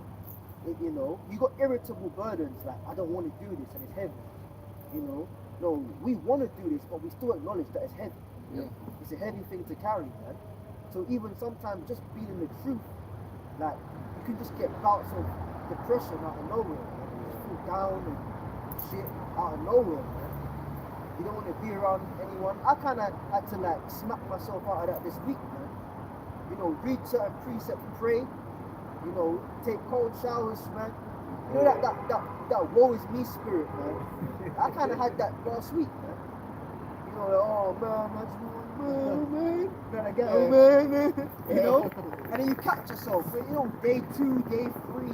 What the fuck's going on, man? Like, nah, man, I got to do something about this in the spirit, man. But sometimes, you know, the flesh can't keep up with what you're involved in, and you get like that, man. Spirit is willing. Flesh is weak. That's why Yahweh is saying it. It is all ye that are heavy laden, come unto me. You know, don't be like an Edomite. Don't kill yourself. You know, don't take courage or comfort rather than anything else. Go to Yahweh Shai. That's right. Go on, bro. And I will give you rest. Yeah. Yeah, that's what the scripture says, a peace which surpasseth all understanding. Only Yahweh Ba'ashem Yahweh Shai can give that. Yeah. You know, yeah, you get comfort if you had a woman or whatever, you get a little bit of comfort there, you comfort foods, whatever. You know, whatever you're into, you can get a little comfort, that true peace that surpasses all understanding. The true peace comes from the Yahweh Shai. And I will give you peace. That's what the Lord is saying. Oh, bro. Verse 29. Hold on. when you think about it, the thing catching golf process is really the reminders that we see. Because then if you, let's say you don't catch out, right? Nothing goes like way left or left, then you're going to be kind of complacent. Yep. You know, so when you get kind of complacent, you're going to be complacent for real. And then you're just going to get comfortable. So, you know, that's just the whole thing, man. Yes. Take my yoke upon you and learn of me. See, that's it. Like the elder said, rightly so. We catch the hell because sometimes we get too indulged with life and even too indulged with self. As I mentioned it last week, you know, it's true, man. Like, being in the truth is not about you. It's not about me. Yeah, I mean, in terms of salvation, yes, you know, but really sometimes we can get too bogged down with our experience in the truth. Like, this ain't finish the seminar, finish the 3-week program, and then you know, give a feedback out of 10. How did you rate the experience? What would you change? The Lord ain't interested in your fucking feedback, man. That's right. Do the fucking job, man. All right. Sometimes even in the truth, we can get too self-absorbed. I feel like this, and I no. Fuck you and me. What does Yahweh Bar Shem El Shai want? You know. Okay. Learn of me. Sometimes in the truth, we start learning of self, man. If you want to be honest, learn of me. Keep going, Ahab. Yes. Take my yoke upon you and learn of me. That's why the elder said, you know, the Lord put stuff on you because you're focusing too much on the world. You've got to start focusing on the truth, man. Things go wrong, do the work. Things go right, do the work. Pray. Even certain elders were saying this week, man. You know, brothers was opening up about paying child support and women fucking them over and all kind of things. In the government go to court, all kind of things, man. But guess what? When it's time to do a video, you gotta put that to the side. You gotta teach the word. When it's time to come to camp, you gotta do that. Teach the word, man. You know, learn of me. Finish out the hub. For I am meek and lowly in heart. So Yahweh understands, man. Yahweh not gonna cuss you out. That's why the scripture says that, man. Who upbraideth not. Like men talk behind, you know, brothers, you know, we don't do that. You know, if Satan jumps on us, you know, we curse that out. Brothers, you get cursed out from brothers from time to time. You know, we're brothers up here, man. But in the world, they're known for talking behind people's back, man. You know, if you ask a guy for something, you know, can you help me out? He'll help you, and then he'll go on radio and talk shit. You niggas do that, man. I was there for that nigga, and I did this and that. Yeah, when you go to your house, he don't talk shit about you, man. He just keeps on the road and helps you out. I am meek and lowly. Go on, bro. In heart. Yeah. And he shall find rest unto your souls. Yeah, man. So the rest of the peace is through Yahweh Shai. Hey, that's well said. Because, hey, man, like, as usual, like, we don't go do everything, but hey, man, I went through some mental craziness this week too. You know, when the mental is like getting on me, like the flesh is like, oh man, I wish I had this, and I had this, and I would have been in a better, you know, whatever. You know, but that's just the carnality taking over the spirituality. You know, we gotta like be more like spiritual, like, because at the end of the day, you can think about whatever you want to think about, but is that gonna lead to your goal of being saved? You know, think about it. If we were so caught up in what we was feeling and what we was thinking, then the work would get done. You know, so it's very important that we take ourselves and outside of ourselves and focus on what's important. Because really, you know, reality, like the brother said, we're not important, man. Yahweh Shai is important. You know, like think about it. Like people that's so self-absorbed and self-willed, they're gonna be put to death out. Because they rather choose to operate in their feelings through their flesh rather than to operate in righteousness that we're given unto them. You know, if you can, brother, get me someone get me what is it? Ashes, man. Someone get 2nd Ezra 9 and verse. You know the scripture would agree when a place of repentance is given unto them.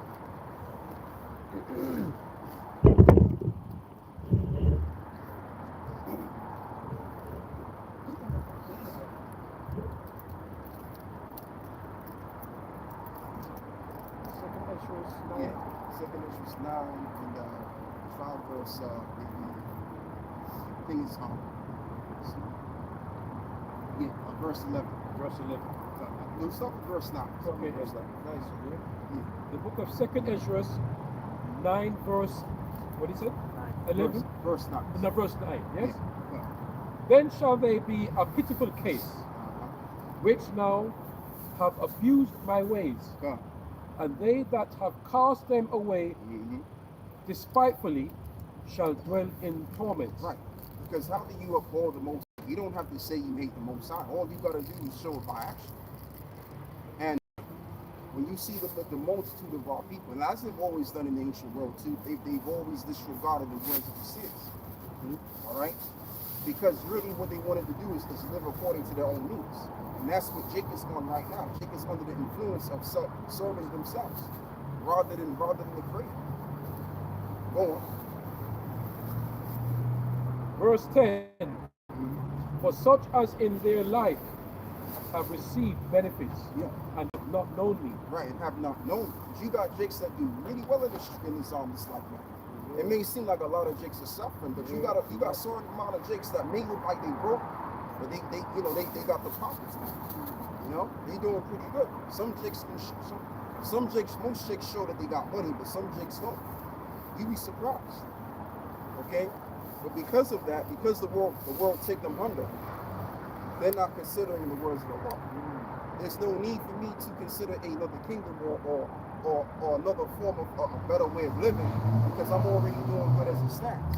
And I like the way I feel about myself, and I have my wife and my children and all of this stuff. So they're already covered in that. As it is also written in the scriptures that how does it go? It says, woe unto you that have received your consolation. That's heavy. That's what I was going to look for next. God. So you don't want to receive your consolation like the brother was going into, man. Like you gotta just go through the hell, because that's the reminder to let you know this ain't our rest. The Lord didn't lie. Go on, brother. Right. Verse 11, and they that have loathed my law while they had yet liberty, Right? They had the freedom. They had the freedom to do so. Go on. and when as yet place of repentance was open unto them. Right. What is that place of repentance? This is the place of repentance right here.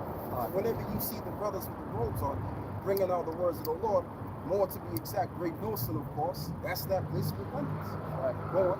And when as yet place of repentance was open unto them, understood not, but despised it. Right. Understood not and despised it. Doesn't it say in the book of Proverbs 13 and 13, whosoever despises the word shall be destroyed? So there you go.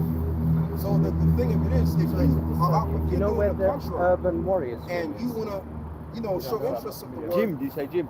and Urban get Warriors into the gym. word more It's so, an MMA guess gym. what? I just want to see the entrance. You're going to have life. Well, I only know there's one gym. So the thing of it is with us, I don't know we what can't to do, though. worry about Thank you, appreciate it. what the world is saying, and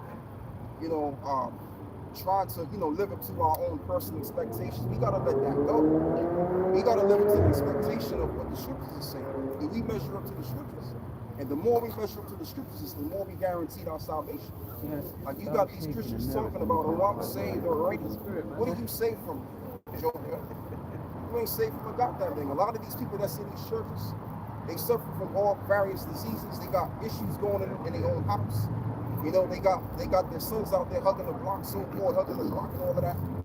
They got their daughters prostituting. They talking about they saved. Come on, bro, you're not saved, right? And then you got these so-called big, they just call it what it is. These fat black women with diabetes and stuff. Man. They got all kind of health issues. So really, in all reality, what we need to do here is focus on what the Lord is saying, man, and do that which is of justice, which is the scriptures. All right, ain't nobody saved. Go on, brother. You just mentioned all these Christians running around talking about they're saved and they're not. It's that time of year again, because I believe tomorrow is Easter Sunday, right? Got to do those Christian park out lessons. Right. You know what I'm saying? Because how many years has it been? Where the truth's out there on the internet. You should know that the Lord was died and rose on the third day. But yet you got Good Friday and you have Easter Sunday. That make no sense. And then, so I don't want to divert. Go. But they're running around wishing each other happy Easter when they weren't anything happy about the Lord's Passover. Furthermore, you've got these fucking bunny rabbits running around with eggs and shit. And you don't think this is a bit weird? I mean, you have the audacity to say I'm saved? That's all I got to say. Yeah, it's what you call retardation with that kind of thought process. And that's why these Christians, they're getting enslaved by what we're talking about. You know, and speaking about Christianity leads me to talk about this one little group that just all of a sudden popped on the scene. What's this nigga's name, man? John, I believe his name is John Brown, John Quasi Brown, Dr. Brown, whatever his name is. Is that the one with Apostle Gaval was doing videos about this week? Yeah. Right? And I mean, he's still talking, you know, about how, you know, I would like to do another debate with really Hebrew. Listen, bro, you already lost the debate. You lost the debate. You need to sleep now. Yeah, so just let it go, man. You lost, bro. You know, go on, bro. Right. I'll talk about him later. Unto them understood not, but despised it. Right. Go on. The same must know it after death by Yeah, pain. because they wanted to live according to their own means. And this is the thing, like it's either you're serving the ways of righteousness or you're serving the, you know, because it's comfortable to do what you want, as it is also somebody, if you can, bro, get my Proverbs 11, where it reads, "What seemeth right unto a man is the ways of death." So it may seem right to do what feels good to you, but is that the way of the Most High Himself? All right. Because the reality of what we teach, you know, the brothers in Great Millstone and the brothers that follow Great Millstone. You got a lot of brothers that's following Great Millstone and they getting down. You know, some shalom to the brothers, man. You know, but all of us put together, what we teach is the complete truth of the matter of this reality, that this society is getting ready to be destroyed. So with that in mind, what we need to do is be fully persuaded in the fear of the Lord, to do what the Lord says, to the utmost. And that is the whole truth and nothing but the truth. Absolutely. Going on. Yes, in Proverbs 11, what seemeth right unto a man is the ways of death. I think it might be chapter 14, verse 12. 14 Verse 12, right. Well,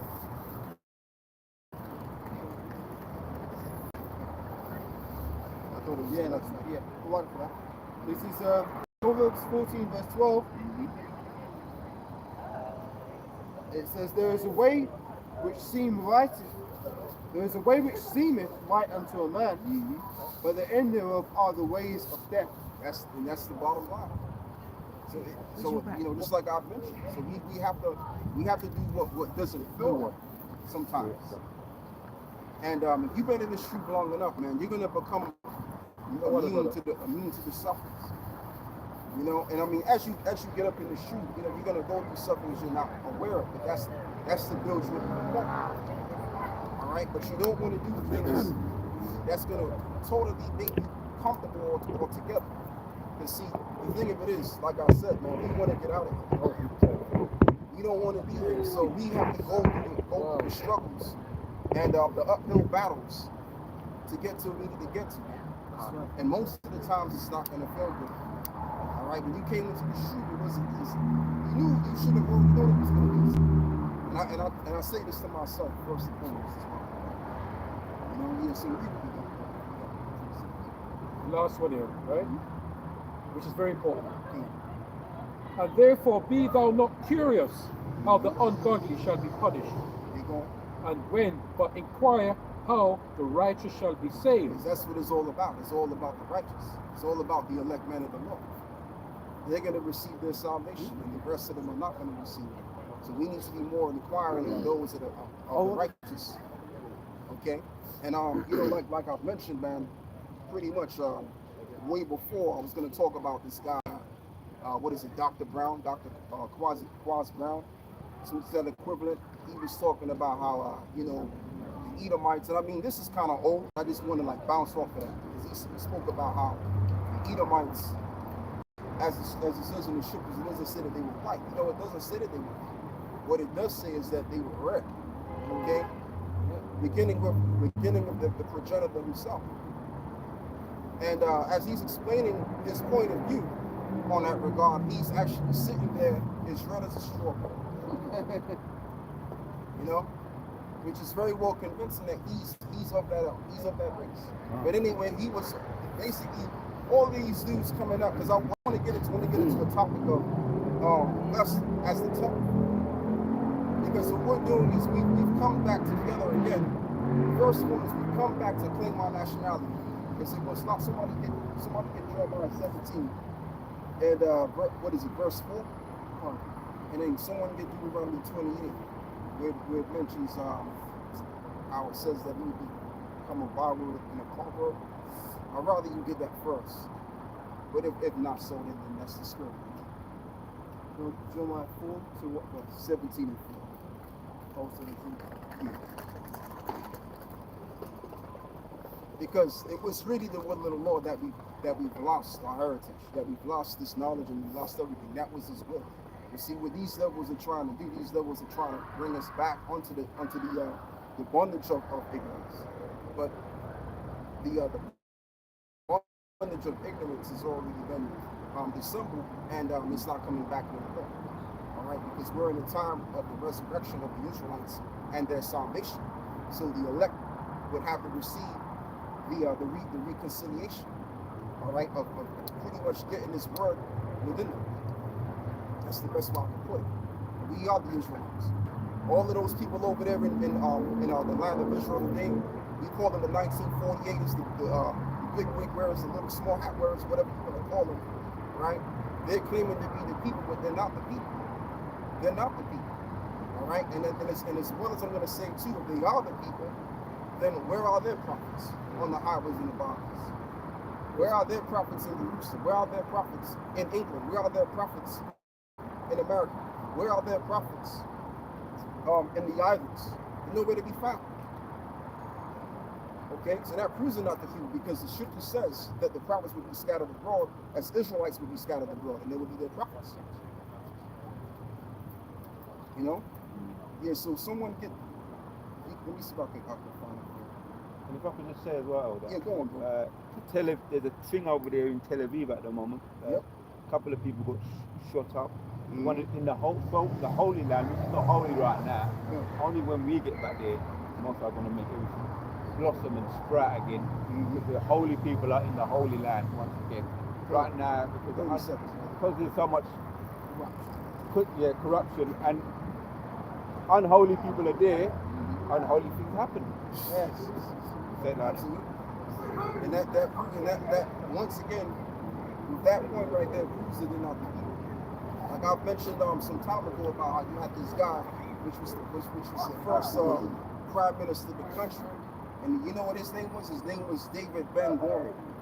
So he was supposed to be the David of that state of Israel to be formulated, to solidify the prophecy that, see, look, David came in existence, came back to rule over Israel. That's all hogwash. Go on, bro. The book of Deuteronomy, verse 36 to 37. Yeah. The Lord our power shall bring thee, and thy king, which thou shalt set over thee, unto a nation which neither thou nor thy fathers have known. And there shalt thou serve other gods, wood and stone. Yep. And thou shalt become an astonishment, a proverb and a byword. And that's what happened to us. We became a proverb and a byword.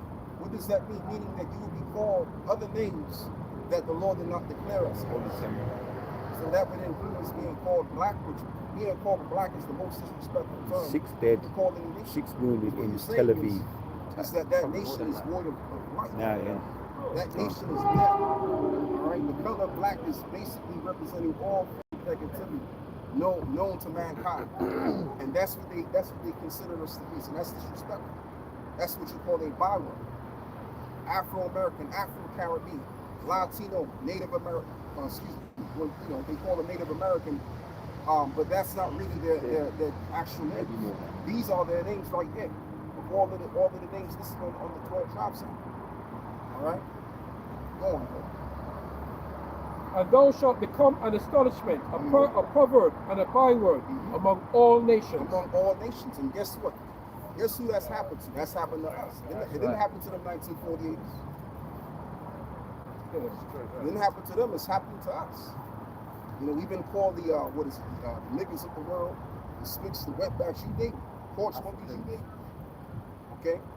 So this prophecy proves, our life existence on the Western Hemisphere proves this prophecy that we are the people of the Lord. All right, and by the way, like I said, this was the will of the Lord that happened. So it's going to be by the will of the Lord that we're going to what? Get back to what we once had. And that's our heritage, that's our nationality, and that we are the Israelites. Now go and Jeremiah 17:4. And that's the spirit, because really I didn't want you to bring that out first. I wanted this to come out first. So the spirit, help me out with that. Going on.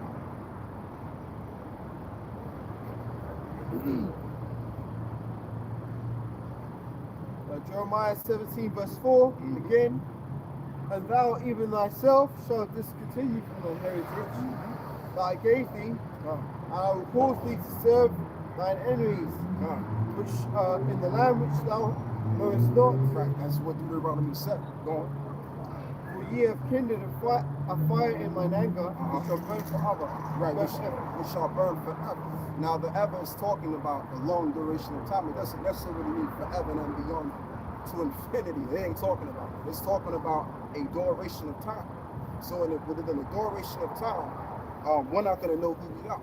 And the only time period that we never known who we are completely is in this time period, where the Roman system came back into existence. In this Roman Empire. Now the last Roman Empire, we knew who we were. We had a land. He was in Jerusalem at the time, which was besieged by Titus and Vespasian and his two sons. Titus and Domitian. They put an end to the Jewish state. As the Timbuktu, Babylon the Timbuktu battalion.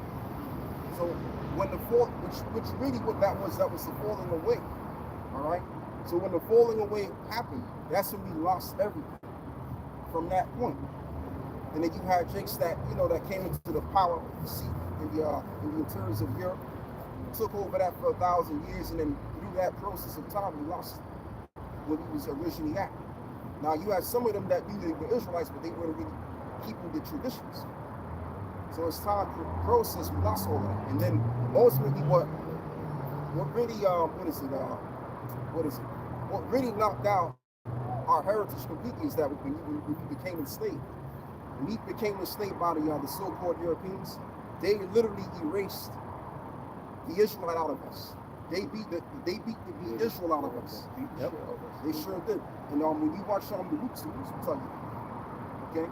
But guess what? Through the Holy Spirit, which is what it's all about, by divine intervention, we've returned, and now we're considering who we really are. So now let's go and get the precepts on that right there.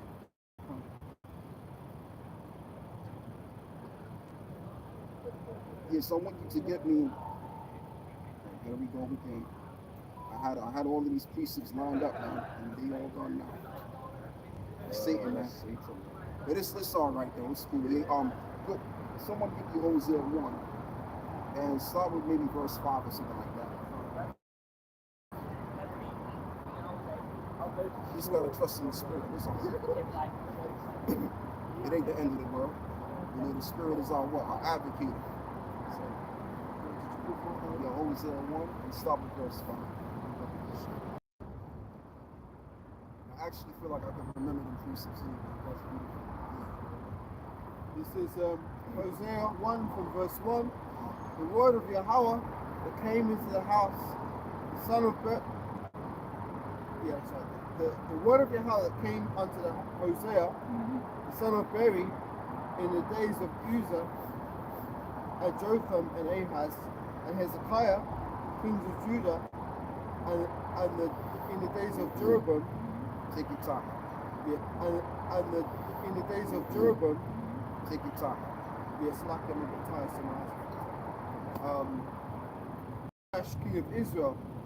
In the beginning of the word of Yahweh by Hosea, and Yahweh said unto Hosea, Go and take unto thee a wife of whoredoms, and children of whoredoms, for the land hath committed a great whoredom in departing from Yahweh. So you went and took Gomer, the daughter of Diblim. Yeah, read a little bit louder. It's like that. That's right. Yeah. So you went and took Gomer, the daughter of Diblim, which conceived and bare him a son, And Yahweh said unto him, call his name Jezreel, for yet a little while, and I will avenge the blood of Jezreel upon the house of Jehu, and will cause to cease the kingdom of the house of Israel, which is the northern kingdom. and it shall come to pass, Which Hosea really, he was a prophet of the other northern kingdom, especially. and it shall come to pass at that day, I will break the bow of Israel in the valley of Jezreel. In other words, he would break their power. Go on. Yep. And she conceived again and bare a daughter, and the Most High God said unto him, call her name Loramah. Yeah, Loramah, Wada. For I will no more have mercy upon the house of Israel, And that's what Loramah means, that I will not have mercy upon them. Go on. but I will utterly take them away. But I will utterly take them away. But I will have mercy upon the house of And I Judah. will have mercy on the house of Judah. So when you read this, Mercy upon the house of I Judah. will have mercy on the house of Judah. So when you read this, it seems as though the Lord said that, look, I'm not going to deal with y'all anymore because of the multitude of your sins. But then he said, I'm going to have mercy on, the house of Judah. In other words, the kingdom of Judah in this case, Judah, Benjamin, and Levi. Lord, But I will have mercy upon the house of Judah, and I will save them by Yahweh their God. I will not save them by bow, nor by sword, nor by battle, by horses, nor by horsemen. Now when she had weaned Loramah, she conceived and bare a son. Then God said, call his name Loramah, for ye are not my people, for you are not my people. and I will not be your God. Yet the number of the children of Israel shall be as the sand of the sea, which cannot be measured nor numbered.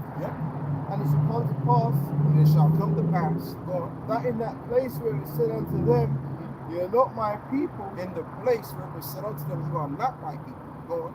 there it shall be said unto them, ye are the sons of the living God. There it shall be said unto them that ye are the sons of the living power. So we're in that place right now. That's why that's why you have heads like this individual just popping out of nowhere, and as well as you got Paul Capelone there too. That's saying, oh yeah, well you guys basically that's really what their goal is. The goal is to push this narrative that we can't be the people of the book, and we can't be the chosen, and as well as God showed favor to all nations. That's what they're pushing. Alright? So that's the prophecy right there. In the land where it was said that you are not my people, there it shall be said that ye are the sons of the living power.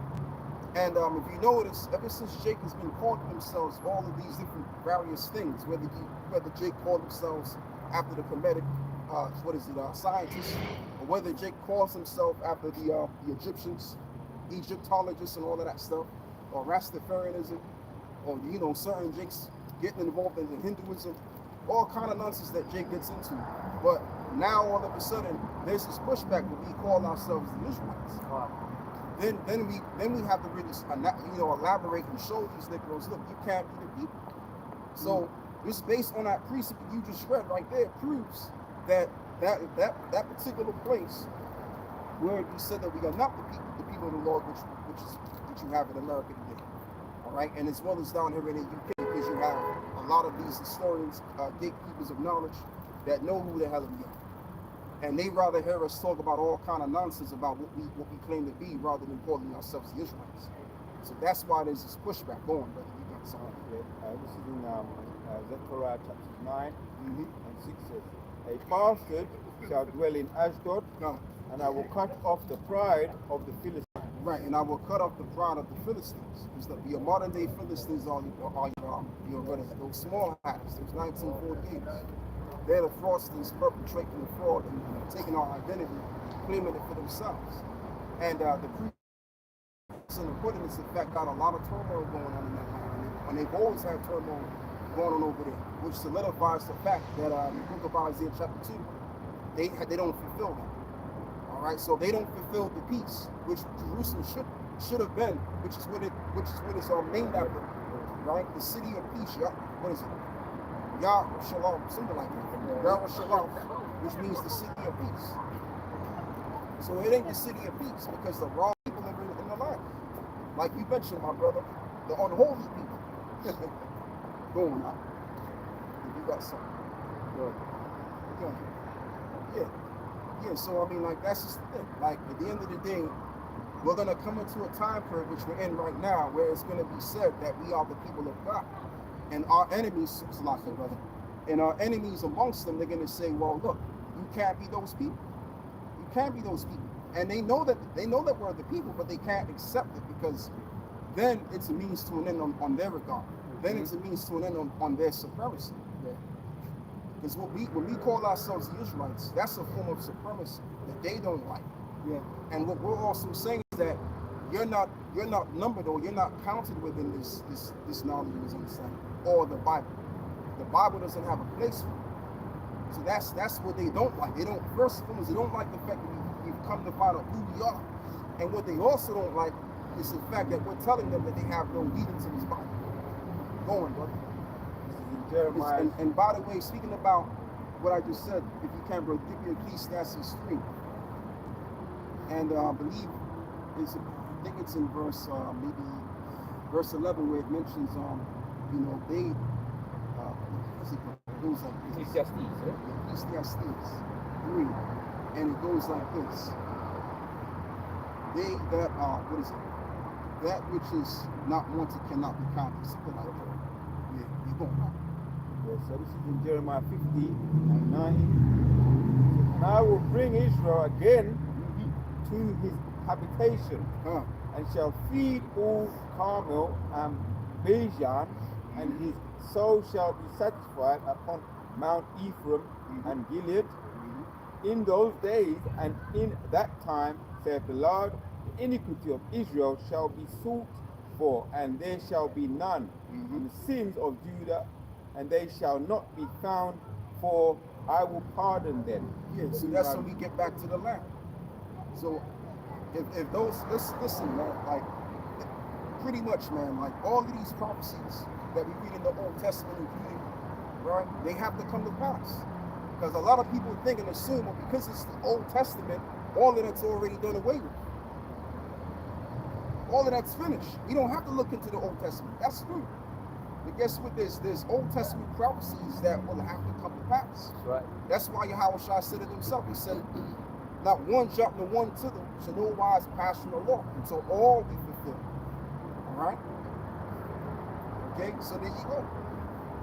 So the Lord is going to fulfill everything. Go on, brother. I'm not sure if this is what you call for Ecclesiastes 3 verse 14. I know that whatsoever God doeth, it shall. That's the one, yeah?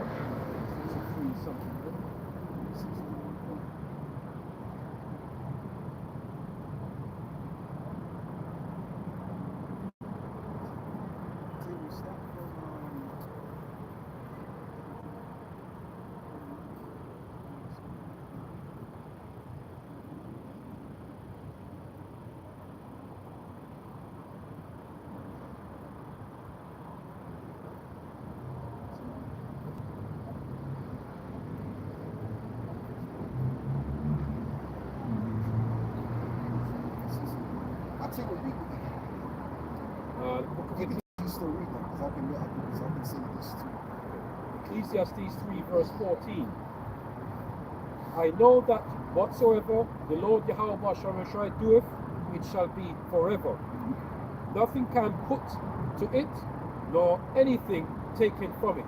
Yeah, and so you can't take away the covenant from us. That's one thing that you can't do. See, you can talk all kind of smack you want to talk. You can say, well, you guys ain't the people, and bring out all variations of data, solidifying that you're the people instead. Listen, the Lord already established the covenant, and that's not going to be dismantled. All right, the Lord already established His word, and all of those words are going to come into fruition. And the words do say, as explained, that there's going to be a people that's going to undergo these prayers, lose their heritage, and come back and rehearse the righteous acts. And that's us fulfilling the part of the word. So if we're the ones fulfilling the part of the word, then we would have to be the Israelites, all right? Or the whole world, excuse me. So whatever the Lord do, it is done forever. No man can add or take away from it. Look at Isaiah 14 and 2. The book of Isaiah 14 and 2. And the people shall take them and bring them to their place, and the house of Israel shall possess them in the land of the Lord, for servants and handmaids, and they shall take them captives, whose captives they were, and they shall rule over their oppressors. And last time we've checked, the 1948ers, they're not in captivity. We're the ones in captivity. We're the ones that they got under their foot. All right, as well as what we've done research, and we realized that really the people that really live so deliciously and profited greatly of our enslavement are those JWOSs. It was them. That's why the land is rich today. That's why they consider billion-pound corporations own and run the diamond district. Okay, and be able to control people's currency. This is the kind of power that the so-called JWOSs have. We don't have that kind of power. Last time we checked, they were the drivers of our mistake, and they profited greatly. So guess what? They're gonna go and serve captivity. Oh yeah. And this is why they don't like it when we come back to who we are, because they kind of know the prophecy in the back of their mind. They know that eventually payback is going to have to come. Okay? As the Hindus would call it, karma, right? Whatever you want to call it, recompensation is going to come, and they're going to pay for what they've done. And that's why they have to push us back into Christianity. That's why they have to push us back into the world, because they don't want us to read the book to solidify our point of view. Because at the end of the day, they know they got hell to come. And guess what? Hey, whatever the Lord so do, but it's done forever. Can't add or take away from it. That is the judgment, Esau. So there you go. Yeah, if you can read that one more time. Right. Let's go to Ecclesiastes, back in Ecclesiastes 14. No, what you just had in Isaiah 14. Oh, so that. Right. Isaiah 14 and 2, verse 2. And the people shall take them and bring them to their place, and their house of Israel shall possess them in the land of the Lord. It's Ecclesiastes 1 and verse 15. Oh, that's what you want. That's what Shall I finish it? yeah, you can finish. For the Take serv- it, brother. 1 and 15. For the servants and the handmaids, and they shall take them captives, whose captives they were, Yeah. and they shall rule over their oppressors. And we shall rule over our oppressors. So the modern day oppressors right now are those JWOSs, and include obviously the whole entire race of those that claim to be so-called white people, which in fact they're the biblical Edomites. Right. So we're going to use them, and they're going to also be what? Our vessels, so that they can enrich us and build the kingdom. It tells you that in Isaiah the 16th chapter. So that is the judgment that cannot and will not be changed. Yeah, so yeah, I think we got my brother. Ecclesiastes 1:15. Yeah.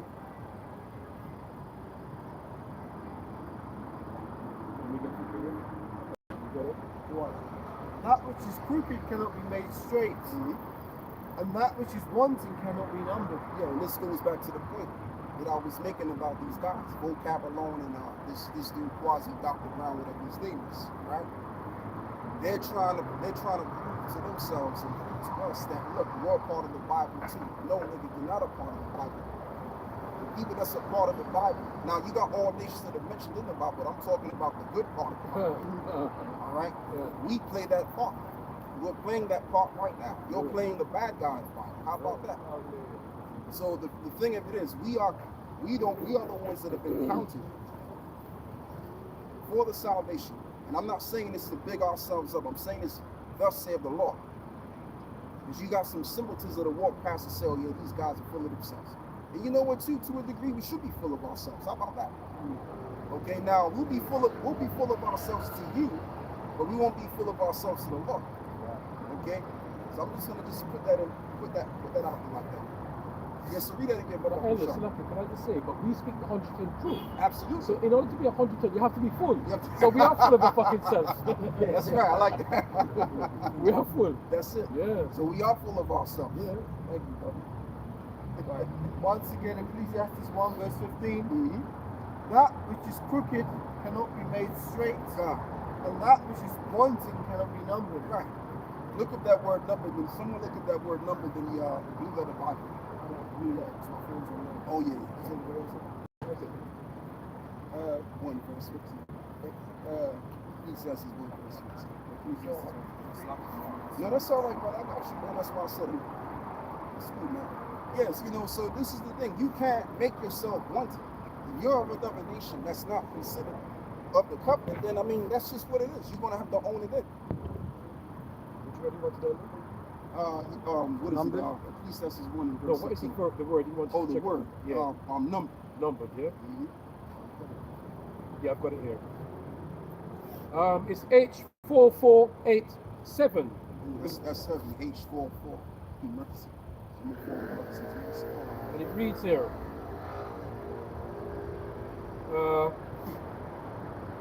To count, reckon, number, assign, tell, appointed, prepare.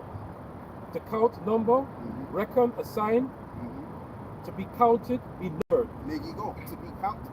So there's a people whom the Lord has created, and they are the counted. There are people that the Lord has not created, and they're what? Counted as less than nothing. All right, somebody give me that in Isaiah 40 and 15. Because you have nations that are counted as nothing, and then you have those that are counted for greatness, to be the chosen of the Heavenly Father. As it is written in Deuteronomy the 7th chapter, where it reads that the Lord hath chosen us to be a special people unto himself. Oh, let me finish this then. Go on. It says to be reckoned, be assigned. And it says to appoint, ordain. Right, to appoint or ordain. That's been So ordained from the beginning. Hey, brother, you can go into that. That's it, brother. Yeah, you know, so that's just the thing. Like, we've been appointed and we've been ordained Yes. for our salvation. Before everything has even come into effect. So can't no mere mortal of a different nation change that. No matter how many heads come up and say otherwise. And you know, it's funny because I've been in the street long enough to see a lot of these namesayers come up against the truth, and they all fell miserable. So then you have this newly Johnny come lately. What's this guy's name, man? Dr. Brown. And the dude, like, he's already stressed out. He's 2 weeks in. Yeah, we're already. Nigga's 2 weeks in and he looks stressed out. No stamina, and he's old too. So he's gonna be the only ninja come around and shut this whole truth down. Come on, man. What is he, a doctor or a nurse? He's a doctor. He considers himself a doctor. He should be a nurse.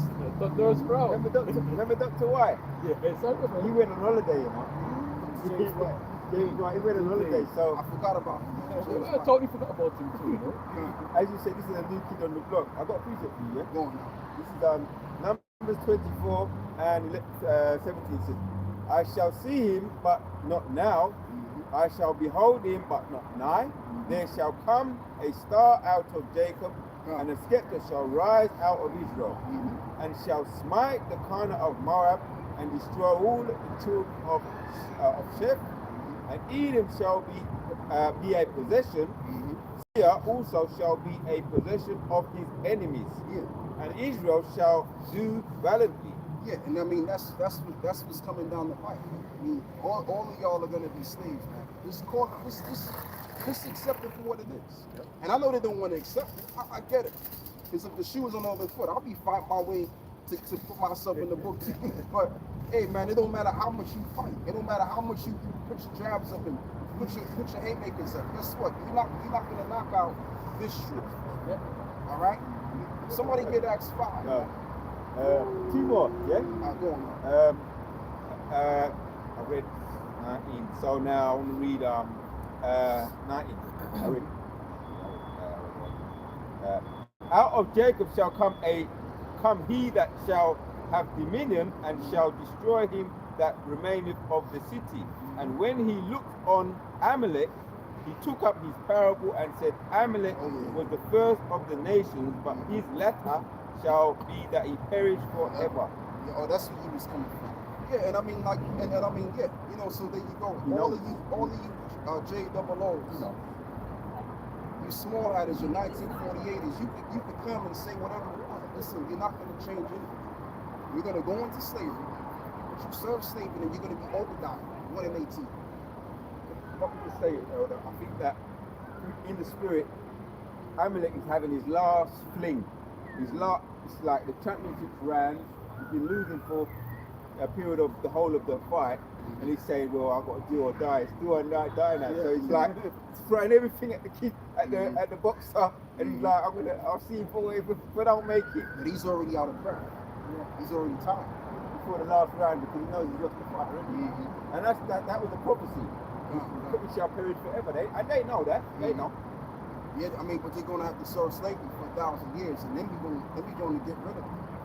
You know, so I mean, like this is the like, at the end of the day, y'all. It seemed like y'all was on the winning team, and it looked like it too. You know, you own everything. You own the precious resource of the planet. You know, you drive your fancy cars. You live in nice places and everything. It's looking like you're winning, but at the end of the day, you know, you're not gonna win. At the end of the day, at the end of this film, the good guy's gonna win. There was that so-called rabbi who a couple of months ago, there's two of them, what's his name? The older one, Joseph, this Rafi, and then the other one, Aaron, then something. And he was doing videos on us, man. You talking about the guy with the black, he had like a dark beard. You know, Rabbi Aaron something, Rabbi Aaron something. And he was, in his video, he was bugging out, man. And they think that they're the Hebrews. And you could actually see how could they? But he looks scared. And as they should be scared, because how in the world did our institutions didn't even teach these people that they were the Israelites? So how in the world did these Negroes come out of the midst of nowhere, out of the woods, and find out this information? So yes, they should be scared. It came by divine intervention, is what happened. We're divinely inspired. I like that, my brother. We're divinely inspired, and to be divinely inspired, you have the Holy Spirit upon us. And that's something that we do have. That's why we can stand out here on these streets without a care in the world, with the robes on looking crazy in front of the world, and say that we're the Israelites. And don't feel a damn thing about it. Okay? So much so that it's actually getting them triggered and scared. You see, we don't have to see, this is the thing. See, the difference between you and us, we don't have anything to be scared about.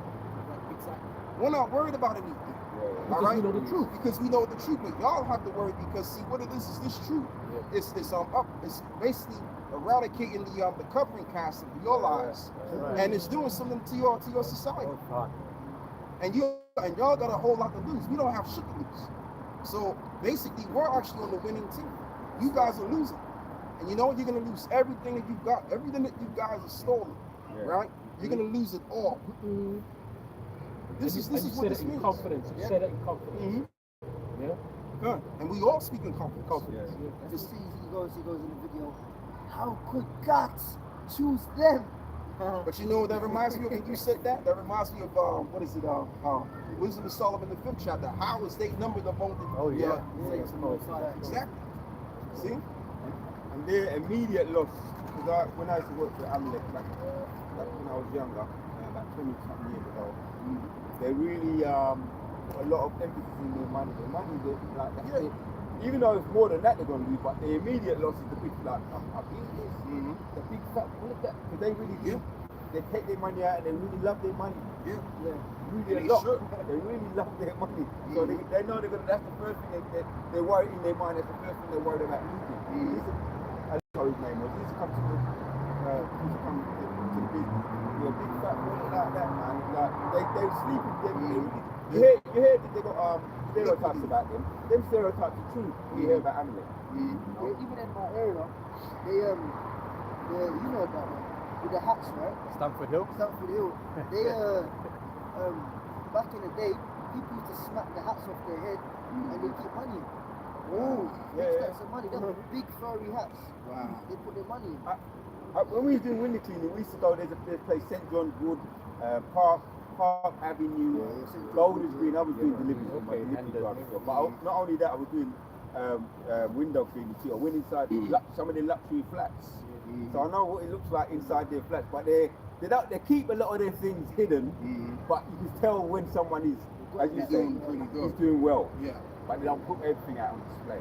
And them Hendon ones, they're more rich than the Stanford ones. Hard. Yeah, so they got a lot more money, Yeah, especially the cryptic ones, because you got different variations of them. The cryptic ones, they're the ones that's running, like the Rothschilds and it. Like you can see a Rothschild walking down the street, you wouldn't even know the names of that out. You might sit beside him on the bus or the train. You don't even know. But they're the ones that's really calling all of the shots out there. You know, so they're running the show. So how can they be the people of the Most High when in the last days they're not even going to be now one of the persons? You can't make sense of this stuff. They just use that identity that's of us to govern and rule the world. Go on, bro. John 8, verse 44. Ye are the fathers, the devil, and the lust of the father ye will do. Yeah, go on. He was a murderer from the beginning. And I mean, usually this really applies to the Israelites that were going against Yahweh. Okay, yes. But I mean, we could kind of use that against them to a degree because they are the descendants of their father, Cain. You know, and they can't help but be the devil because it's in them to be the devil. They don't know how else to be. You know, and just like how you mentioned, brother, about how they roll about their money. You know, the Skrilla, right?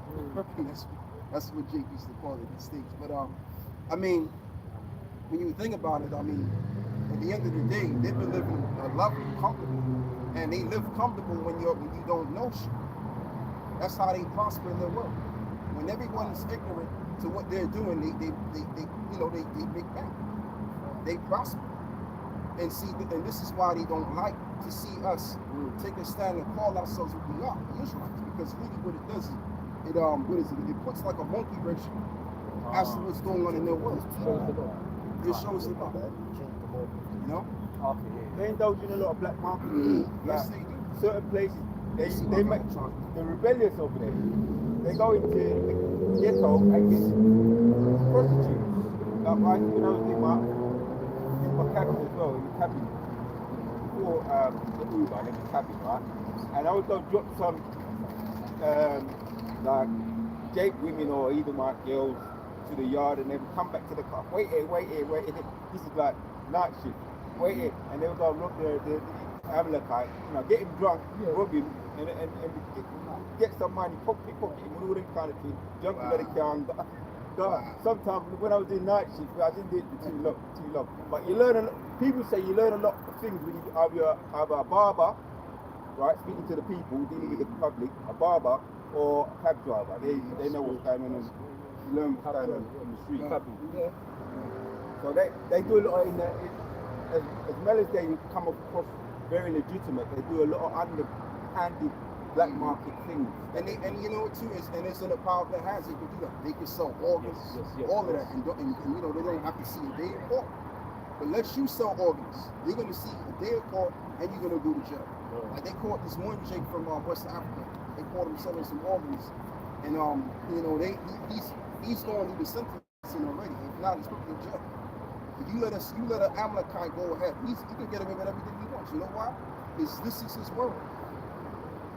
So when it's your world, you get to do what you want. Because he's in the power center. And that's what they don't want to hear. They don't want you to reveal that truth, that they're ruling everything, because then it disqualifies them from actually being the Israelites. Because the Israelites in the last days wouldn't rule that got that. As a matter of fact, they would be on one of all things, and they would have to get it from the east. They don't fit that thing at all. Alright? So let's get back to what we was reading before. What was you at, brother? I think you was reading the Ecclesiastes 1. Acts 5. Yeah, Acts 5. Yeah, come. So during the part where the apostles refrained from these men. You know, you can start with reading 38. Acts 5:38. And now I say unto you, refrain from these men and let them alone. For if this counsel or if this work be of men, it will come to naught. Right, go on. But if it be of God, you cannot overthrow it. Right, if it be of the Most High, you cannot what? Overthrow it. You cannot overthrow it. So this is what Gamaliel was telling these men that wanted to go against Paul, other Israelites. right? But we use the scripture to make the point, and the point is this. You can come with all kind of detail, all kind of information, try to disqualify what we're saying all day, every day. And when you actually watch the videos of the information they're bringing out, it doesn't disqualify anything of what we say. But I'm just using that as an example to say this truth cannot be stopped. And as well as it is also written too, where nothing can be against the truth before the truth. So even if you calling yourself exposing the truth in a wrong way, you're going to expose the truth so that others can what? Become believers of it. You know, so all you're going to do is build it up even more. And ever since vocab alone has been doing this thing, all he's been doing is bringing more awareness to the truth. Even them guys in the from the Black Consciousness movement, they've been you know, using us for the debates and all of that, because they get more money from off of us, right? But as they're doing that, it's bringing more awareness to it. So it can't be stopped, man. It can't be stopped. Now, I mean, I remember once upon a time, there wasn't that much brothers at all. Police would kind of pick on us from there, you know, here and there and everything, right? Because we weren't that big. But now we're too big to the point where, you know, it's like a natural to see us on the streets. It's a natural for them to see us with the robes on every single week. It's just the size of the times. So now everyone's used to it now. Everyone's used to seeing us on the street. It's no big deal. Even one of the other elder, he put it in the chat. They got the Hebrew Israelites an established religion. When you do these forms, you know, you can click on the drop down. Are you Christian? Are you Hindu? Are you Jewish? One of the things is Hebrew Israelite. Wow, they put it on it now. Put it on these forms and stuff. Wow.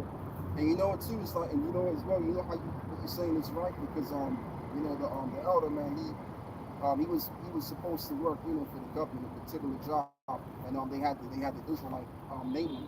They had that list, the Hebrew Israelites, religion and part of it. So it's very true.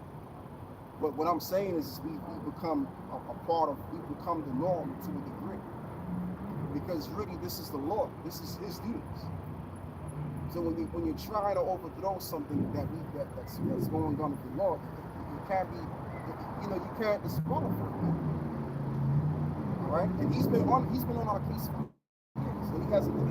And then you got this maggot John Brown talking about whatever he's talking about in the galaxy, frustrated. While he was explaining himself about how he was, you know, how the Edomites can't be right, he's crushing himself with his hands on his arms like this, looking all uncomfortable. You know, you can see him getting red about a minute as he's explaining himself. Yeah. So these guys are gonna win. You can't. We've already won. You know, we're just playing this thing out so that the truth can be proven. That's all it is. And the truth hurts. And the truth hurts. Well, that's something else. You're going on. Hebrews 4 verse 12. For the word of the Lord our power is quick and powerful and sharper than a two-edged sword. Right, the word is powerful and sharper than a two-edged sword. And that's why these people, they get all messed up in the spirit, man, when they hear this word come out. Especially these Amalekites. And I think he's an Amalekite too, man. With that alkaline nose he got.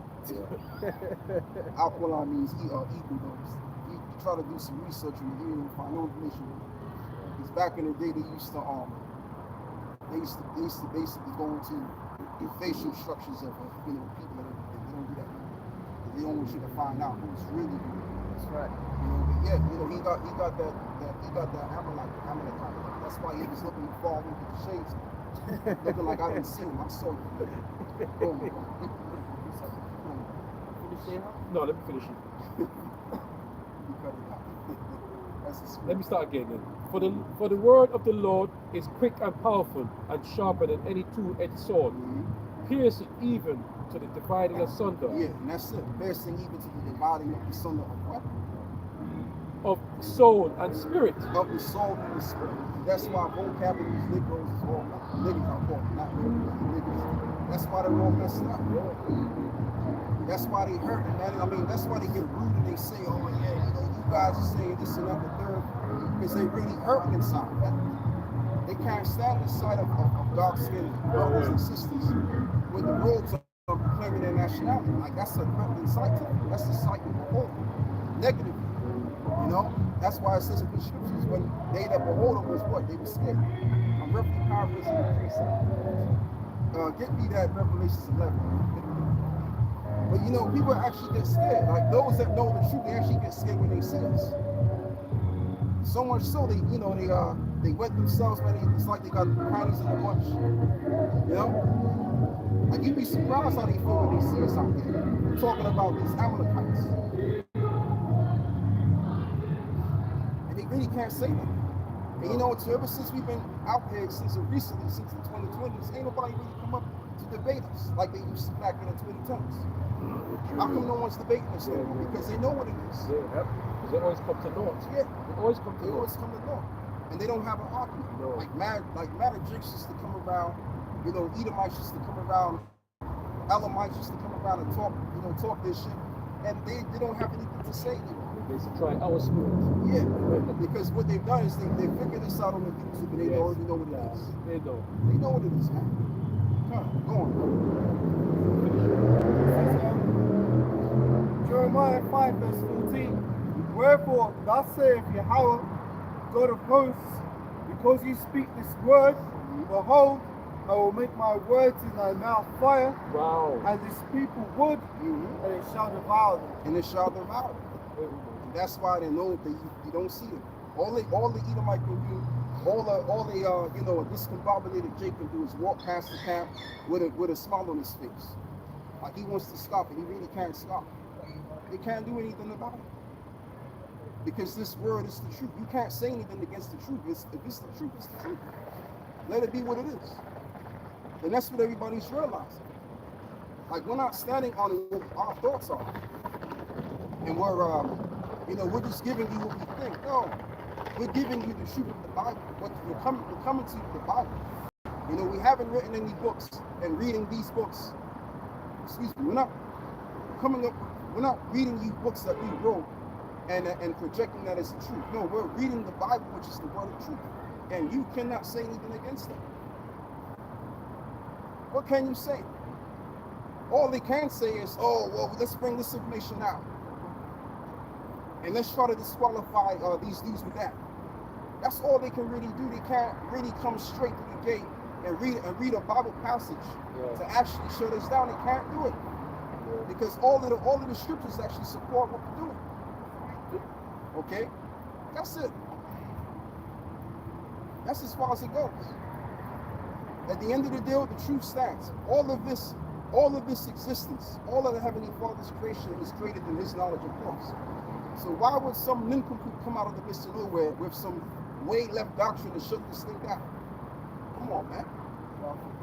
Are you crazy? Yeah. It's ridiculous. Huh? But when they say, you know, how do I get in the scriptures about agree with your adversary? Right. It doesn't mean that you must agree with the wicked doctrine. You know what I mean?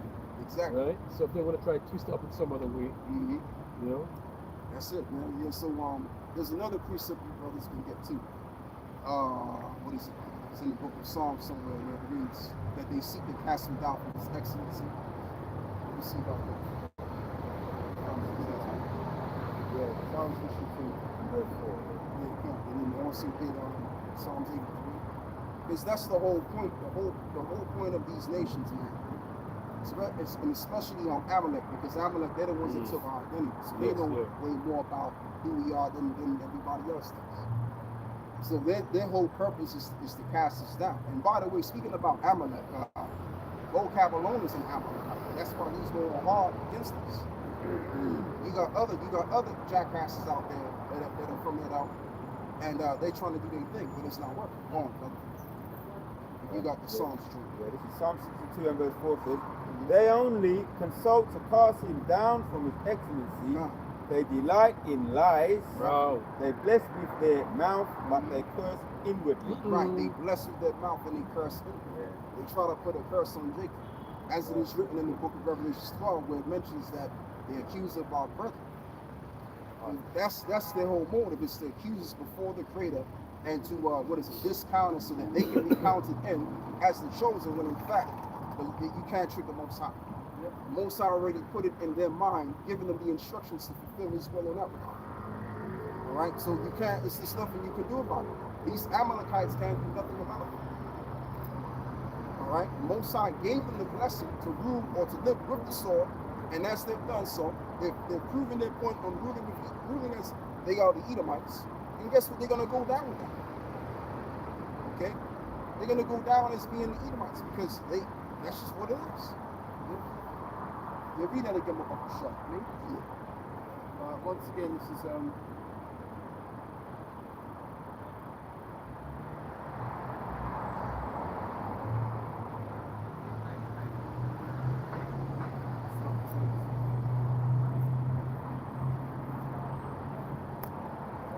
Jeremiah 5:14 again. Wherefore thus saith Yahweh God of hosts, because ye speak this word, behold, I will make my words in thy mouth fire, and this people wood, and it shall devour them. Yeah, and it shall devour them. And what we're finding out as well with this word is the fact that we're finding out that even our teachers that are taught as lies. Tells you that. So we're shutting everything down. Everything's getting shut down because of this word. So any kind of false knowledge that the devil tries to project, it gets devoured by the body of the word, because the word is the truth. The Bible is the truth. So anything that comes across the truth, it gets shut down. It gets revealed right there, put to its place. All right, and that's why no matter how many heads come up trying to gain signal for saying, it gets shut down because we see right through it. Okay.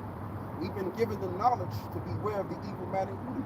This Bible is the book of every single thing. It's the book of what is it to be omnipotent. So when you're omnipotent with this knowledge, you also see the devil. It's the devil that's spoken up in the Bible, and his works, his wondrous works on the left hand side. You see it all there. Right? We're not missing anything. We don't miss a beat. You was reading, brother. Yeah, put that again. Psalm 64. I think it was 62. And then someone gets Psalms 83.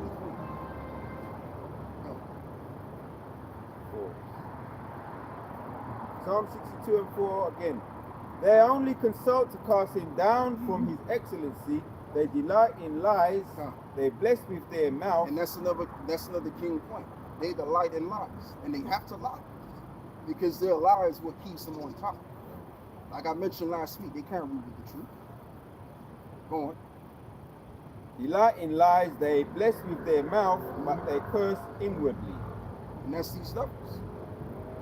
The whole point of the matter is to cast Jacob down. And I mean, like, let's just deal with it, man. Like, as well as we came out the room with each other, we was fighting. When we was in the room, we was fighting. We came out, we was fighting. So the fight is still going on right now. But guess what? Jacob is a well good wrestler because he fought with the angel.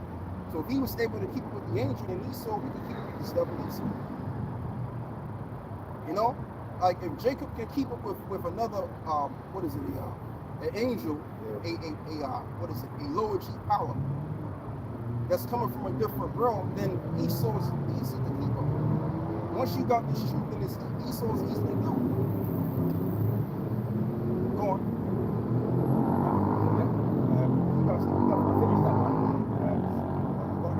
Second Thessalonians 2 and 3 says, let not man deceive you by any means, for that day shall not come, except there come a falling away first, and that man of sin be revealed, the son of perdition. Right, because of the word of truth.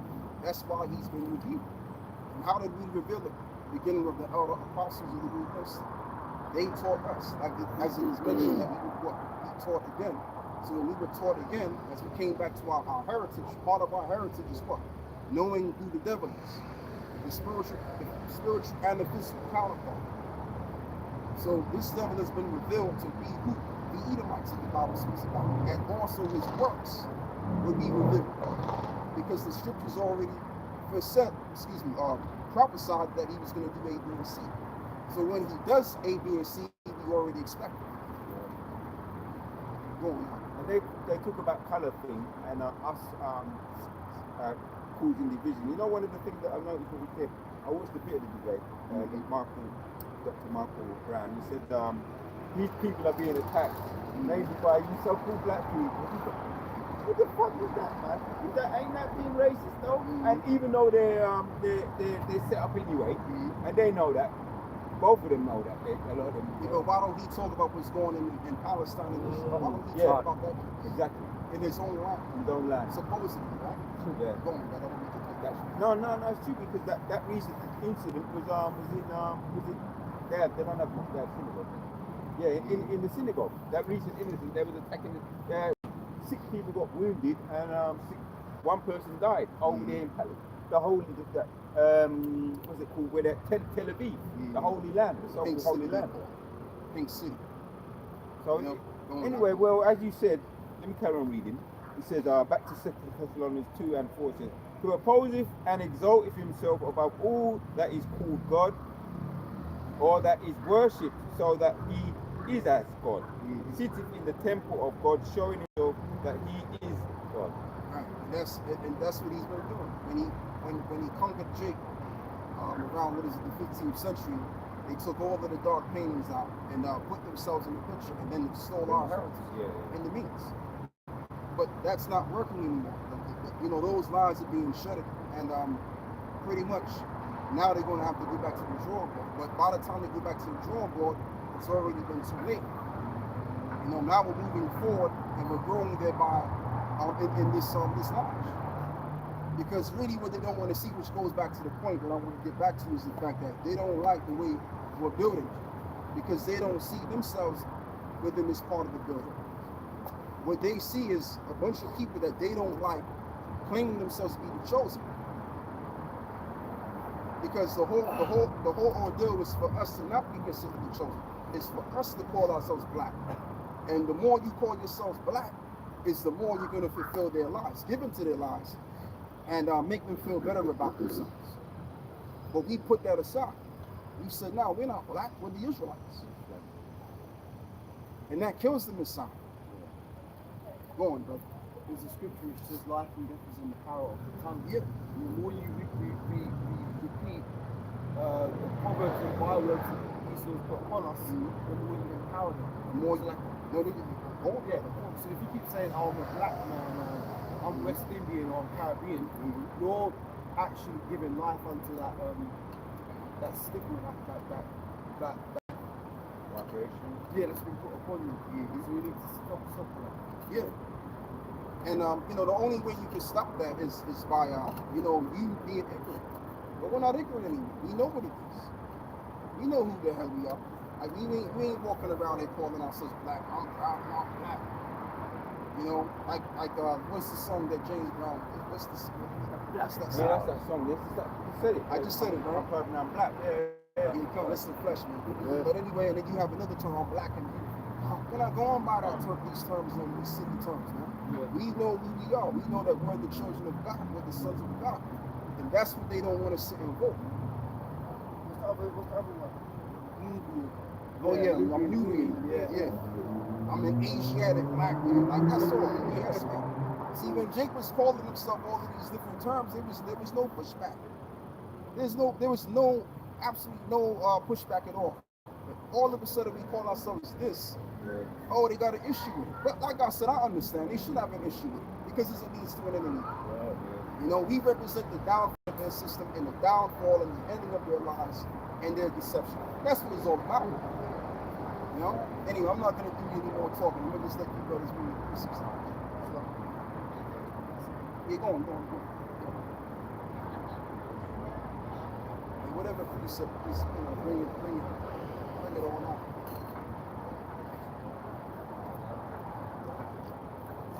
I think we call for Psalms. In Psalms 83, I think. Psalms 83. We start from You can start with verse 1. 1. That's it. This is the book of Psalms, verse 1. Keep not thou silence, O power, hold not thy peace, and be not still, O power. For lo, thine enemies make a tumult, and they that hate thee have lifted up the head. Right, they that hate thee have lifted up the head. Who are they that have lifted up the head? All of these nations. They all have it in for us because they know if we come back to our roots, the real roots, which is this knowledge and this understanding, then it's all downhill for them. Go on. They have taken crafty counsel Mm-hmm. against thy people and consulted against thy hidden ones. Huh. They have said, come and let us cut them off from being a nation, Right, cut them off from being a nation. Go on. that the name of the name of Israel may be no more in Right. remembrance. That's the point, that the name of Israel be no more remembrance. Because if we come back to this name, Yeah. then like I said, everything goes downhill from there among these other nations. Because it's their job to stay on top, Right. under the guise of Amalek. So if we are calling ourselves after this name, then that's going to invoke a particular vibration. And that's going to lead other people to follow what we're saying. Right. And that's what's going on right now. You'd be surprised how many people, even that look like Edomites, that are our people that are following what we're saying. You're right. You're right. You even got other nations that can somewhat agree with what we're saying, because we're invoking the true spirit. All right? And it's doing damage to the system. Just like, for example, if you understand, what was going on in the walls of Jericho, that was a vibrational thing. When all of the men got together and they were shouting against the walls of Jericho and blowing the horn, that was a whole vibrational effect. So when we invoke this truth and we're projecting what we're projecting, it's all spiritual. It's all having an effect on this system. By the foolishness of preaching. Yes. Right. Beautiful. You know? So they gotta, they really would like to put a stop to this, but they can't. They can't put a stop to it. The only thing that they're gonna have to do is put us to death. That's the only way. But even that's not gonna stop the truth. That's gonna substantiate the truth even more. That's when it really starts. That's when it really gets started. Thank you, brother. When you think the end, that's when it starts. Right, that's when it starts. Yeah. Go on. Are you thinking for that? I always quote this when you say that, yeah. In that movie, Jesus of Nazareth, you had one of the Pharisees. When he died, and they put him in the grave. Then he goes back to the temple. And he goes, now it really begins.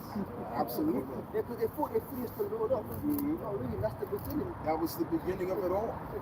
And you know what, too? That was really the beginning of him being exalted to glory. So when he comes back, what is he going to do? He's going to display his power and his glory, right along with the saints. You see, so when they really think they're gonna cast us down, man, that's when it is brought back up. That's when our glory is gonna begin. X-Men and the Apocalypse movie gives you a little glimpse of. Because they got that guy playing the Apocalypse. He comes back from the dead, and he empowers the X-Men. They had power, but limited power, and the power that they had, he turned up he turned it up. He turned up their spirit in the power that they got. He increased their power, and then that's when it started. Huh.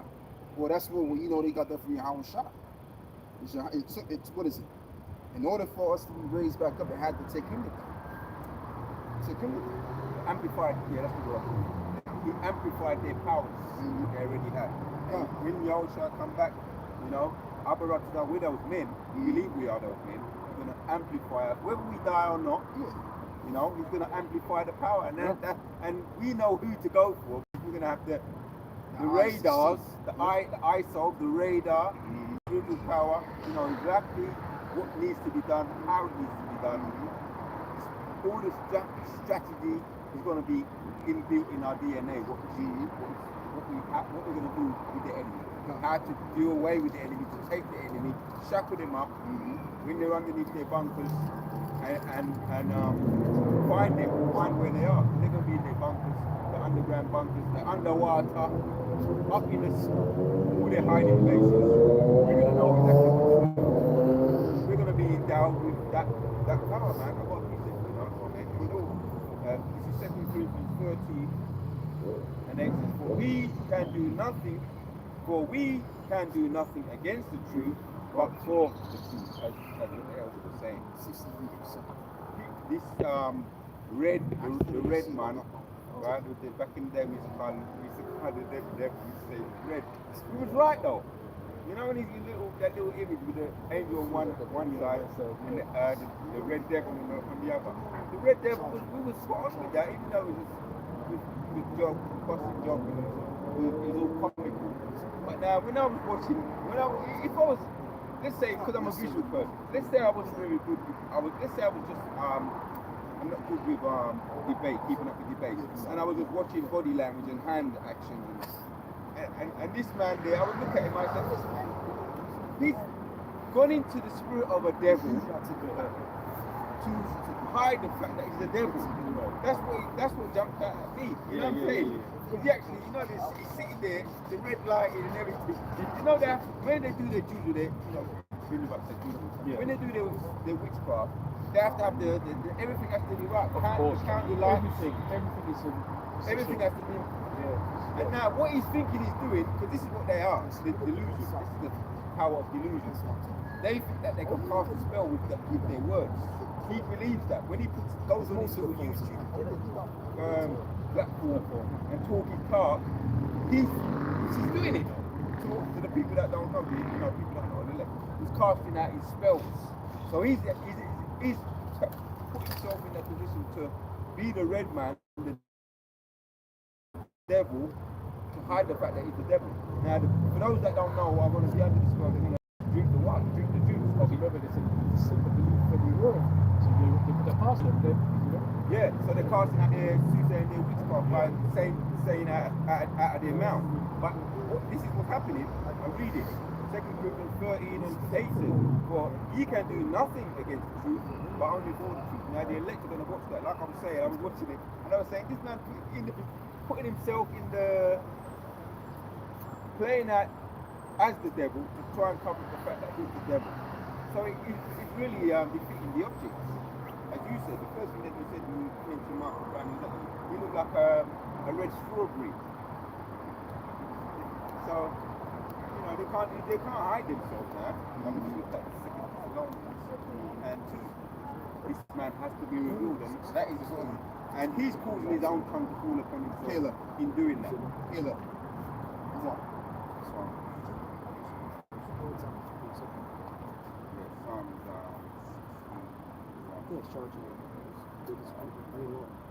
Psalm 64 and 8. Psalm 64 and 8 says, right? Start from 6. They search out iniquity, they accomplish a diligent search, both the inward thoughts of every one of them, and the heart is deep. Yeah, I'll give it to him. If you want to get scores for being a good liar, yeah, Jake keeps the plant too. Right? But we can also see when someone's trying to 10 out of 10 for effort. For lying with a straight face. You know? So that's because they search out iniquity, they accomplish it. They study with all that witchcraft, which is lying. You know, they study with that, lying to that deep. Both the inward thoughts of every one of them and the heart is deep. But God shall shoot at them with an arrow. Suddenly they shall be wounded. Right? So even a little, as he said, someone with a background, criminal background, an ex-con, as he said, you know, he's saying, he's trying to say, use that in his arsenal in debating. You're just an ex-con. And I like the comeback, what Murray said. He said, yeah, but this ex-con ain't going to be fooled, and we ain't going to take our white and our say so. That don't work with us. I'm white and I say so. And that certificate don't mean nothing to us. You know, and it's true. And I mean, that's all they can really go by. So I'm white and I'm right. So because you're white, because you're a so-called white man, whatever you got to say, we're supposed to just shut it down. Listen, man, like this ain't back in the olden days. We're later in the 21st century. Things have changed. As the saying goes, things don't stay the same. Things change. So you would have been one way in the past. You would have been a particular way in the past. Things change, man. We're not that way anymore. We don't just suck to what you gotta say anymore. As a matter of fact, this is a generation right now where it stands where we have the knowledge and the understanding to stand up against you devils. And we have the knowledge to know that you devils are liars. All right? This is what we know. So if you can, brother, give me what is it? Psalms 23. If I could just read the last one, let him find it. I'll just read this one from there. The last one, Psalm 64. It says, so they shall make their own tongue fall upon themselves. All that see them shall flee away. And that's another key point, because even these devils, they'll even tell on themselves about particular things, right? And we add that to what is it? Our treasury of the information that we have, which is true information. So we even got the devils on our. Yeah, so when you took in Psalms 23, the scripture that Jake liked to quote, 23rd Psalm. Yeah, Psalms 23. Psalm 23, yeah, it's quite short anyway, so we read it. No, yeah. Psalms 23, yeah. Mm-hmm. The Lord is my shepherd, I shall not want. He maketh me to lie down in green pastures. He leadeth me beside the still waters. He restoreth my soul. He leadeth me in the paths of righteousness No. for his name's sake. Yep. Yea, though I walk through the valley of the Shadow of death.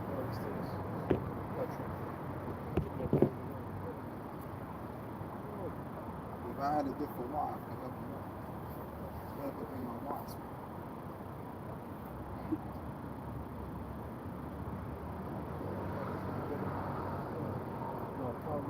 You can't read it.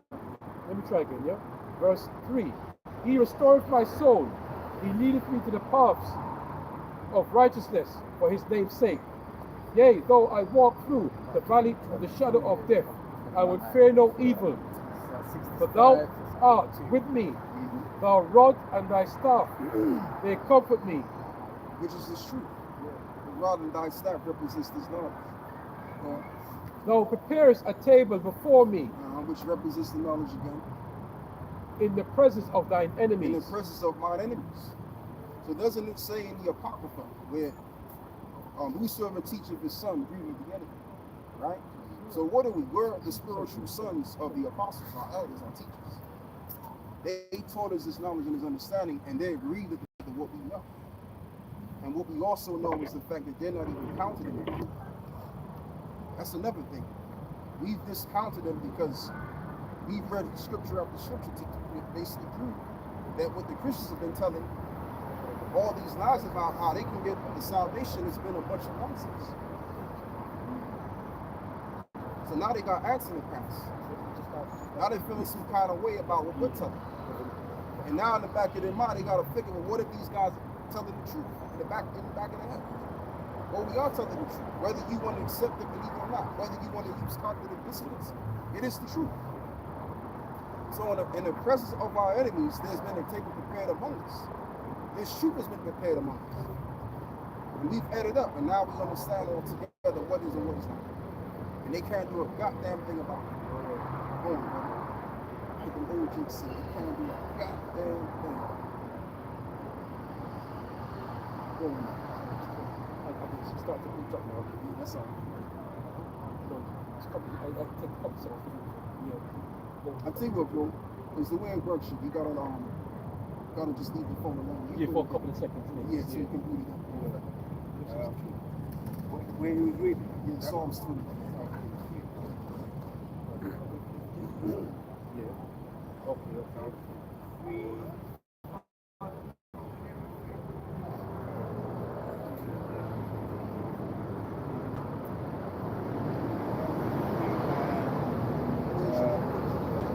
I think the second to last one. Second to last. I thought, the Lord is my shepherd, I shall not want. He maketh me to lie down in green pastures.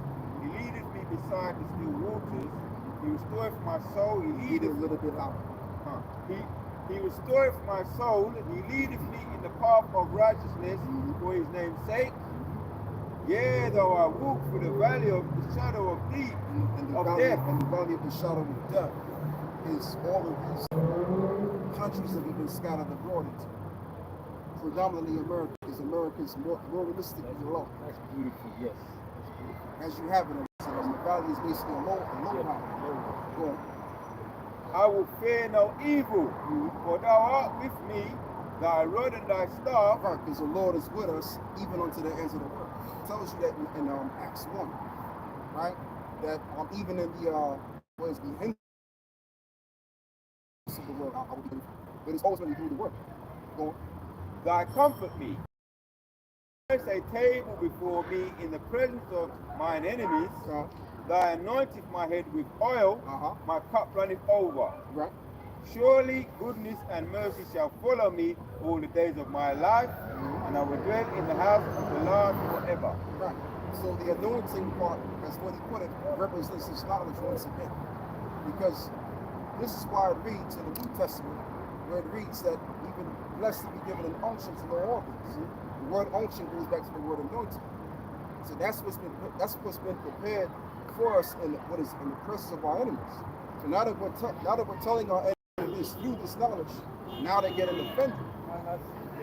They want to get this thing down. Just like, for example, if you can, someone get the book of Ezra. The book of Ezra, 4 verse 1, and read all the way down to maybe verse 4, which is the point.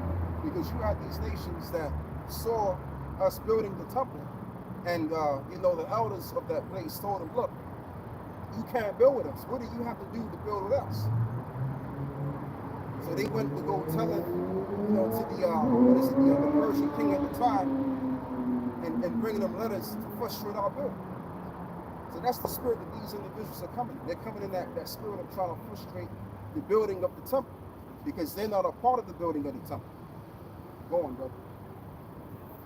So I'll finish up another one. John chapter 8 and 32 says, and ye shall know the truth, and the truth shall make you free. Yeah, we're free. We're free from all of this. But y'all want you to get Ezra. You got Ezra 4 verse 1? Yeah, 4 verse 1. All the way down to verse 4. Okay, then look. Ezra 4 verse 1.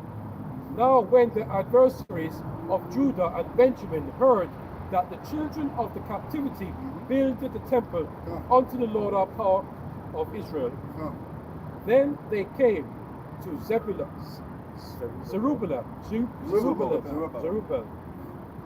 and to the chief on fathers, and said unto them, let us build with you, for we seek your power. Right, let us build with you, for we seek your power. All right? What are you guys talking about? The Bible includes us too. That's what the teachings are. This is what is taught globally. All right, what do you mean that the Lord only died for your nation? What are you talking about? So then, you have these guys that will set up platforms and, try to promote that narrative because it's a popular narrative, but just because something's popular don't make it right. Okay. Go on, bro. And it says, for we seek your power as ye do. Right. And we do sacrifice unto him since the days of Eshu-Hadam. Xerxes. Okay. Keep of Assur, which brought us up hither.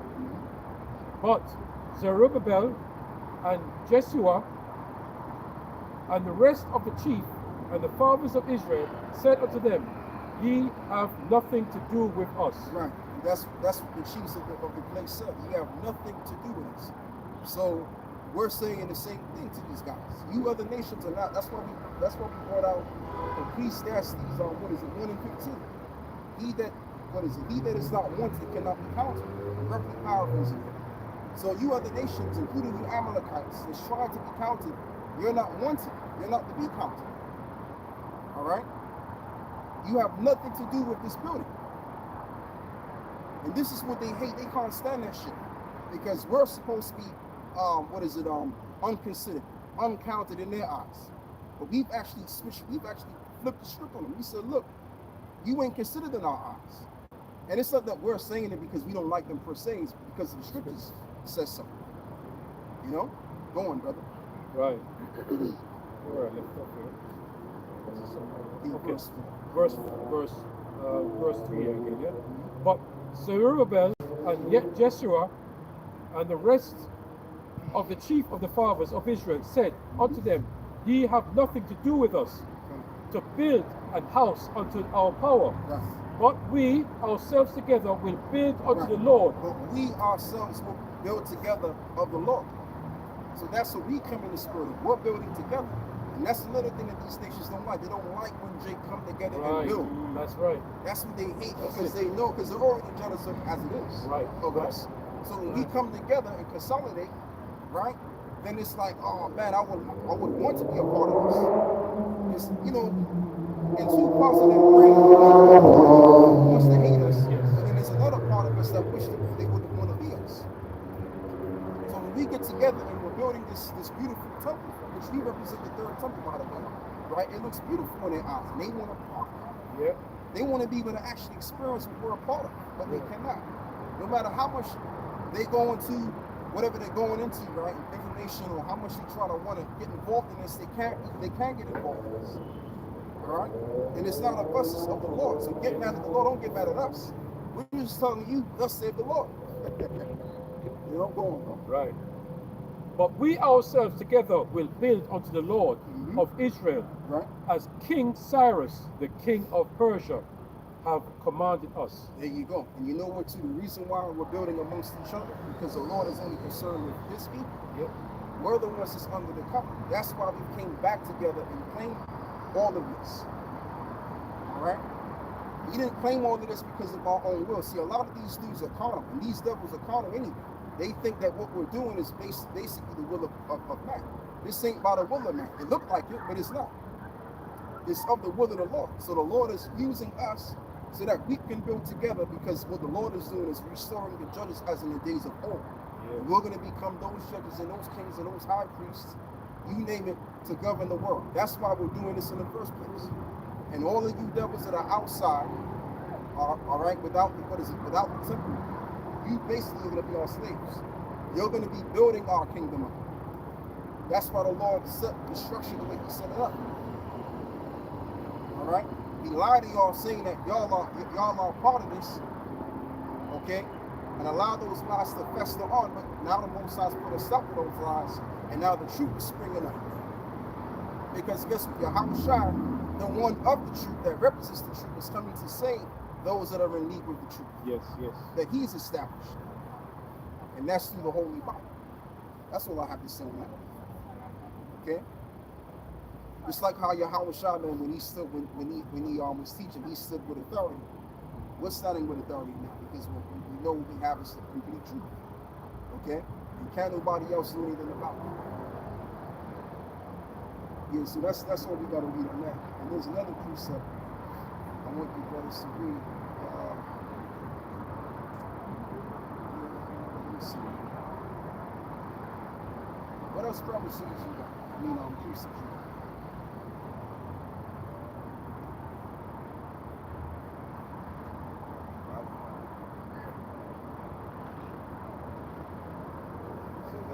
Isaiah 49 and 23 says, and kings shall be, 52. Thus saith the Lord God, behold, I will lift up mine hand to the Gentiles and set up my standard to the people, and they shall bring thy sons and their arms in their arms, and thy daughters shall be carried away, carried upon their shoulders, and kings shall be thy nursing fathers.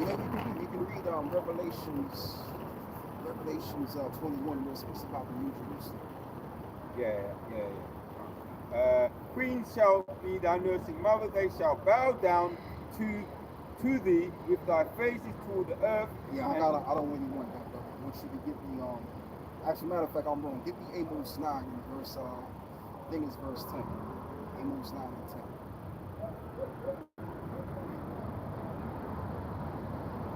10. Amos said, out of 3 days shall the temple be built.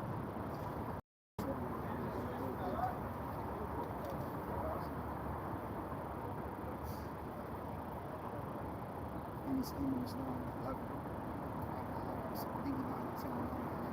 Amos chapters 9 and 11 says, in that day will I rise up the tabernacle of David. That's the one.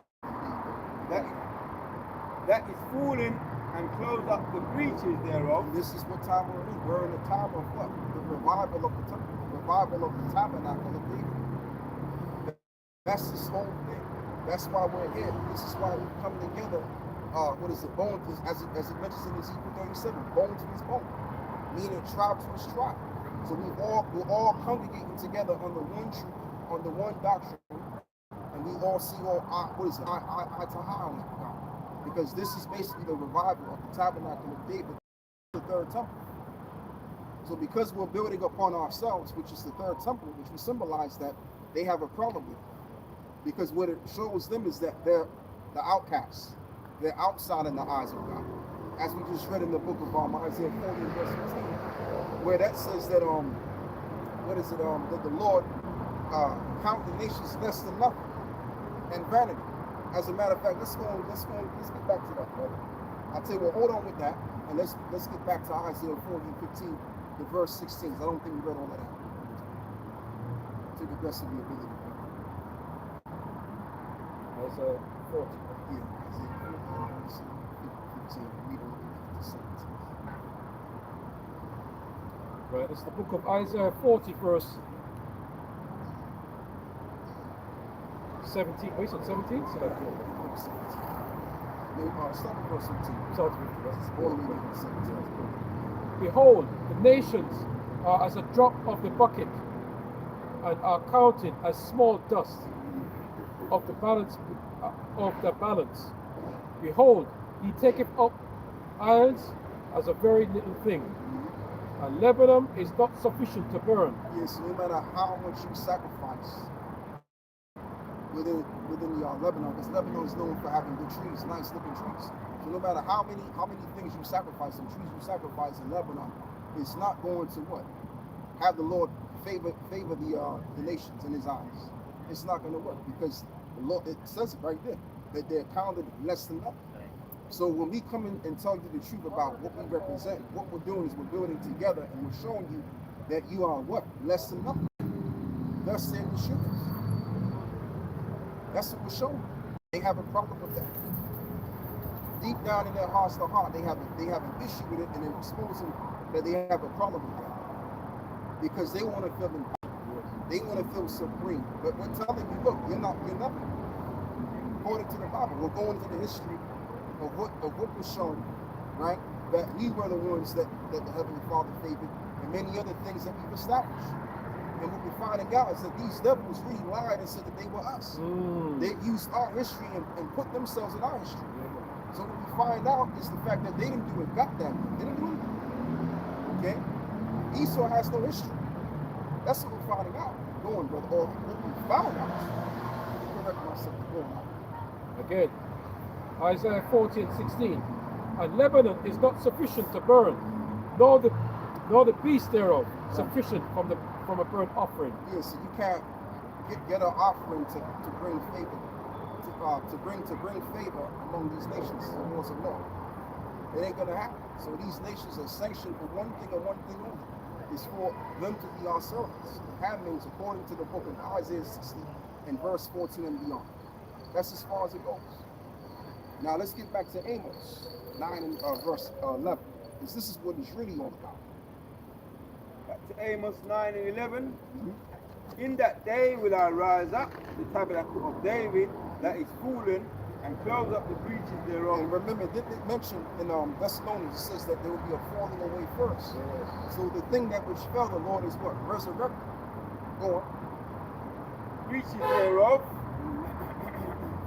and I will rise up his ruins, and I will build it as in the days of old. And I will build it as in the days of old. So it was once ruined, now we're being healed. Remember, as it mentions in Deuteronomy, what is it, 32? If I'm correct, in 39, right? It mentions that the Lord, he wounds and he heals. So it was him that brought the wounds upon us, and now it's him that's bringing the healing upon us, bringing back that house of David, or the temple, the third temple. Okay, as Yahweh Shai said, he said, look, which the Pharisees and the Sadducees, they lied on him and said that this is what he said that he was going to do to the temple, but it was parabolic. He was basically saying that the temple, I would destroy the temple, but then bring it back. I'm roughly paraphrasing what he said, but it was symbolic of the Israelites that would be destroyed and come back again. So this is our comeback. This is the resurrection. And that's why Yahweh Shai plays a very important part in his ministry, because really his death and his resurrection represented the whole house of Israel being put to death and resurrected. Go on. Verse 17 in the last one. All nations before him are as nothing, and they are counted to him less than nothing. They're not a part of the promise. They're not a part vanity. And vanity. They're not a part of it. There you go. Now let's go back to this. ruins, and I will rebuild it as in the days of old. 11, Amos chapter 9, 11, now 12. That they may possess the remnant of Edom Right. and of all the heathen which are called by my name, saith the Lord that doeth this. That's going to be the next thing. We're going to possess the nations. Now it mentions we're going to possess the remnant of them. And what does that mean? Meaning we're going to possess their land. We're going to take their land, which they themselves isn't mentioned, which is the tribe of Judah. The tribe of Judah is going to expand their landmass by taking the landmass of the Edomites, which is Petra. So that's going to be all land. And that's what it means that the remnant of Esau will be possessed by Judah. Because we're going to possess all of them, from the least to the greatest of all of them. We're going to possess. That means that big fat wallet you got in your back pocket as well. We ain't gonna own it anymore. And the real collectible, the real money is gonna be gold and silver anyway. That's the real money. It's gonna go back to that. It's going to go back to that. So you're gonna have to let that fucking go. You got to. It's hard for them to let that go. But I'm gonna love that they're gonna have to let that go. You know, that's where when you get them where it hurts, they even say at their own mouth. When you get a man where in his pocket, that's where it really hurts. They love the money too. Love the money. You take that from them. Oh shit.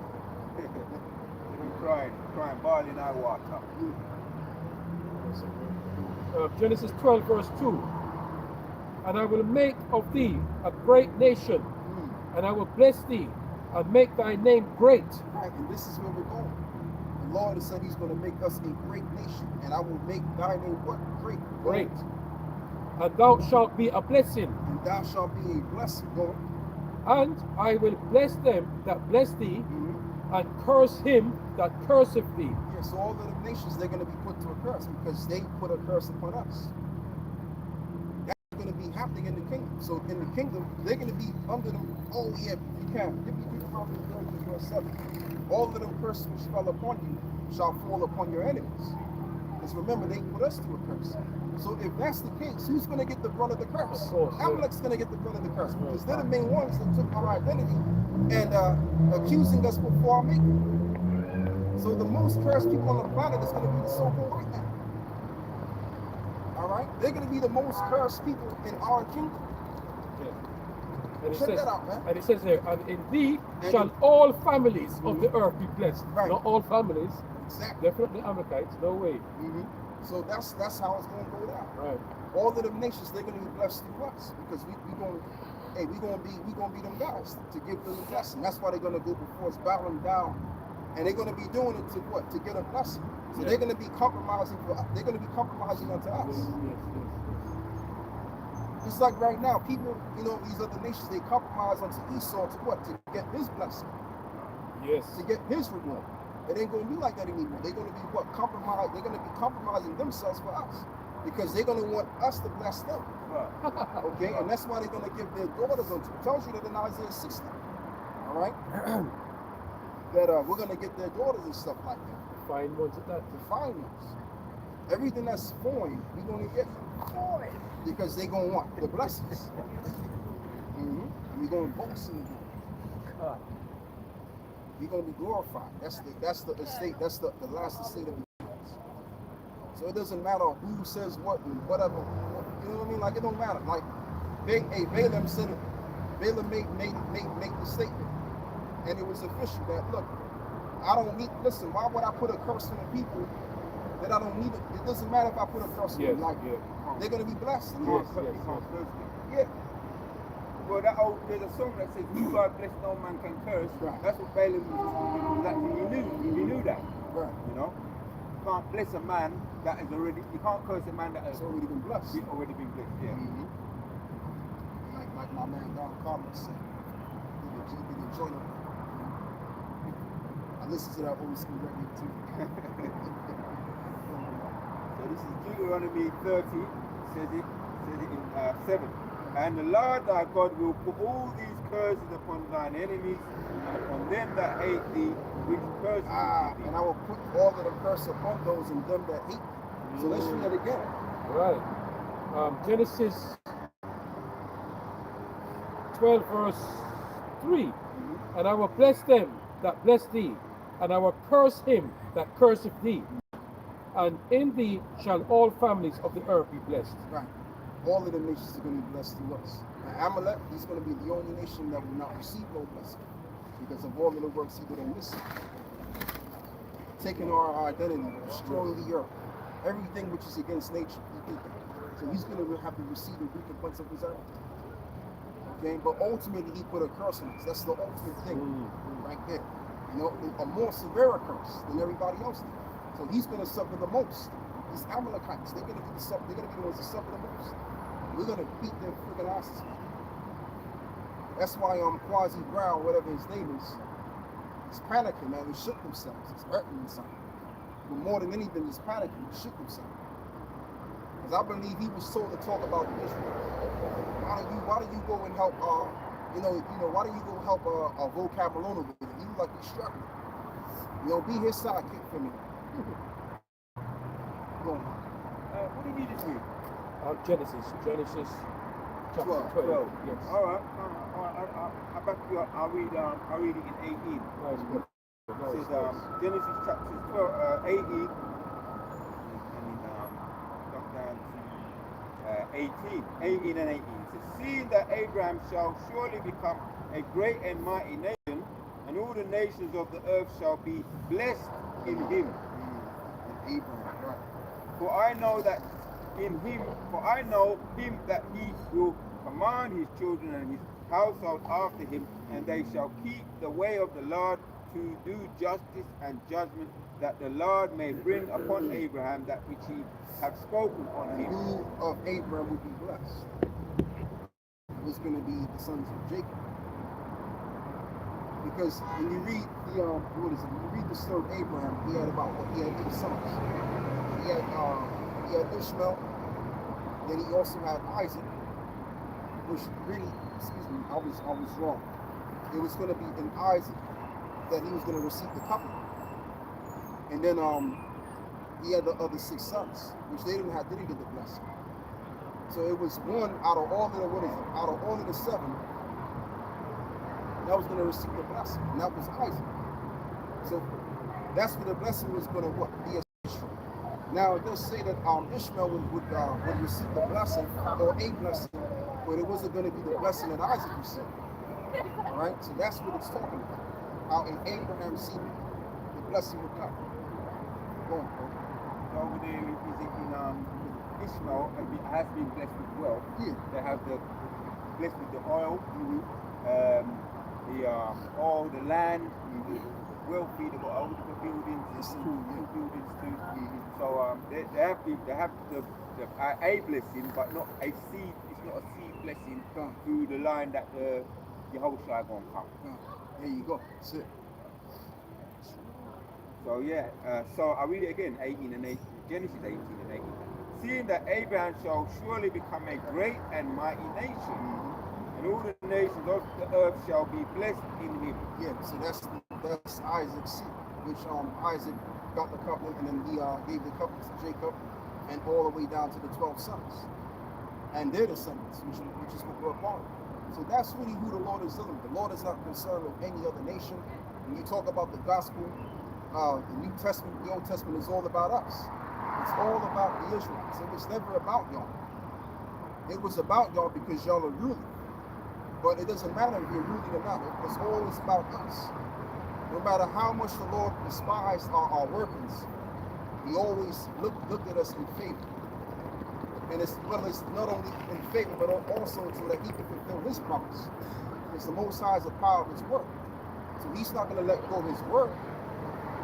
Because we've sinned so many times. The Lord understands why we sinned so many times. He made us, let's just keep it real, he made us to go off.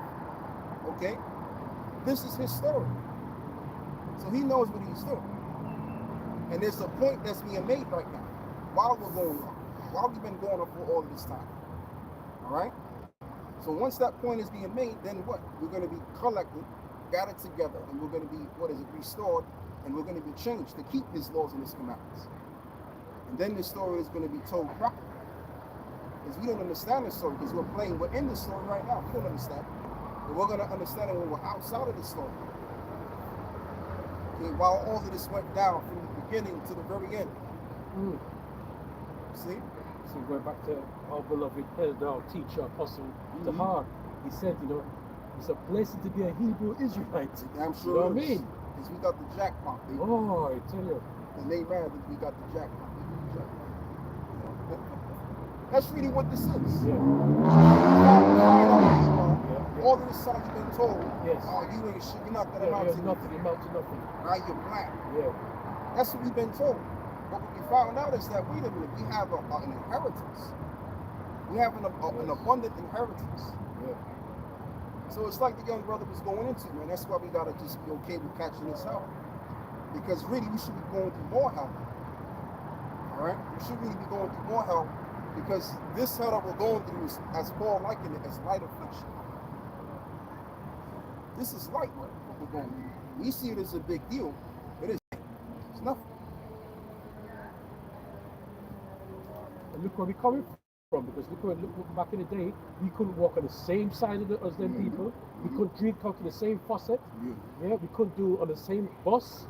I mean, there's a lot of things we couldn't do in those days. Look how far we have come. And that's a miracle of the Lord, isn't it? That's actually a divine intervention, isn't it? You know? It's really what the Lord that He lightened them out. He was going to get our out from slavery. Yes. He was under segregation and all that. Oh, So the Lord kind of like let that go for this time. So that the time of the prophets can take a stand. You know? Which the word prophet is to say before. So we've been put on the streets today to proclaim the coming of the day of the Lord in many ways that we do. And so read what you got, guys. I got this precept from Genesis, going back to Genesis, from going forward in Genesis. Genesis chapter 7, to back up the point, I'll just read the context. It came to pass that when Isaac was old and his eyes were dim so that he could not see, he called Esau, his oldest son, and said unto him, My son. And he said unto him, Behold, here I am.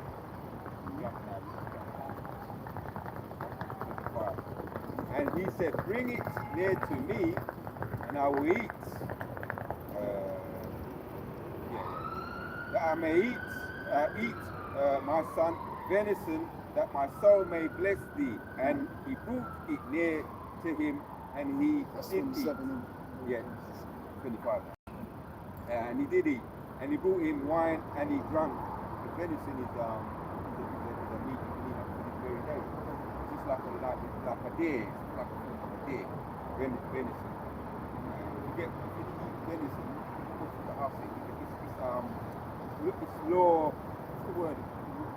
it's lawful to eat. Yeah. And his father Isaac said unto him, Come near now, and he come near now and kiss me, my son. And he came near and kissed him, and he smelleth the smell of his remnant, and blessed him, and said, See, the smell of my son is as the smell of a field which the Lord had blessed. Therefore God gave thee of the dew of the heavens, and the fatness of the earth, and plenty of corn and wine. And let the people serve thee, nations bow down to thee, be ruled over thy brethren, and let thy mother's son bow down to thee. Cursed be everyone that curseth thee, and blessed be he that blesseth thee. And as well as that has to be fulfilled. Just like you just read in Genesis 12. Yeah. About how whosoever curseth thee shall be accursed. Right? Who shall bless thee shall be a blessed. So really all of that is really going to take place. The blessings that Jacob's going to have, and us blessing the other nations, that's going to take place when we come back into the land of Israel. So if you see what's going over there with those Amalekites, because they lied and they said that 1948 that was the reestablishment of Israel, when in fact that can't be the case, because let's just go and get it. Isaiah 2, you don't mind, brother. Come up and shop. Because Isaiah chapter 2 says something else. It tells you that when the Israelites get back to the land, then the nations will not learn war anymore. And as well as it reads in Isaiah 60 that no violence will be heard near thy brothers. So what do we have today? What's going on over there? That fatness was given to Esau for the time being, because they have the fatness of the earth right now. On this side in the kingdom, they've been given. That was their blessing. Yeah, I understood where she was coming from. I got it. But I just wanted to get back to Jacob. That's why I didn't really go into that. I understand what was going on. This is Isaiah 2 verse 2. And it shall come to pass in the last days that the mountain of the Lord's house shall be established in the top of the mountains, and shall be exalted above the hills. Right, and it shall be exalted above the hills. The hills representing all of the rest of the nations. Their power. Lord. And all nations shall flow unto it.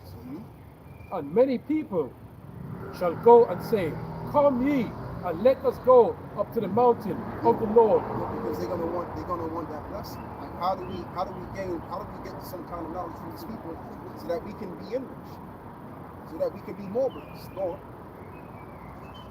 And let us go up to the mountain of the Lord, the house of our power of Jacob, and he will teach us his ways, and we will walk in his paths. And so this is a vision that Isaiah is given. Isaiah is given a vision that he witnessed of the other nations. Yes. Saying that let's go up to the house of God. So are they doing that right now? Are the nations doing that right now? Are they saying among those 1948ers, let's go up to the house of God and let's learn of their ways? Yeah. Do we see that happening, brothers? We don't see that happening. So evidently they cannot once again be the people. Go on. And we will walk in his paths, for out of Zion shall go forth the law. Are they proceeding with the law? No Or they way. not? They actually own the media, 100% of the media, right? And as well as what they also own, they own the porno industry too. Yes. So they're telling you, so instead of you following the law that they're actually upholding, right? They got you doing the quite contrary. And then over there in that land, the major city, which is Tel Aviv, is known as Pink City. So they're upholding the law, the scriptures. All of the people really should be put to death. As a matter of fact, that shouldn't even exist. Go on. Right. And the word of the Lord of Jerusalem, and he shall judge among the nations, and shall rebuke many people, and they shall beat their swords into plowshares, and their spears into pruning hooks.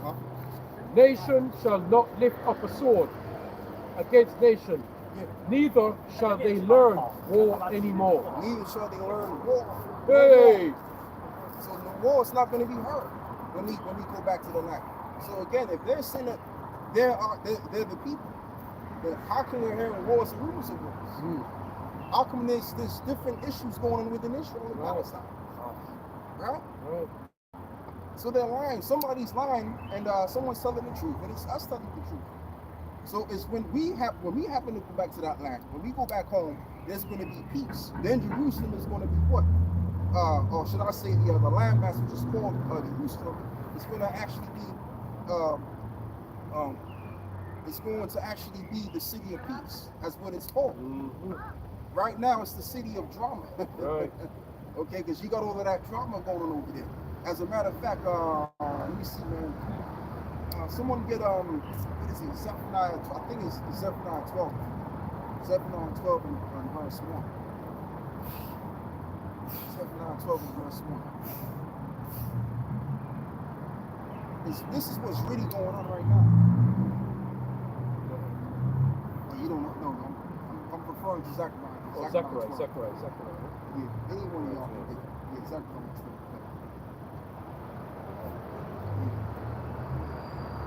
Zechariah 12 and 1, it says, the burden of the word of the Lord for Israel, saith the Lord, which stretcheth forth the heavens and layeth the foundation of the earth and formeth the spirit of man within it. Behold, I will make Jerusalem a cup of trembling unto the people round about, when they shall be in the siege both against Judah and against Jerusalem. Yeah, so the Lord has made that place a cup of trouble. Now, when you go and read that prophecy, originally it's actually referring to 70 AD, because we were besieging that city. But I'll read that scripture to just bring the point. that it's a cup of likened unto a cup of trouble. All right, the nations are not dwelling in ease there, so to speak. You know, there's a lot of civil, not civil wars, but so-called Palestinians going up against the Israelis. It's just a whole lot of commotion. Infighting. Yeah, you have a lot of infightings and criminal activity going on. There's a whole lot of melee going on over there, and it's been happening ever since they got there too. You know, so that's that. So that land is likened unto the cup of trouble. It's a cursed land. It's a cursed land. Yeah. And go on, brother. Do something on that. Verse 3, and in that day I will make Jerusalem a burdensome stone for all people. Right, a burdensome stone for all people. So now this is applying to all of those people that are there. Because you got different variations of them jokers there. You got certain Arabs that are there that are claiming the Judaic religion. All right, and you have those Edomites that believe in that nonsense too. And and then you got those so-called Palestinians. So it's become what? That cup of trouble into going. It says, a burden stone to all people's life. all that burden themselves with it shall be cut in pieces, Right. though all the people of the earth be gathered together against it. Right. And you know what's going to be gathered to get together against it is the Russians. Ezekiel 38 tells you that land is going to be pretty much obliterated. Not obliterated, but it's going to be destroyed. It's going to be severely destroyed to the point where we're going to have to come back and build that land back up again with all of them people in it. Go on, man. You got some.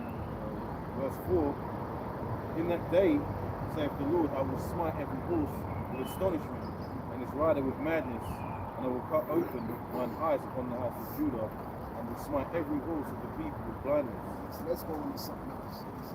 But the point is that that place in Israel is like a burdensome stone unto those people. So that's what's really going on. The peace part, that's not what's going on. No, the peace part is going to happen when we go back to that. All right. Yeah. So that's pretty much it on that, man. And that's something that vocab alone and Quaz Brown, Dr. Brown report, right? That's what they should be talking about. If anything. Like one of you brothers mentioned that he said something to the effect of that so-called black people are after them. No, the Palestinians are coming after them because of what you did. So that's what they should be discussing. They're talking about. Yeah, it was you that speak about that. Yeah, they're talking about when they get attacked. A lot of the black people that are attacked over here in America, primarily black people. But we know it's a lot of these false flags. And when they get the false flag, mainly Barker Maloney jumps on that and says, see, look what you black Hebrew Israelites are doing. Yeah. But we know about Christianity. We put that to him and he doesn't say nothing about that. You know, just about you. No, it's true. It's true. They use psychological operations of the Israelites to come up with a storyline. And then you also have this thing called the commissionary program, which that program is dead set against the Israelites. Go on now. This is on RT, right? It's going into the US hate crimes by the FBI. Oh, beautiful. And it says the data shows that this is 2023. The data shows that black people, the largest group to have been targeted for bias and prejudice. 2,233 instances noted in the report. See, this is what Esau is doing. Esau is doing he's building the case. And a lot of these jakes are probably agents that's out here doing all kind of nonsense and stuff like that to build a case so that we can become what? And this is what we've been saying, beginning with the elder apostles to be exact, right? They've been saying, and as well as the elders, that came under them have been saying this, that they're going to be building on a case to make us to be as the face of terrorism. Yes. Once upon a time it was those Arabs, all right, those Muslims, and then it's going to be us because they need to find some form of reasoning to take this Israelite thing down and to get rid of Israel as a whole because they know that we represent another world to come. All right, we represent the Most High. So Esau's agenda is to get rid of everything that represents the Most High, and most importantly, the people. So I want you to read that again. That's a beautiful point right there. So this is FBI database, and it says that the data shows that black people are the largest group to have been targeted bias or prejudice. 2,233 Well, that's instances. motion, man. 2,000. I mean, come on, that's a small number of people. Like, how many so-called black people in America, right? As they got the census, they say it's what, maybe 13, 20 million people. So if you got 2,000 cases, that's like a measly guy. Yeah. So this is the thing, they're putting these narratives out there saying that, you know, these little stories, oh yeah, black people, you know, pretty much on they side of how chance of performing, you know, acts. No. Saying that we've been targeted. Yeah, we're the main. But your point still remains. Yeah. That's a very sort of okay. You have to kind of do that.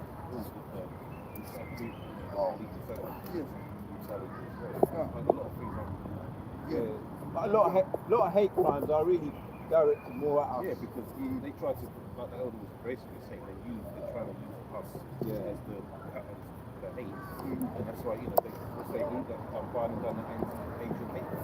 He hasn't done that for us. That's beautiful. He hasn't done that for us. That's beautiful. Oh, so I was saying that wrong. Yeah, yes. But, you know, I understand what you're saying. No, yeah, but this is saying I was going on. Yeah, but this was saying that we've been, you know, the fact of the matter is that we are the main target. You know, that's something. Yeah. Right. All them Asians up. Look what happened. What was that? The LA riots, right? Rodney King. And at the same time, that young girl got shot in the face by that Asian woman. Amadou Diallo got shot around 44 times by the police officer. That's when I first heard about Hebrew Israelites.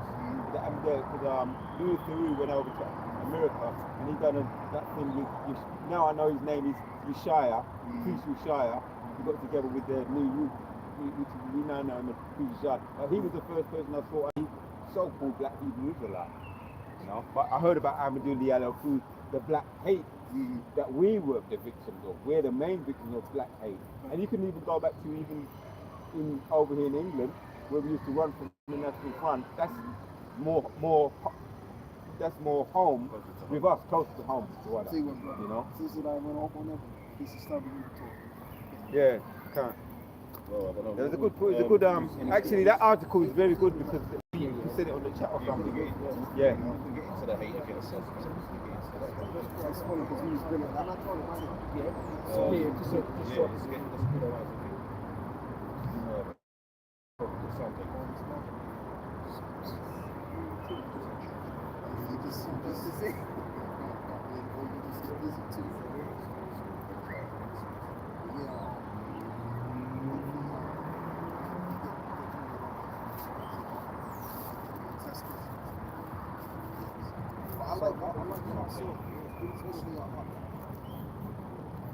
If we can get some scriptures, anything that's perpetuating hate against us as a people.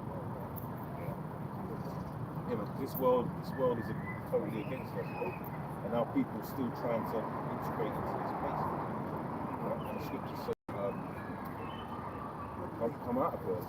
Come out of it. It's not our restaurant. This place isn't made for us. Even when you look at the simplest things, like going into the supermarket and trying to get something to eat. Yeah. Now, you might go to the aisle to get some food, maybe you want to get a quick meal. Yeah. And you look at the ingredients on the front, and then you get that. That's happened to me a lot of times. When you get that meal home, turn it over, and pork is secretly integrated into that.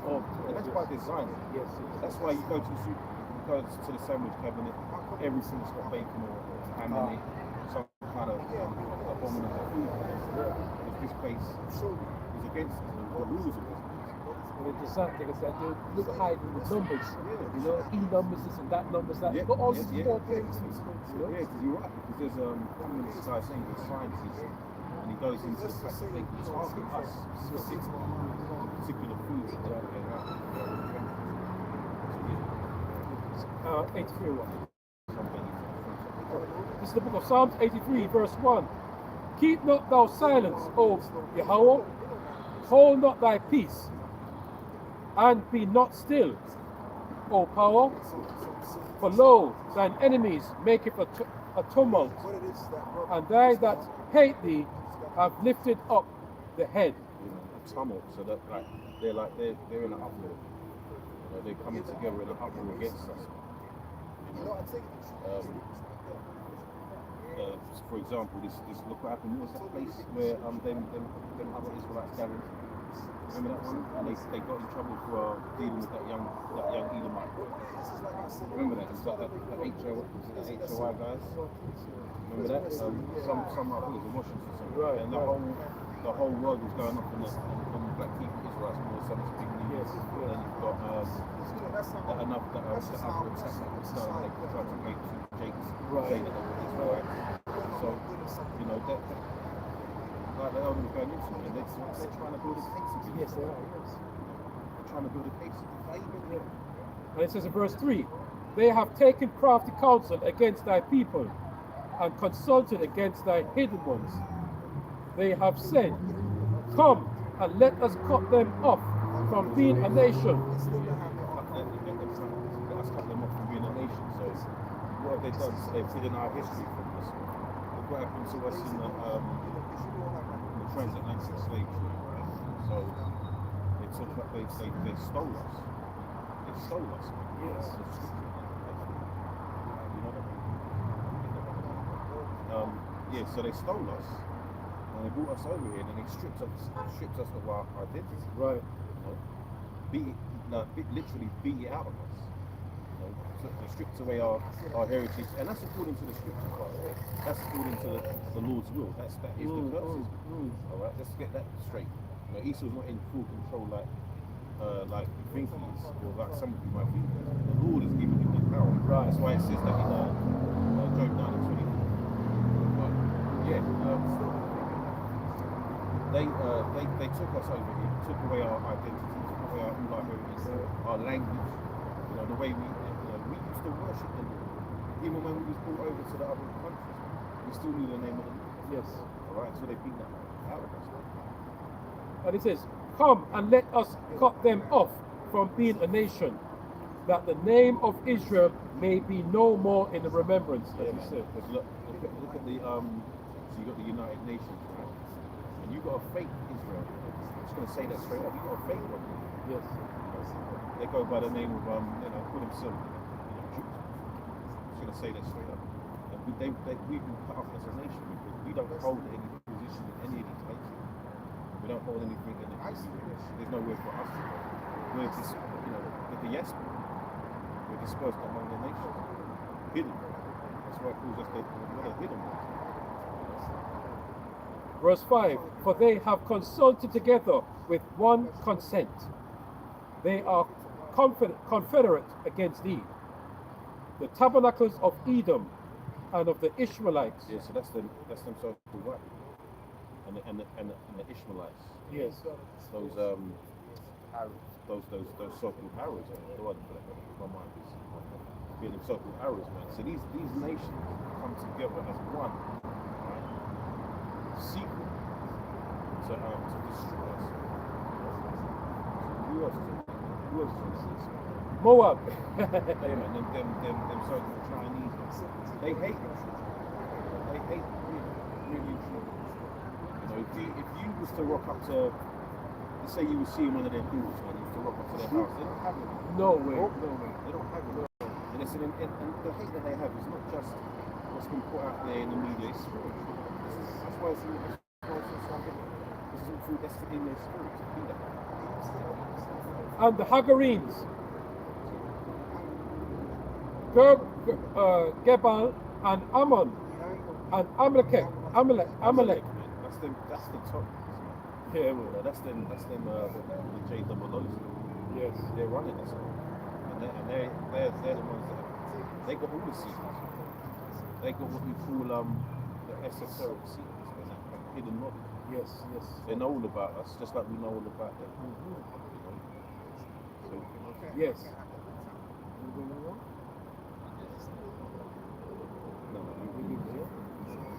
This one, Joel, had it, start from Stop. Job chapter 3 and 1 says, Behold, in those days and in that time when I shall bring again the captivity of Judah and Jerusalem, and I will gather all nations, and I will bring them down to the valley of Jehoshaphat, and I will plead with them, thee for my people and for my heritage, Israel, whom So yeah, the Lord says he's going to plead with them, and that doesn't mean he's going to beg. Nope. That means that that's judgment time. That's judgment time for what they've done to the bottom. The Lord's about to put the recompense upon their heads, what they've done to them, even though he sanctioned it. and I will plead with them there for my people and for my heritage, Israel, whom they have scattered among the nations and have parted my land. And they have cast lots for my people, and have given a boy for a harlot, and sold a girl for wine that they may drink. They did that. That's that slavery. That's that slavery, and we're still under that. We're still under that curse today. Especially if you go to, if you talk about Babylon, aka America, right? They still have that that law where you can, slavery is legal under punishment of imprisonment. That's called the 13th Amendment. So if you are arrested and sent to jail, then they get free labor. That's why they call it the prison pipeline. So the money making. Yeah, it's all the money making. And actually, saying that there was there's a story that goes around and it talks about these music executives, man, and they started buying into the prisons, and that is why I think it was like the late 80s into the 90s, they started bringing out this gangster influencing our people to call each other names and bars and talk about killing each other and selling drugs to each other and stuff. So this is all part of that play. That's that Psalms 84 again. So everything that this world is doing is against us, to keep us away from the truth, to keep us away from coming back to the heavenly Father. I'm going to a couple of verses here. Carry on reading down. Boy for a harlot, and sold a girl for wine that they might drink. And ye, what have I to do with? And ye, and what have ye to do with me? Yes. O Tyre and Zidon, and all the coast of the Philistine, will ye render me a recompense? And if you recompense me swiftly and speedily, will I return your recompense upon your own head? Yeah, these other nations, these heathen nations, don't have any connection with the Most High at all. Well, that's right. He's for his own people. He's chosen Israel. Now this is old news now. Anyone that's trying to teach otherwise these days is just crazy, man. The scriptures talk about that all throughout the scriptures. Israel only for Israel. One of the Amnon, the Chinese, the Japanese. Amnon, are the Chinese, isn't it? Amnon's the Japanese and Moab the Chinese. So now they've got this they're calling it Asians being attacked, right? Hate against Asians, and they had them in their. First they were brought to the Senate talking about the TikTok. TikTok could be used as a weapon. They're going to use, to use all kind of what they call it, symbolism in TikTok and send out messages that might hypnotize people. In a nutshell, subliminal messaging. So now, anyway, when they were brought to the Senate, either that Amnon or I don't know the difference by looking at it. Because I remember when we was young, when we say when we was young, we say Chinese, Japanese. Chinese, we got the eyes up here. They're like that. But anyway, it was Moab. No, before you said that. So when they questioned the woman, right, she saying, well, we're not. She basically was saying in a nutshell that you're talking about us. Why don't you focus on the so-called black people? She said it like that. Why don't you focus on some of the black people that are the racism towards us. Get off the case with the TikTok thing. She wasn't saying it that, but that's what she was saying indirectly. Get off our case with TikTok. Focus on the racism that we're being focused on by black people. They're all the black people that are attacking us. So she's basically saying, white father, white daddy, get off our case and get on the black people. You're used to doing it. Leave us alone. Get back onto the black issue. They're the problem. Because them Moabites, they're under the spell of white supremacy. Man. Anyway, yes, they are that's white it, supremacists themselves, and they don't understand. And the fact of the matter is, Esau's done them dirty as well. Yeah. Because they're not held at a low esteem like we are. Yeah. They take their place above us, and they run with the white supremacy. Yeah, because we're lower down on the totem pole. Exactly. So they're saying, give us a break. Let us stay and keep our position. Get on to people that are lower beneath us, and that's what they do. And we've always been, as you're bringing out, we are the primarily victims of hate. To add to your point, I carry on reading this. Recompense me swiftly and speedily will I return your recompense upon your own head, because ye have taken my silver and my gold and have carried unto your temples my godly pleasant things. Yeah, man.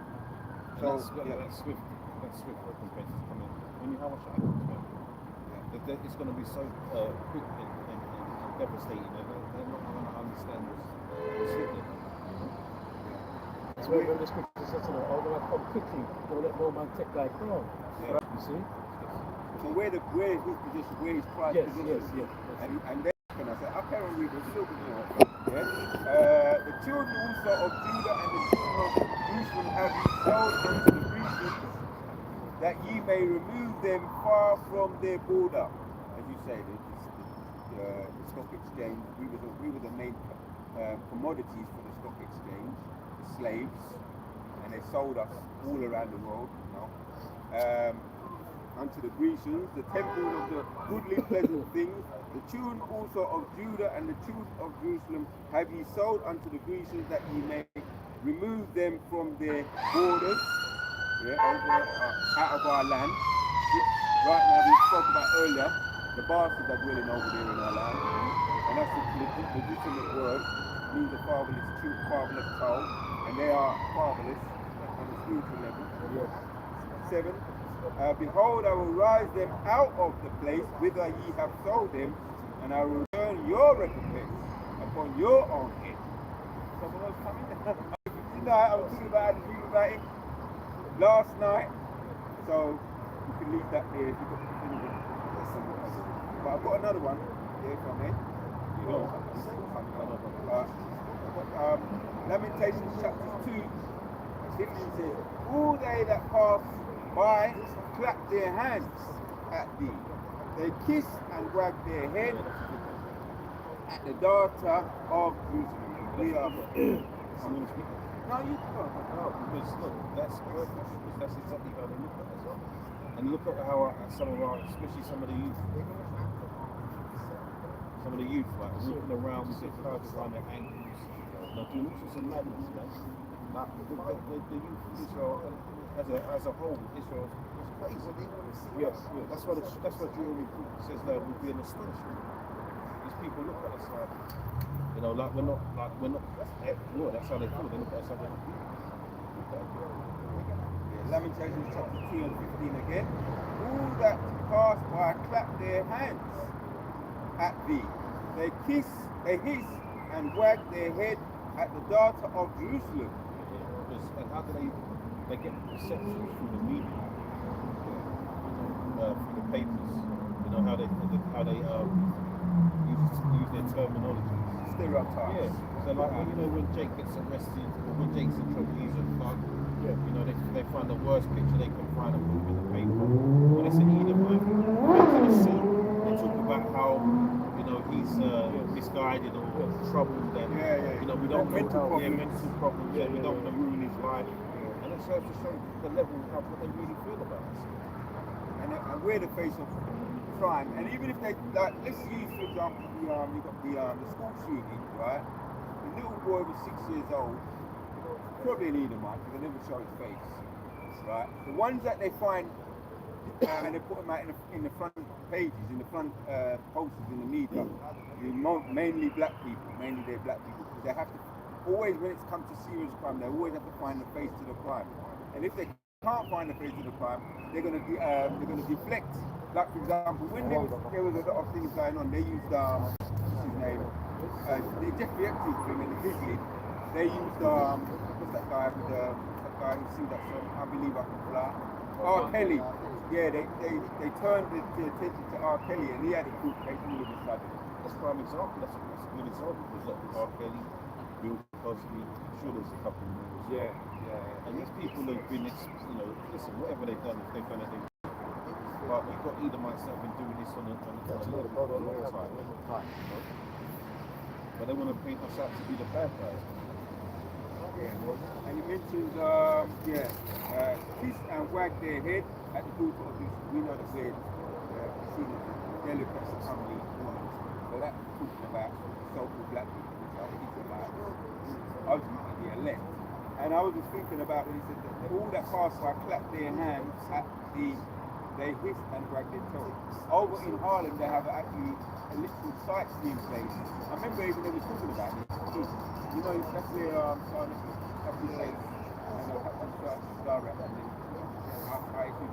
they have an actual road, infamous road or a sightseeing buses where they ain't got no roofs on it, and it's mainly holidayers, so-called foreigners, like tourists, that's the word, going around and they're just looking at that, as you said, with the trousers hanging down, and they're looking at them like to say, yeah, they know who we are, the fallen people.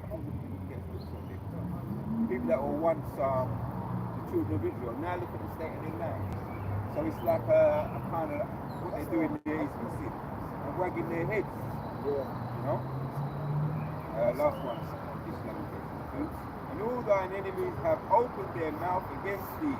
They hiss and gnash their teeth. They say, we have swallowed her up. Certainly this is the day that we look for. We have found, we have seen it. And that's going into the And also, it's still relevant. Yeah, they're all pretty good though.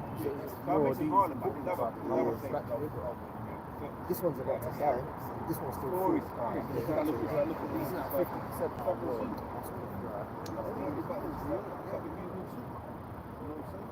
Yeah, they used to have that, innit? They used to have, they used to have that in Belgium. 1958, they had these, I think they were Hamites. And they had a family in the zoo.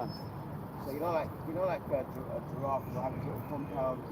Yeah, they had a little compound and they had a little mud hut there, and they were doing their chores, and all the crackers were taking pictures. Like this is a normal actual thing. So they would love to bring that back. And really, they have brought that back. It's called hip hop, right? Yeah. It's a human zoo, man. That's all that music is. Anything this man, I did a video the other day, anything this man touches is a usurper of anything that's holy. You know what I mean? He's gonna take something. There's a documentary about hip hop, and it showed them all through the early 60s, 70s. It was all cool, man. We said, about when they're switching up in the making. Yeah. So you're speaking on there, yeah? That's all it's got, and that's to start getting on people in their mindset, being niggas basically. Yeah. So they start going up there trying to compensate that shit they're hearing in front. But they're not even doing that. They're not even doing it. Yeah, it's wicked. You know what? You have to look at them as not them rappers, entertainers. You have to look at them like what Judas was to Yahushua, man. Nothing but traits, nothing but Benedict Arnolds, black Benedict Arnolds. Alright? They've sold their soul for 5 minutes of fame. They even slept with men for it. You know like those black dramas now that come on TV, films. You watch it, but you can't even look at those people the same way, man. Well, listen, look at Halle Berry. You know she's done it. Yeah. You know she's done it. That was real. Because I remember when I saw that movie, and I was like looking at it like, that shit looks too real to me. So, and that's just another reason. Yeah, I heard she got an anomaly for doing that. No, she did. She got. Listen, look at Denzel Washington, man. He had to play a bad man before he got. He had to play a wicked nigga. Now he's remembered for that. That's what it is. When everyone talks about movies, he's remembered for trading days and being a wicked nigga. Yeah. And you know what? If you look at his acting performance in general, there was a film called Glory, which was about the Civil War, where Jakes fought on the side of the North. And that was an excellent performance by Denzel, man. You know, when he was getting whipped, he started crying. But what did he say? He said he went down on his knees and communicated with the spirits, and they were in charge. And he goes, I can act that. So, how good are you if you need to have demons in you to actually release your actual your talent, so-called talent. Yeah, your so-called talent. Well, that's that methodology. Yeah. Speaking on what's it called? That's why all the songs and the movies, but mainly the songs, they have to talk about jealousy.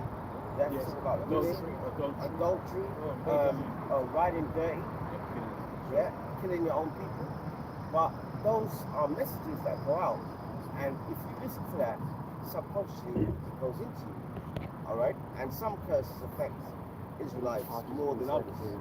Alright? So this is like Deuteronomy 28, verse 54. So that the man that is among you, tender and very delicate, his eye shall be evil towards his brother, and towards the wife of his bosom, and toward the remnant of his children which he shall leave. So that's beautiful. That's the 3 stages. You know, it says your eye will be evil towards your own brother. So that's why when you're in this truth, you know, like Jakes, they'll fight you over nothing, innit? They can bump into you. Yeah, no, what's that? Yeah. Boondocks man showed me that. That's that nigga movie. Yeah, yeah, you know those cartoon Boondocks or whatever, but say you're walking down the street, you bump into a Jake, and you're about to say sorry. It's like, what, blood? What, you want to go? You want to go? You want to go, blood? You know what? Rather than being tough, man, just walk away, man. You know why? Because he's an NIGGA, and he's under a curse, and he doesn't even know. And that curse might be percolating in his spirit. He might have a lot of these demons, man, to be evil towards your own brother.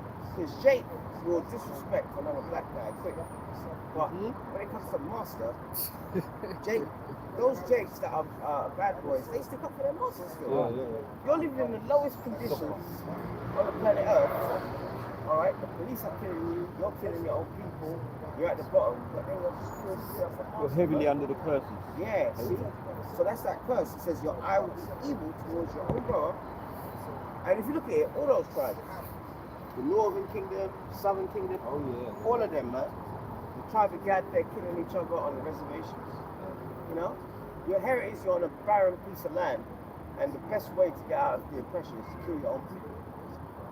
See, that's why there's 2 options for people like that. They need to either repent or the Lord is to destroy them. Alright? We ain't got time to waste no more, man.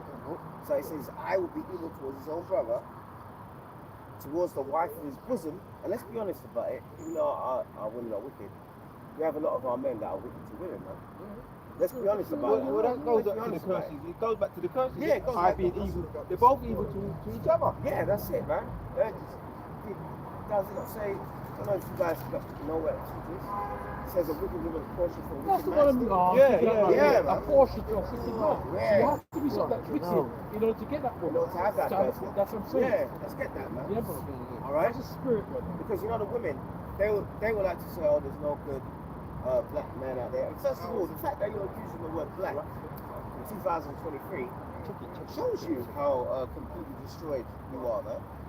You know, Malcolm X teach you, looked in the dictionary and he said black means death, mourning, void of life. And then he looked at the word white, means pure, virtuous, and unintending to harm. Unintended to harm, then? That's another. That is just another way of showing you how they perpetuate hate against us. That's right. Simply Right. using a dictionary. That's right, man. Simple things like that. Simple Who has the things. driven snow? You know? Why, you know what I mean? That's why they say things like that. Yeah, that's right, man. Oh, you know that coup, Martin Luther King. He said, his last speech was, he said, "Don't let them fool you." He goes, "Angel cake is white, but devil's cake is black," which is true. You know that what's it called, Betty Crocker or whatever. Yeah, she has a chocolate cake. It's called devil's cake, isn't it? Yeah, but when it's a white cake, it's angel cake. Yes, angel. Yeah, so they've programmed you already from the day you come out of your mother's womb to hate who you are, man. I did a video on that the other day. And for the rest of the nations, that's also hate.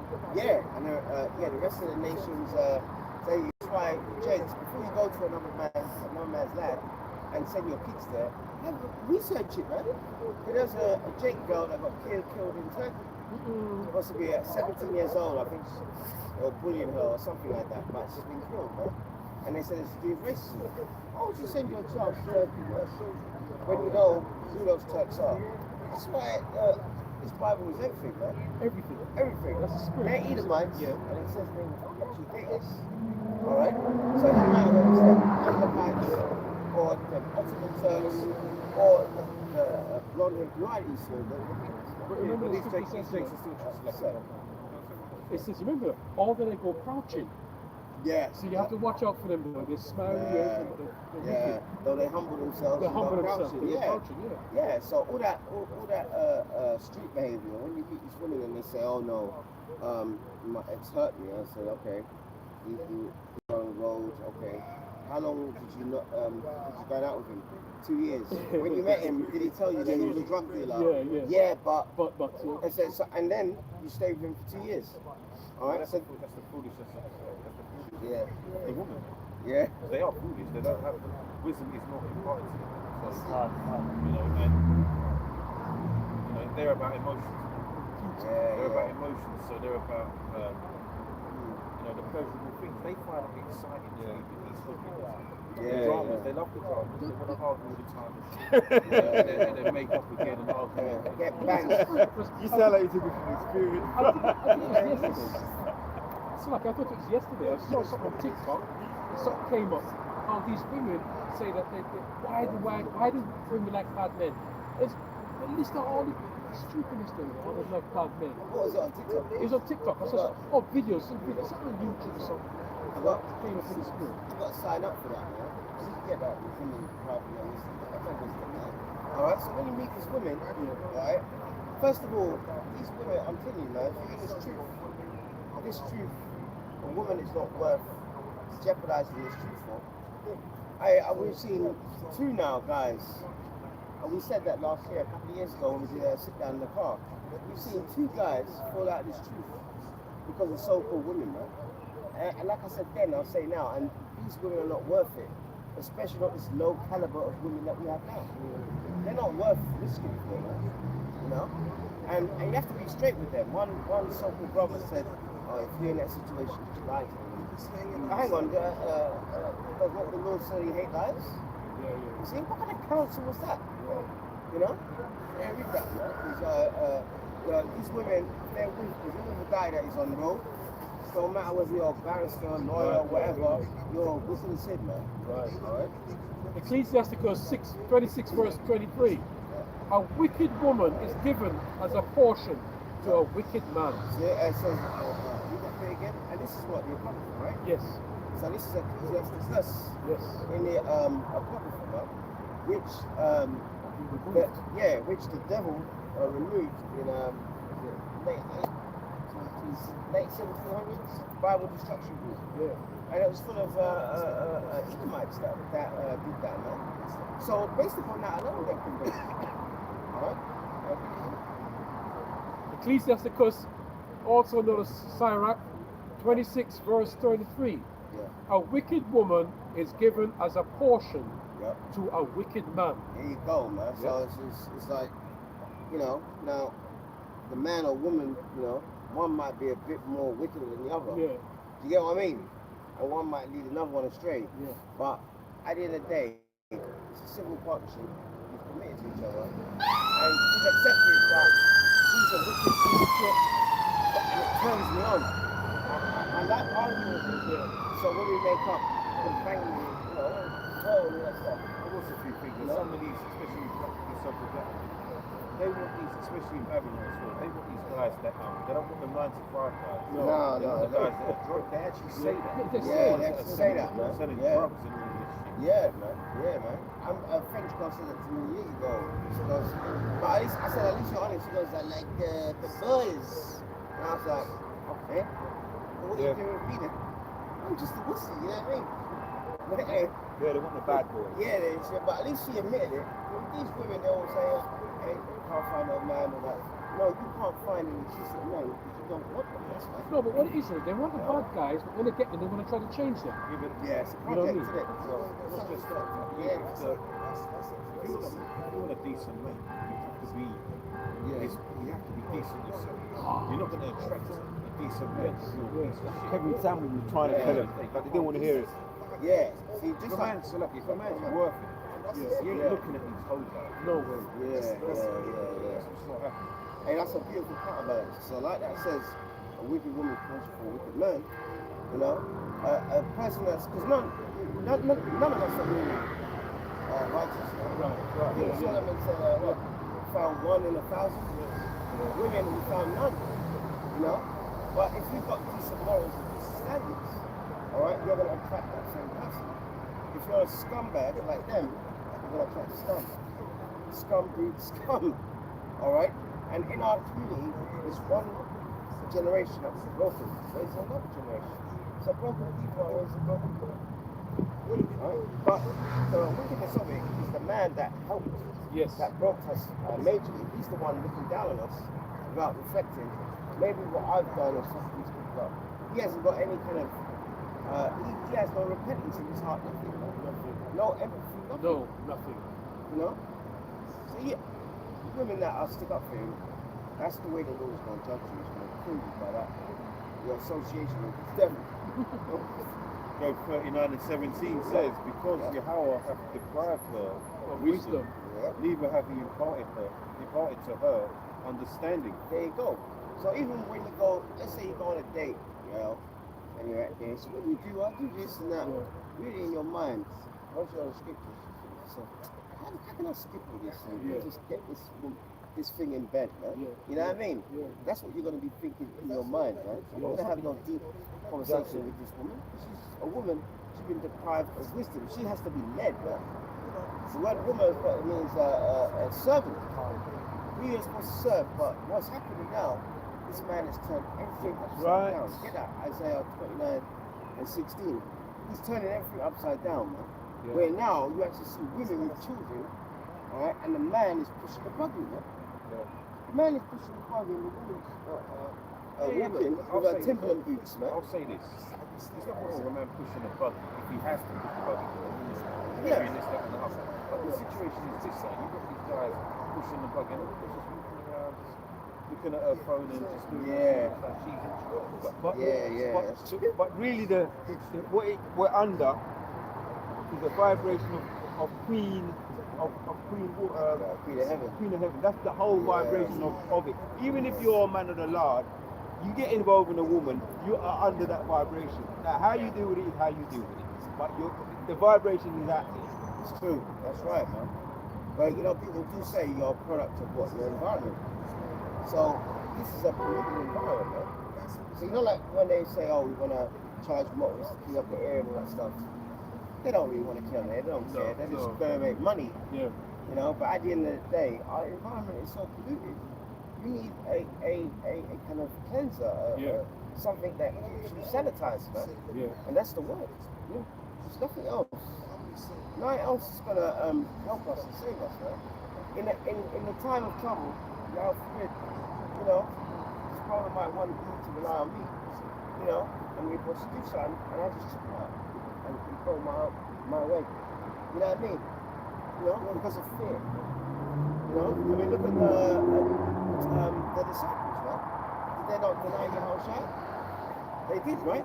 Yeah, they did. Some of them. Yeah, Yes, yeah. yes. Yeah, yeah, yeah. But In the there heat was- in the heat of the moment. Yeah, in the heat of the moment, but there was a repentance, there was humility, there was forgiveness, all in that scenario, man.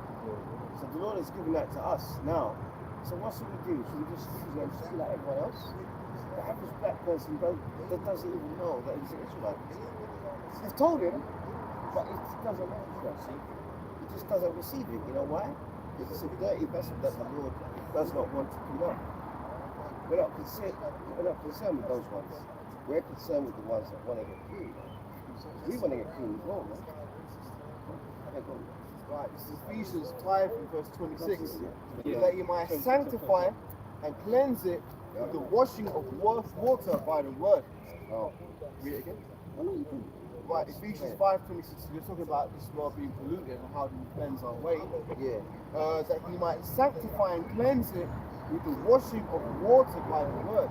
So you're supposed to immerse your mind in this truth, and that's what will help free from the pollutions and the corruptions that you've already been accustomed to as being in this world, because we're all tainted in some way, shape, or form. None of us are righteous. The scriptures say all our righteousness is filthy rags. It says by coming back to this word and being transformed and renewing our mind to bring it more in line with the scriptures, to put on the mind of how it's right. That's right. That's right. And that comes sometimes with time. So when you first come in, you know that kind of spirit you have telling everyone. Yeah, man. Those days are yeah. finished now, man. After a while, you think it's so precious. You don't know about it. So mention it to him. No interest. Just move on. That's how precious time we've got, and they're not worth conversing with. A lot of these 2/3. Okay. But, Micah 2 and 10 says, "Arise ye and depart, for this is not your rest, because it is polluted. It shall destroy you, even with a sore destruction." There you go. Hey, can you call this? Back. Alright? Just rest, because this place is polluted. So all those jakes in like the movies, Sammy Davis Jr., all them entertainers, Michael Jackson, they put so much work in their craft, right? They reached a level. But I remember Sammy Davis Jr., he used to go to that satanic temple. Oh, yeah. What's his name? Antoine LaVey.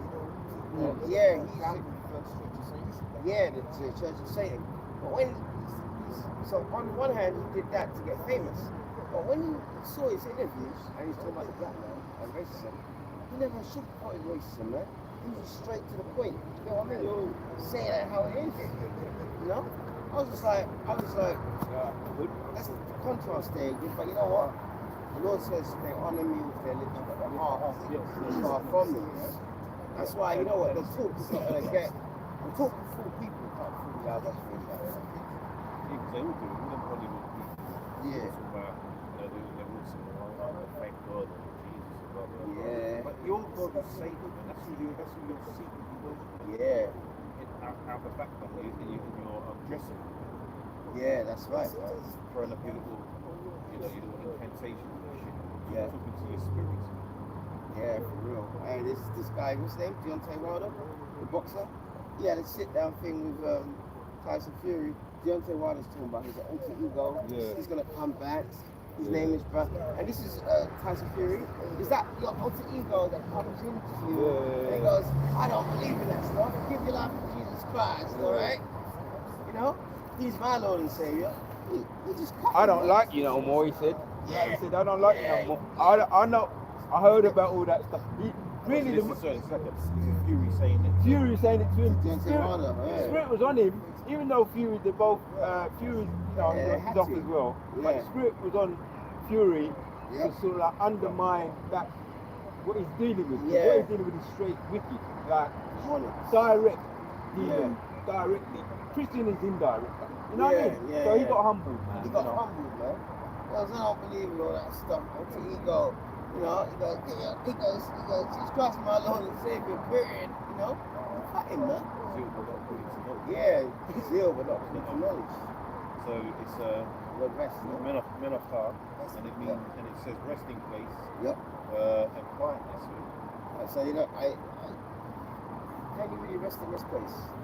Let's say a bill comes and he gets it, he pays it. Another one's gonna come next month, right?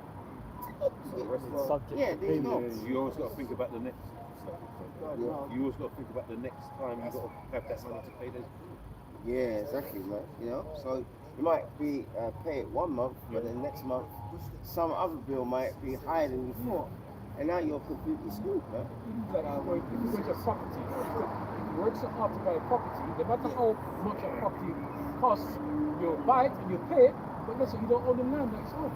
So Yeah. how you can't feel peaceful then, because anytime they can tell you say, oh, they need to do some excavation and they need to Yeah. you just don't know.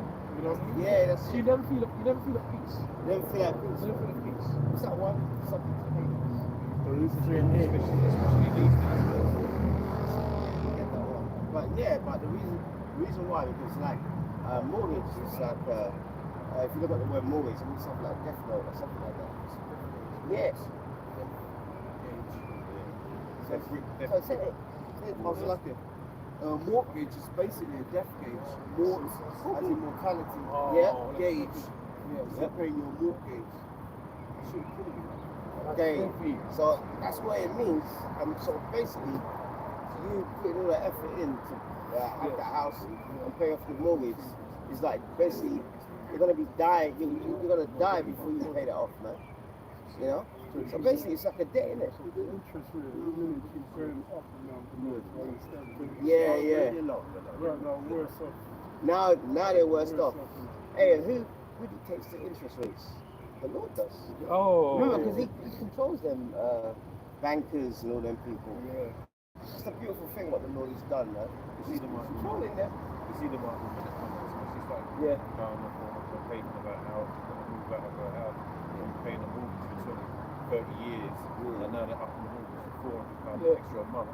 Like she's supposed to just pull £400 out the air. 400 extra. And they know what they're doing. That's why the government's saying, you know, the death mortgage, the death gauge, the death Want you to they be on want debt. you to do that because they can take that shit. They want you to get into them. So when they want to start fiddling around, you know, with the economy and all that, they can just say, all right, we're going to raise that now, and we can take it. Because ultimately, what they want you to own nothing. Yeah, that's the it. World Economic Forum's mission statement. Yeah, and that song, what's it called? Don't worry, be happy. Yeah, that's you Jakes that would be sang a song like that, man. Here it is, your brother's getting shot in the back after coming off the concert. Don't worry, be happy about it. Oh man, it's supposed to be miserable in this place, man. We're the last people You that know? should be singing songs like that. This is Baruch 3 and 8. It says, behold, we are yet this day in our captivity. Yep. Where thou hast scattered us for a reproach and a curse, Yep. and to be subject to payments. See, a reproach means what? For correction. So the Lord, he says that in other scripture, the Lord is to destroy us totally because you removed them to anger. Because we started doing, we looked over the fence and said, oh, the Hamites are doing good. I like that. Let me try to do that. You know? They're putting their head up a cow's ass. Let me do that, man. They're drinking blood. Let me do that, man.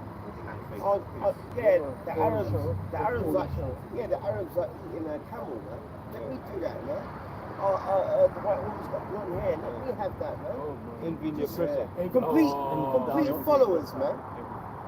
Followers of everything that is wicked, man. Right from his ways to see That's it. everything in there to just integrate and to assimilate. Yeah, to But one thing, try and slot in with your oppressor that still hates you, man. Choose one of his ways. Yeah, that's it. You're not supposed to choose any of his ways, man. And let's be real about it.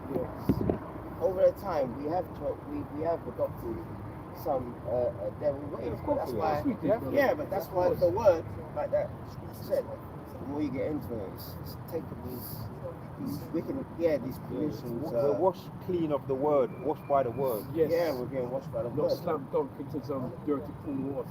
That's it. So while we're in captivity, he's also done this. Yeah. Isaiah verse 29, verse 15. Woe unto them that seek deep to hide their counsel from the Lord. See, and that's all your groups, right? All your Illuminati. What else is it? Club of Rome, is it? Club of Rome. They got different the Rosicrucians, Jesuits, Skull and Bones. You know, all these pussy fried. Yeah, I said that in a video the other day. I said this man's a bitch, man. You know, why don't you just tell people your plans right out there in the open, man? Say, yeah, I do want to kill 6.5 billion people. He does. Same side. Indirectly. But what I'm saying is, symbolism. we have the Lord's secrets, but we're shouting it out publicly, right? Because we want other people to benefit from it. This wicked man is so wicked. It's only a small few that can have it. Our plan is this and that. Just be bold about it, man. That was cool, yeah. You know? And really, some of them, they're scared of this dollar collapse, right? Because it's going to be a totally new way of living, you know? So in the meanwhile, he's turned everything upside down. We're now the average woman and the average cracker thinks that they're us. Yeah.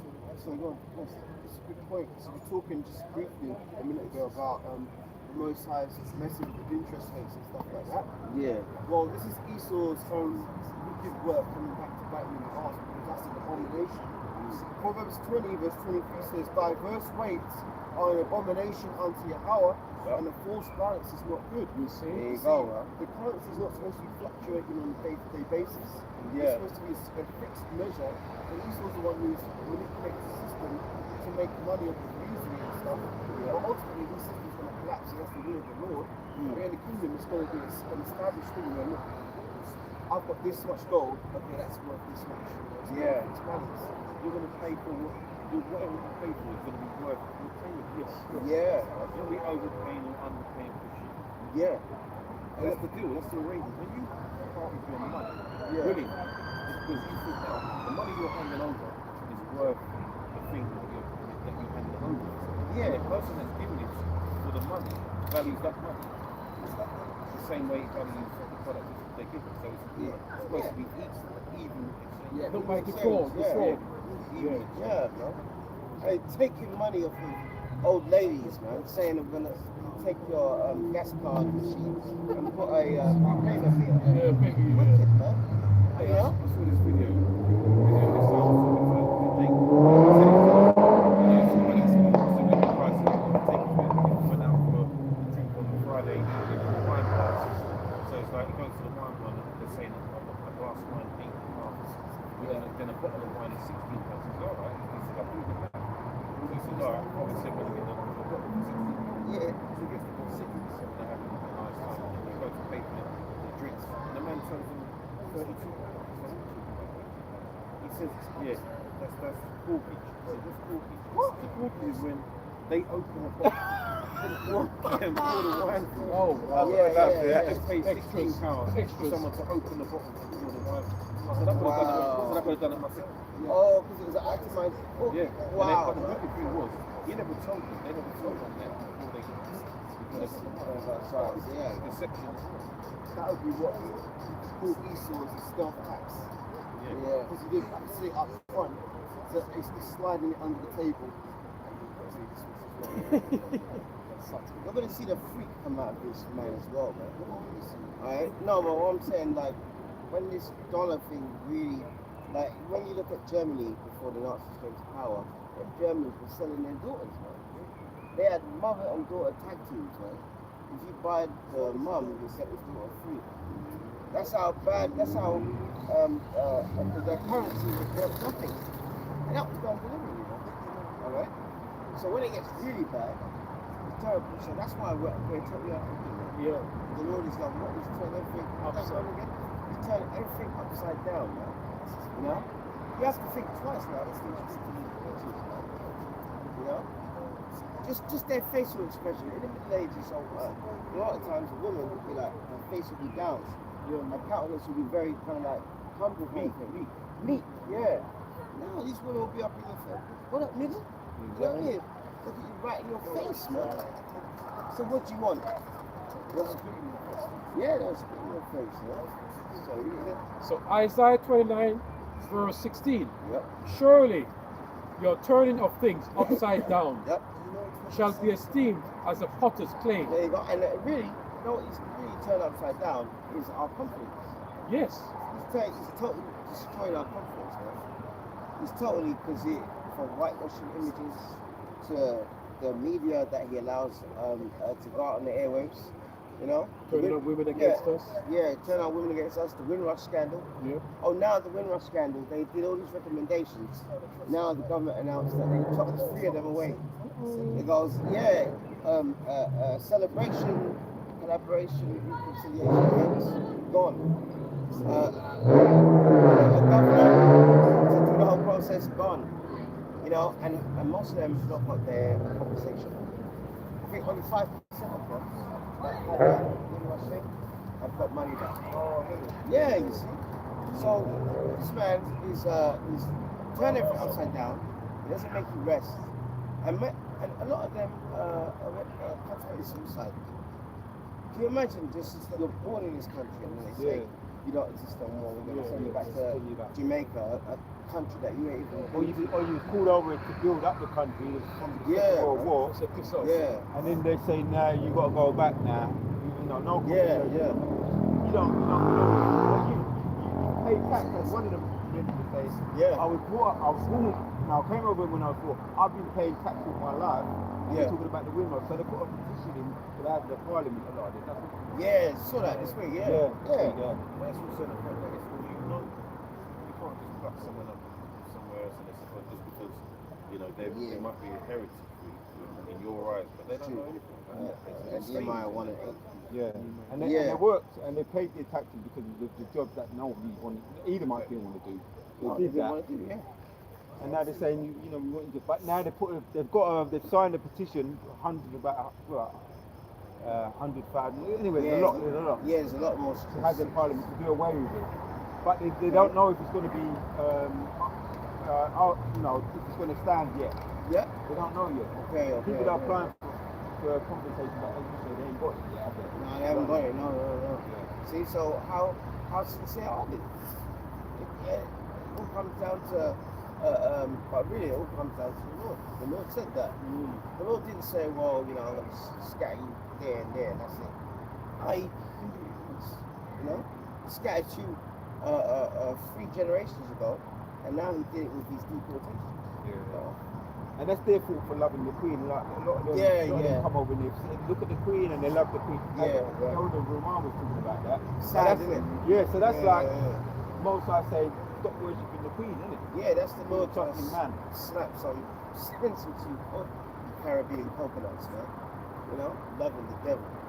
That's why Barbados did a good thing, man. They said, look, we don't want anything to do with this Commonwealth, man. And who's getting the wealth? It's them getting the wealth. And they told them, they said, look, don't come around here. They said, you can't come around here no more. You know, you're not welcome. And that's a big thing because when you check the Caribbean, out of all the islands, they used to be the biggest people. Yeah, that's what I'm saying, isn't it? They used to be the biggest people.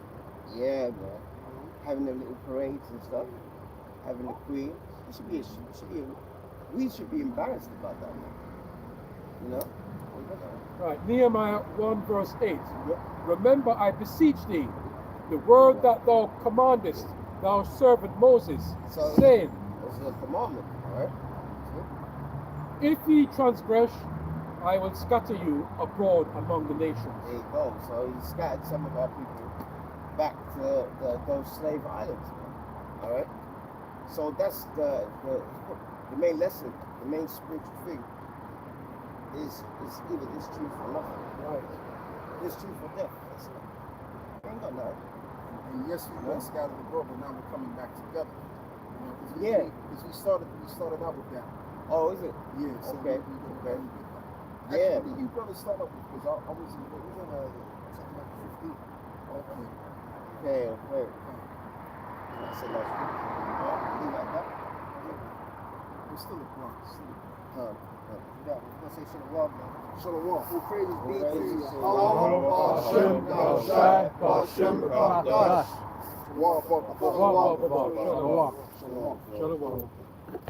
Shalom.